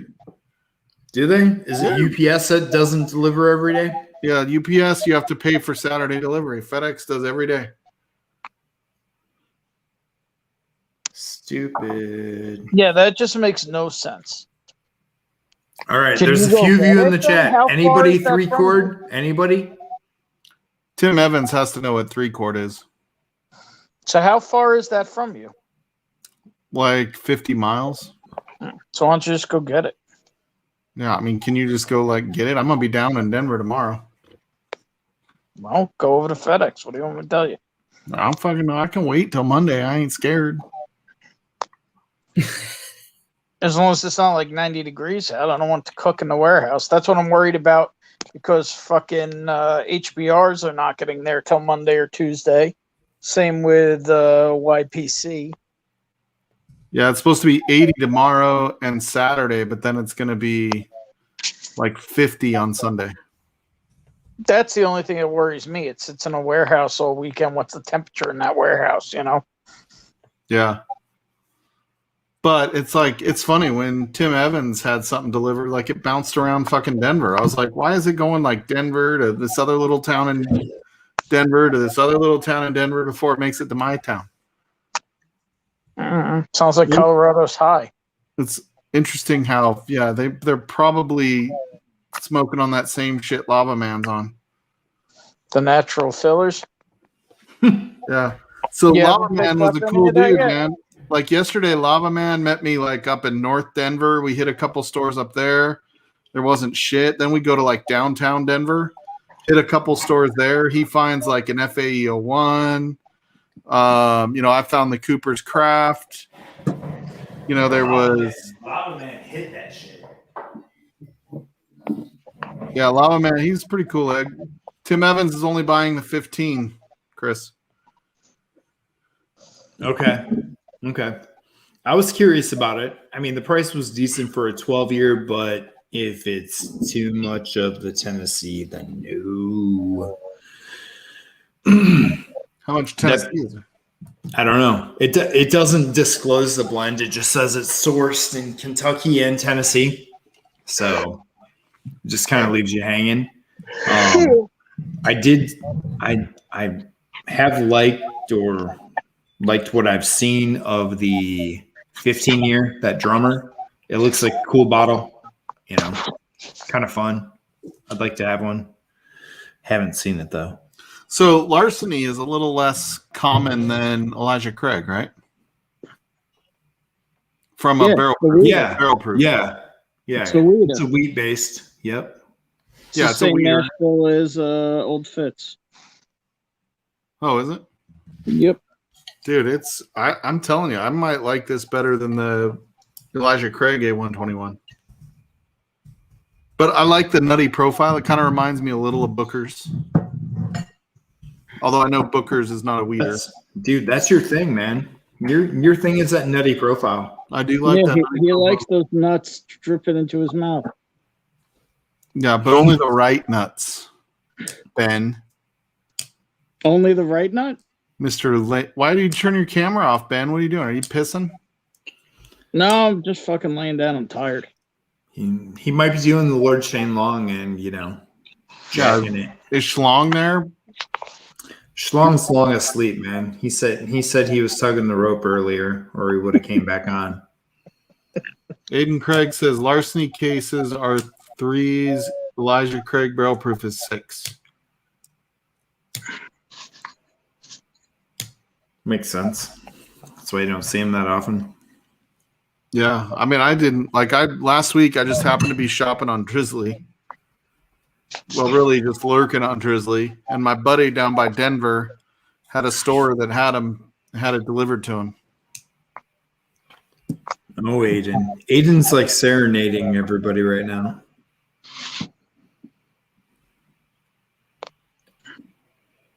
I'll tell you what, if this blend of all those barrel proofs tastes as good as it fucking smells, holy fuck. That's a lot of F-bombs, by the way. Sorry. Yeah, Aiden Craig said larceny. What are you going to pour first, Ken? Have you poured anything yet? Did they fuck up Drizzly? No, not yet. Did they screw up Drizzly yet? No, it's not screwed up yet, but it's getting there. It's getting there since it keeps getting worse. Yeah, Now because dude, almost $2 billion for that shit. Of course, it's gonna get worse. Like, yeah, Drizzly used to punish stores that would cancel orders. Yeah, and now they're starting to allow canceling orders. Like if you see E.H. Taylor's single barrel on there because they didn't realize it was not supposed to go into their fucking inventory system. Dude, it shows up. I've had 5 orders canceled in the last 3 weeks. Yeah, that I've paid for and had to wait like 2 days, 3 days at a time to get my money back. Yeah, that pisses me off, man. It's like, don't take my fucking order unless you're gonna fill it. Right. We do have some stores in the Chicago area that are working on a good system that actually ties into their actual inventory. Like it's 100% connected to their computer system. And they're pretty stickler on it. So if you order it and pay for it, you get it. And that's nice. Yeah, that is nice. Because I ordered something and went like 5 days later and was able to pick it up. So like, I'll tell you, like Utah is kind of like a double-edged sword, right? Yeah, they because they list everything they're dropping to the stores. They show how many are in the stores at any given time. Did Adam show you what I sent to him? Oh, dude. I had a guy in one of the groups I'm in that built like a special spreadsheet that ties in to the Utah and it lets you know when stuff's being released from the warehouses and exactly where it's going. So now it's not a big guess, but it tells you right away. And you can set alerts based on bottles. So he'll get an email or a text based on that bottle, telling him exactly where it's going. Yeah. Which all of us would love that if we knew where bottles were going and exactly when they were going there. Yeah, that's the cool part. So, Utah doesn't, they get like a lot of the things that are just kind of like everyday taters, if you will, everyday search, like Stag Junior, E.H. Taylor's. They have a lottery system for the BTAC shit and some of the like super allocated stuff. But Like he can go look and be like, okay, I just got, single barrel. Like he knows single barrels are in inventory. They just dropped at this store. And he can go to that store to pick it up. He doesn't have to go look and say, hey, do you have it? Who is it? Like there's no games that sometimes we have to play with owners here, our managers here, where it's like, look, I'm buying the shit you recommend all month long so that when you have something good, I fucking get it held for me, right? He doesn't have to deal with that. He can walk in and be like, I know you just got single barrels. Where is it? And so that's kind of cool. But they don't get, some of the like some of the super difficult to find that aren't like every day. Mm-hmm. Sometimes it's harder to find. Like he doesn't get like the Chattanooga stuff. He doesn't get the, some of those like kind of off-brand kind of hitters. But he will know when he's getting the good shit.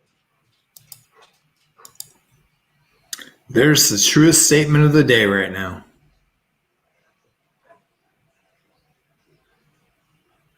I think people shit on Larceny Barrel Proof based on bizarre comparisons rather than its own merits. Yeah. Dude, I like Larceny Barrel Proof. I think I like Larceny just a little bit better than Elijah Craig across the board. Ooh, see, I like Elijah Craig. That, like I tell everybody, that was my entry into it. But I haven't minded Larceny. We got a bottle of the regular. It's nothing special, but we bottle killed it pretty quick. We liked it. It was a decent weeder. It's not great, especially as I've grown my palate and experienced more and had better weeds. But for the price point that I see it here, I'm like, I can get a 175 here for like $28. Yeah. Tim Evans, I would agree. It works better to go in when they posted the inventory. Except, like, sometimes they play games. It only works better if it's a store you know. If it's a store you don't deal with a lot, you go in there and talk about it, and they're like, sorry, lottery system. Point system. Aiden's on fire now. Look at that hot take.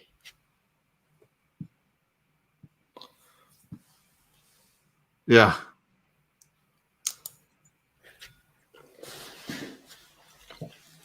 Yeah, exactly, Aiden Craig. Like I think it's a deal, man. It's $60. Dude, for $50 or $60, a Larceny Barrel Proof is gold. Yeah, I think I paid $70 compared to other $60 bottles that we've all bought. Yeah, it's not as high proof. No. At least this one isn't as high proof as the Elijah Craig, but it's only 114.8, but still. Dude, I like the profile, man. I think it's pretty good. Yeah. I think this blend's going to be fantastic. Listing error. And I might have to pour all my bottles together now. From now on. I'm just going to make a basement infinity tub. Settle down, Bobby. Dude, that guy knows how to blend shit, and like his smoking shit is what gets me. When he smokes his whiskey, like to me, that's what I want to try. Like blending, I feel like I have enough good whiskey. I don't have to blend something to fix it. You know what I mean? Dude, like if I could blend it, it's like the stuff he blended for Dusty Dan is off the hook. Dusty Dan had nothing but rave things to say about some of the stuff that he's gotten from Bobby that's been smoked. Yeah, I don't know if he's got that last batch that Bobby showed us, but he's got some other stuff from him, and he had nothing but amazing things to say about it when we were chatting about it. Because I was curious, because I have smokers and everything else. I was like, yeah, tell me more. Tell me more. Makes me want to pair it with barbecue. I'm just telling you, I had barbecue for dinner. It's pretty fucking good. Dude, you need to hunt down that Tennessee Taster that's hickory smoke then. They're out there in the wild. Yeah. I saw one listed online today. It was like $40. It's $375, but I had a hickory smoked Jack Daniels. It's probably something you should try. Did I I've see had that A121 from Whiskey Mountains? I want to say I saw that. I'll do it when I'm going to lay down. Yeah, I don't know, like that stuff I think is interesting because you can take something and make it good, right? Mm-hmm. Like something that's good and make it better. But like, Bobby does some of the stuff and he knows way more than I do. His palate's way more. I'm not judging him at all, but I'm just like, why do I want to work on all that shit when I can just? Oh, see you, Ben. Why do I want to work on making something better when I can just, go grab something I know I like? I guess there's fun in it, and he enjoys the process of all that. But for me, there you go. Samurai can get most of them, and that JD, the JD rye, the other rye's in there that is said to be similar, not exactly the same, but similar to the hot bottle you got coming. Yeah. Ken, you're awful quiet, man. Well, it is I'm just sitting there, I'm just checking on some stuff, getting some stuff for my cigars, and then I was just.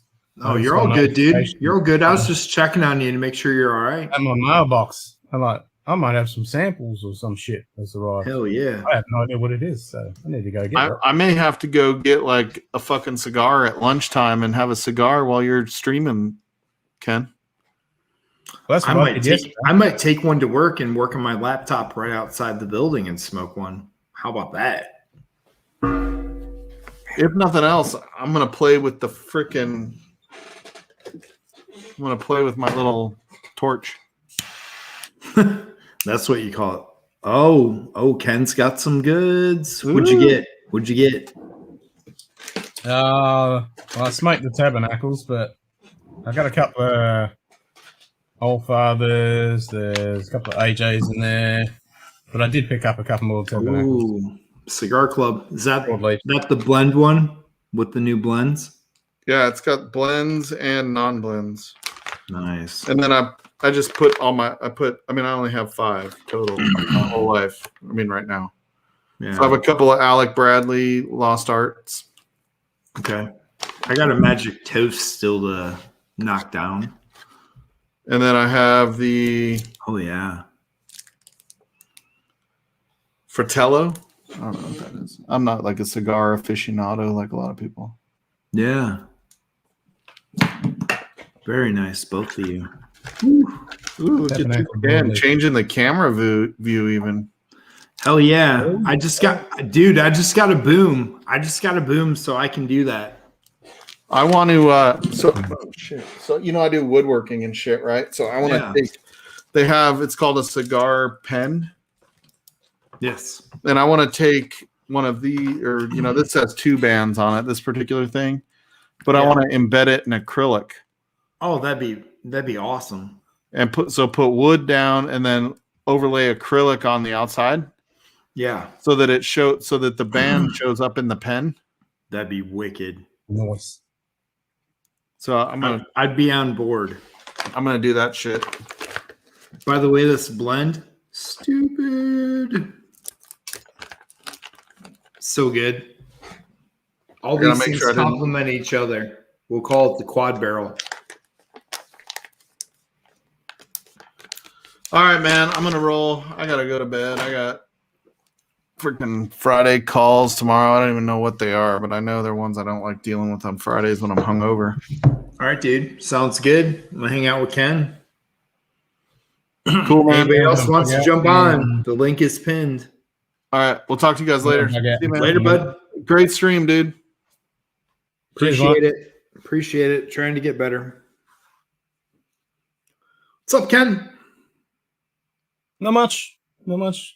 I'm curious to see what's in the fucking post office. Hell yeah. I like mail days. Hell yeah. That's where it's at. Mail days. Yeah. I got 4 bottles in the mail, and then I've got something waiting for me. Hell yeah. Good shit. This was good. Fucking humidor to season up so I can stick my sticks in it. Right. Yeah, I just started another one. I Me and my dad have a few at his house, like stand-up tall cases, like our whiskey cases. And they're full. Yeah. So I keep everything over there just because his setup is ridiculous. So I got to head over there this weekend to grab some more. I'm worried about when it gets into fucking summer when it's going to be 115 degrees. And all the cigars are going to be. I got to try. Hey, night, Richie Z. Have a good one, man. Remember Tony Abbott? Fuck Tony Abbott. Fucking politician cockhead. Yeah. I don't know. He's out. Oh, he's gone. Yeah, is anyone else going to pop in? I don't know. I was hoping we'd have some more, a little more banter. Jump on in. Do it. Do it. There's 7 of you lurking. Come on in. Let's go. Yep. Otherwise, I'm hanging out. Ken's hanging out. Ken's going to bust out an amazing long stream so I can watch it at work tomorrow. Yeah. I don't know how long I'll go for. That's all right. Dude, it's fun since I went back to the other office now. I throw you up on the 70-inch TV in front of me, and, dude, you're rocking.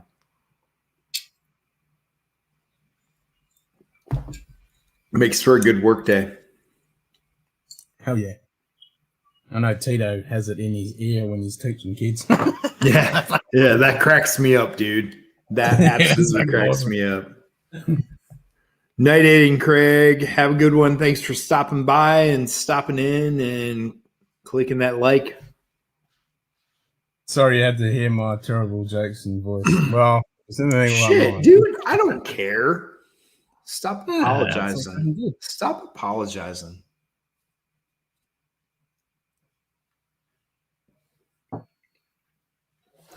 We're all in everybody else's streams because we like what all of us do and how we act and all that shit. It's all one big fucking family. It is, but there's no apologies for being who you are and just being you. That's the way it should be. I don't want fake ass shit. And I'm proud of it. Yeah. That's me. I fell in love with the bourbon. I got the baseball background. Fuck it. Let's have a show. I ain't doing this shit to get rich. Shit. The amount of money I spent on all this shit, I ain't getting rich. The amount of money I spent like half an hour. Yeah. It's a good hobby. I've had 5,000 hobbies. I like this one better. Yep. I've got shitloads of hobbies and they're all fucking expensive. This is a pretty good one. Fuck yeah, they are. I know that with mine. But I like them all. And I wouldn't change it. When you do your design and stuff, are you an Illustrator man or InDesign or Photoshop? Tablet? Right now, I switched all my illustration shit over to this. The iPad. The iPad Pro. iPad Pro? Yeah, it's a 12.9. I use a lot of Procreate. Yep. Love it. I do use the Adobe stuff, Fresco. I don't mind Fresco, where you can do vector and raster. Yeah, and the new Adobe Illustrator itself on the iPad it's getting better. Every update, it's getting better. But I don't know. I'm not sold on it. I don't use it. I'll use Fresco right now to do when I'll do all my sketches and I'll do a lot of stuff right now in Procreate. And if something really needs fine lines to be printed or whatever, I'll take it over to Fresco. But if it needs to be like super fine, like super crisp, I'll just import it into Illustrator on the desktop. And then vector it out. I mean, and that vectorizer is pretty good. Oh, dude, it does a great job. I've been clicking on mouses for years. So it's to me it's easy.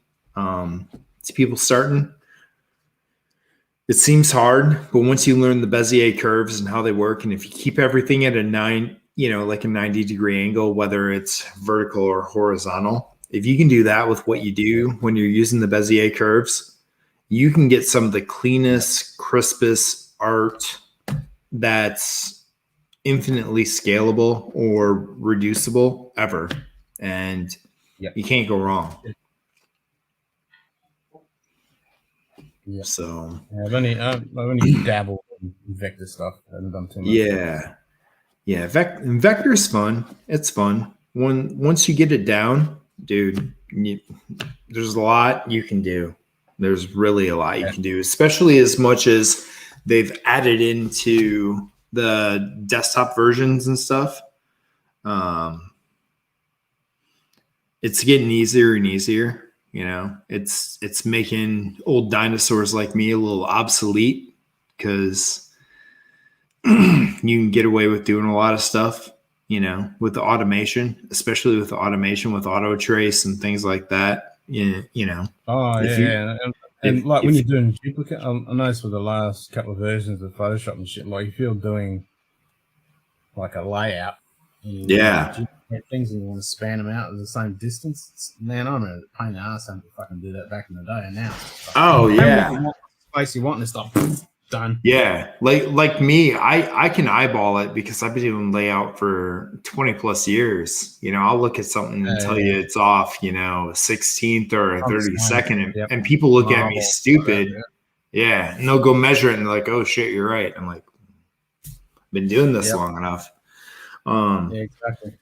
But some of the shit you can do on Photoshop that they don't share with everybody, they do these updates and there's little secret things that are in the backside. Like some of the shit you can do with the liquefy now when it comes to faces. Oh, the puppet tool, the liquefy tool, all that stuff. Yeah, the puppet tool is great, but have you done the face liquefy yet? Oh yeah, I'm playing around with it. Yeah, where you can change the size of somebody's face or make them smile or make them frown no matter what they're doing. Yeah, all that new shit they've added in is pretty impressive. Dude. That AI stuff. Yeah. I was on the backside with that doing all the beta testing and it was insane. Yeah. There were other features that didn't make it through that holy shit. It's I know. They're coming. They're coming. With the Lumina AI is pretty cool. Yes. Now they've added that sky replacement in Photoshop. I've used that a few times when I do my astronomy stuff. I want to get the sky out. Yeah. Work on that and then work on the foreground separately. And boom, it's just a one click. Yeah, one click and it stacks the different exposures and you get that beautiful image. Yeah, I don't have the mask or any of it. Yep. And it gives me the mask to play with. It's all fucking there, ready to go. Yeah, and if you go in the backside of that stuff and start playing with, some of the levels and all that, dude, you can pop those so hard. Oh fuck yeah. Oh, looking for Ben. Secret tools in the backside. Are they coming in the backside? Why are you still up, bro? They come out of the backside. They come out of the backside. Go to bed. You're about to be probed. By a Socorro, New Mexico alien. 5 of them. No, they're supposed to be little small dudes that are about from my table to here. So, and it would be a grip of them coming. Yeah, exactly. According to Netflix. Netflix knows all. It's the internet. Holy shit. Some of those alien shows on there, man, dude, I will put those damn things on as pure fucking entertainment. The reenactments are amazingly horrible. Yeah. We can't promise so horrible. We can give you a no money back guarantee. Yeah. It's unreal.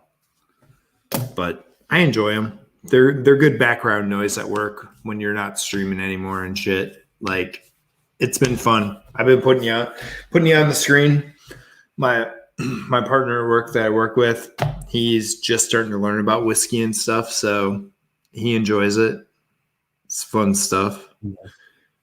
I need hats with Chris Creative Love. Okay, Mike Stahl. Well, you know my email. And if you don't, I'm going to put it in the chat because like there's like 9 people here. And if you all spam my ass, I won't be happy. But I still love y'all. There it is. Enjoy. It's my that's my business email. So if you hit me up, hit me up. Can you text? Yeah, you can text. I know you know how to text, buddy.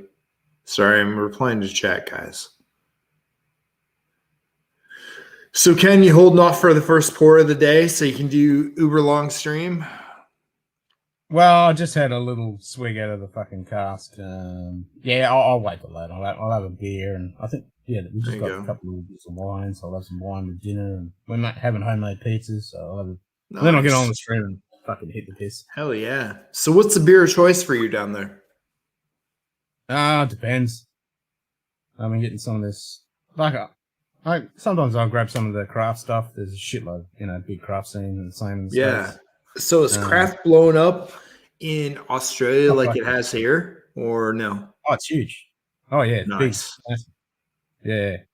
You walk into any decent bowl shop, and there's fucking massive craft beer fucking stuff. The shit's expensive, but Yeah, dude, that shit jumped the shark here, and that's part of what led me to really get into the bourbon. Like it was getting bad a year ago, and like in the last 6 months, I've watched places that were $16.99 a 4-pack, like tell you they have something better, and they're giving you better grains, better this, better that, and it jumped to $18.99 to $23.99 to when I was at the store earlier today. One of the companies, a 4-pack of 16 ounces was $37.99. Mm-hmm. Like, I'll drink that in a night, Like when I was doing the beer, a 4-pack, if it was fucking good, I'll kill it, because I'll be up illustrating, I'll be watching guys' live streams and shit, and I'll be like, yeah, fuck, I'm gonna kill this. Yep. I think about something. Now, mind you, this wasn't $37.99, but I'm just saying a whole bottle. But if I buy a $40 bottle and it's good or decent, fuck right. Foster's. Yeah, but if it's decent, just even decent, like something I would re-pour again. Like, I guess a good example would be this. For me, I get these. The old Granddad 114. I get those for $21.99. Now, when you think about that, I could get 2 of these, almost 2 of those, for what I'm paying for those damn 4-pack of beer. 2 of these is gonna last me a few months, because I don't hit it all the time. I'm gonna get a few months out of that. That damn 4-pack of beer for $40 is going to last me one night. Fucking gone. Yeah, exactly. And it's gone. Just like you said. And I'm like, Australian-owned, veteran-owned company that donates like $5 out of every fucking pack to veterans. So I've been buying some of their shit. And that's good shit, though. Because they're doing that. The shit here, they're like, well, fuck. You guys are dumb. Fuck it. We'll make it $40. You're going to have FOMO and you're going to fucking buy it for that because it was $23 last week. And it will clear the shelf. Oh, yeah. That's the same. Prices go through the roof. So I didn't want to do I didn't want to do that shit anymore. No. I was like, fuck it. I'm done with the beer. And I had a good bourbon collection at that time. And well, it's fucking increased. There's bourbon. We buy rums as well. I just don't show those we do, but we have a good rum collection too. I like those for smoking cigars with or sitting outside. We got fucking rums and gins and shit for making cocktails and all crap. Yeah. You know, I love it. Piece of shit over. But Dead Man Fingers. That's pretty good stuff. yeah. Like we just bought. Well, my wife just grabbed this one. I haven't tried this one yet. She did. She got on the plantation kick, and we bought a bunch of. Oh yeah, a bunch of their expressions from plantation. But she just grabbed that one. Yeah, what's that? It's a 20-year. Oh fuck! Ooh, And dude, the price on a 20-year rum is stupid. It was $48. Damn. Yeah. Trying to get a whiskey of that. Yeah, no shit, man. Like when I was out today, they had that lock, stock, barrel one. That's the 20-year. But dude, that's $349. Yeah. It's a 20-year rise, impressive, but $349, or I can buy a 20-year rum for $48. Okay. Yeah. I'll buy that for my wife. I'll smoke a cigar with it. Cognacs. Yeah. Tim Evans, which one are you passing on, the beer or the rum?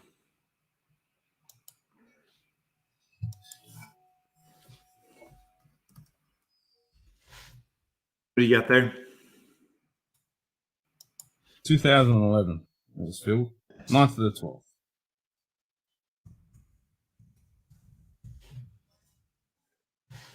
It's fucking good we get this stuff. We don't get shafted in this. We get it 750 mil, 110 proof. We don't get shafted. That's awesome. Because with some of the other stuff, you take and get 700s, right? Instead of 750s. Most of the stuff is 700s. Like Buffalo Trace, Jim Beam, all those, we get completely shafted on it. Like Buffalo Trace is completely fucked. Yeah. This stuff's good. All the turkey stuff we can get, all the wild turkeys, the 101s, the ryes, they're all proper. They're not getting shafted.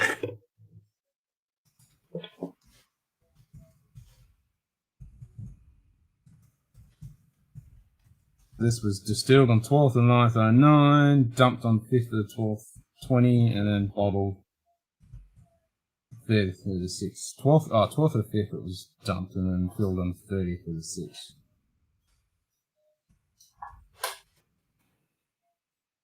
Fucking almost 2 months later. Yeah. Those things are supposed to be amazingly good. Like, you weren't on here, but I was talking about those last night and tonight. My problem is with store picks, you can catch such great different flavors on a single barrel, depending on what it is in the distillery, you know. And I see lots of those Russell store picks around. So I would want to buy a bunch of different ones. I'd be the guy with like a shelf of 20 of them, you know. If I could, I would too.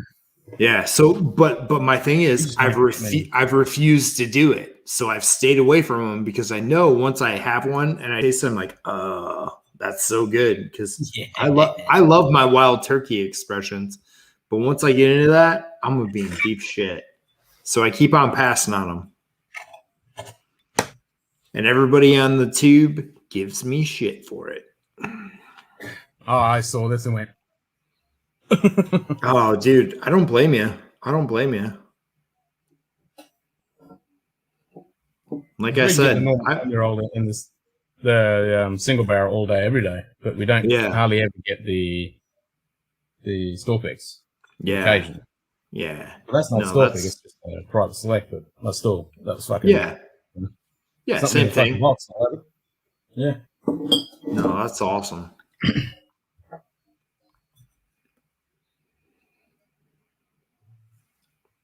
That is awesome. And somehow there are still 8 people watching, and I applaud all of you, and I'm very thankful for all of you. 4.5 hours later, and my interview stopped at an hour and a half. You guys are amazing. And Tim Evans, hell yeah, man. Way too many calories in the craft beers now. Let me tell you, didn't do good for me. Oh, me neither. Kenzai is a Japanese honorary title given to a warrior of legendary skill and swordsmanship. And my name's in it. Kenzai awesome. warriors spend their life training, fighting in order to attain a level of perfection. Every army needs warriors who specialize in victory. Hell yeah. Well, if you're a warrior and you're part of an army and you don't specialize in victory, you're probably not a warrior anymore. Yeah. Fuck.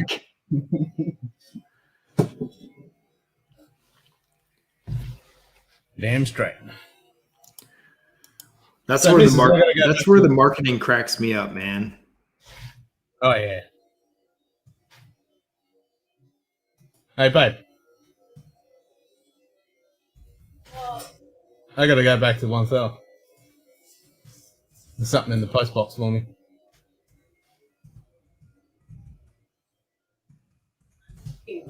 I gotta go back to 1,000 because there's something in the post box for me.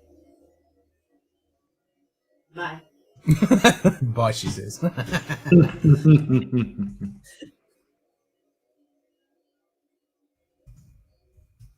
Tim hasn't had a beer in over a month. Yikes. I like having a beer every now and then at dinner.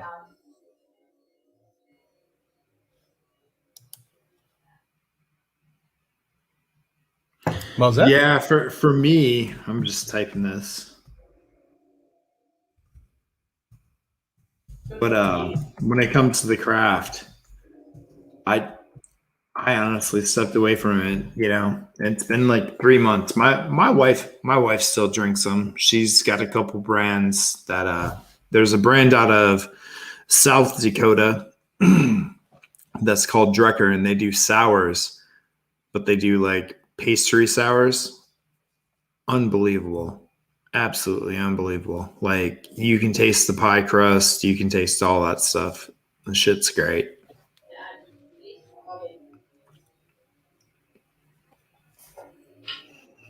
Nice. All right, I'm gonna bug out and go to the post office and see. Yeah, you're good. I'm gonna close down the stream. I appreciate you coming on, and I'll see you on your stream later today after I go get some sleep. But thanks for coming on, Ken. I appreciate it, man. Have a good one. You too, man. Everybody for coming out. Thanks for coming out tonight. Appreciate it. And we'll be back next Thursday, 9:15. See ya. Later.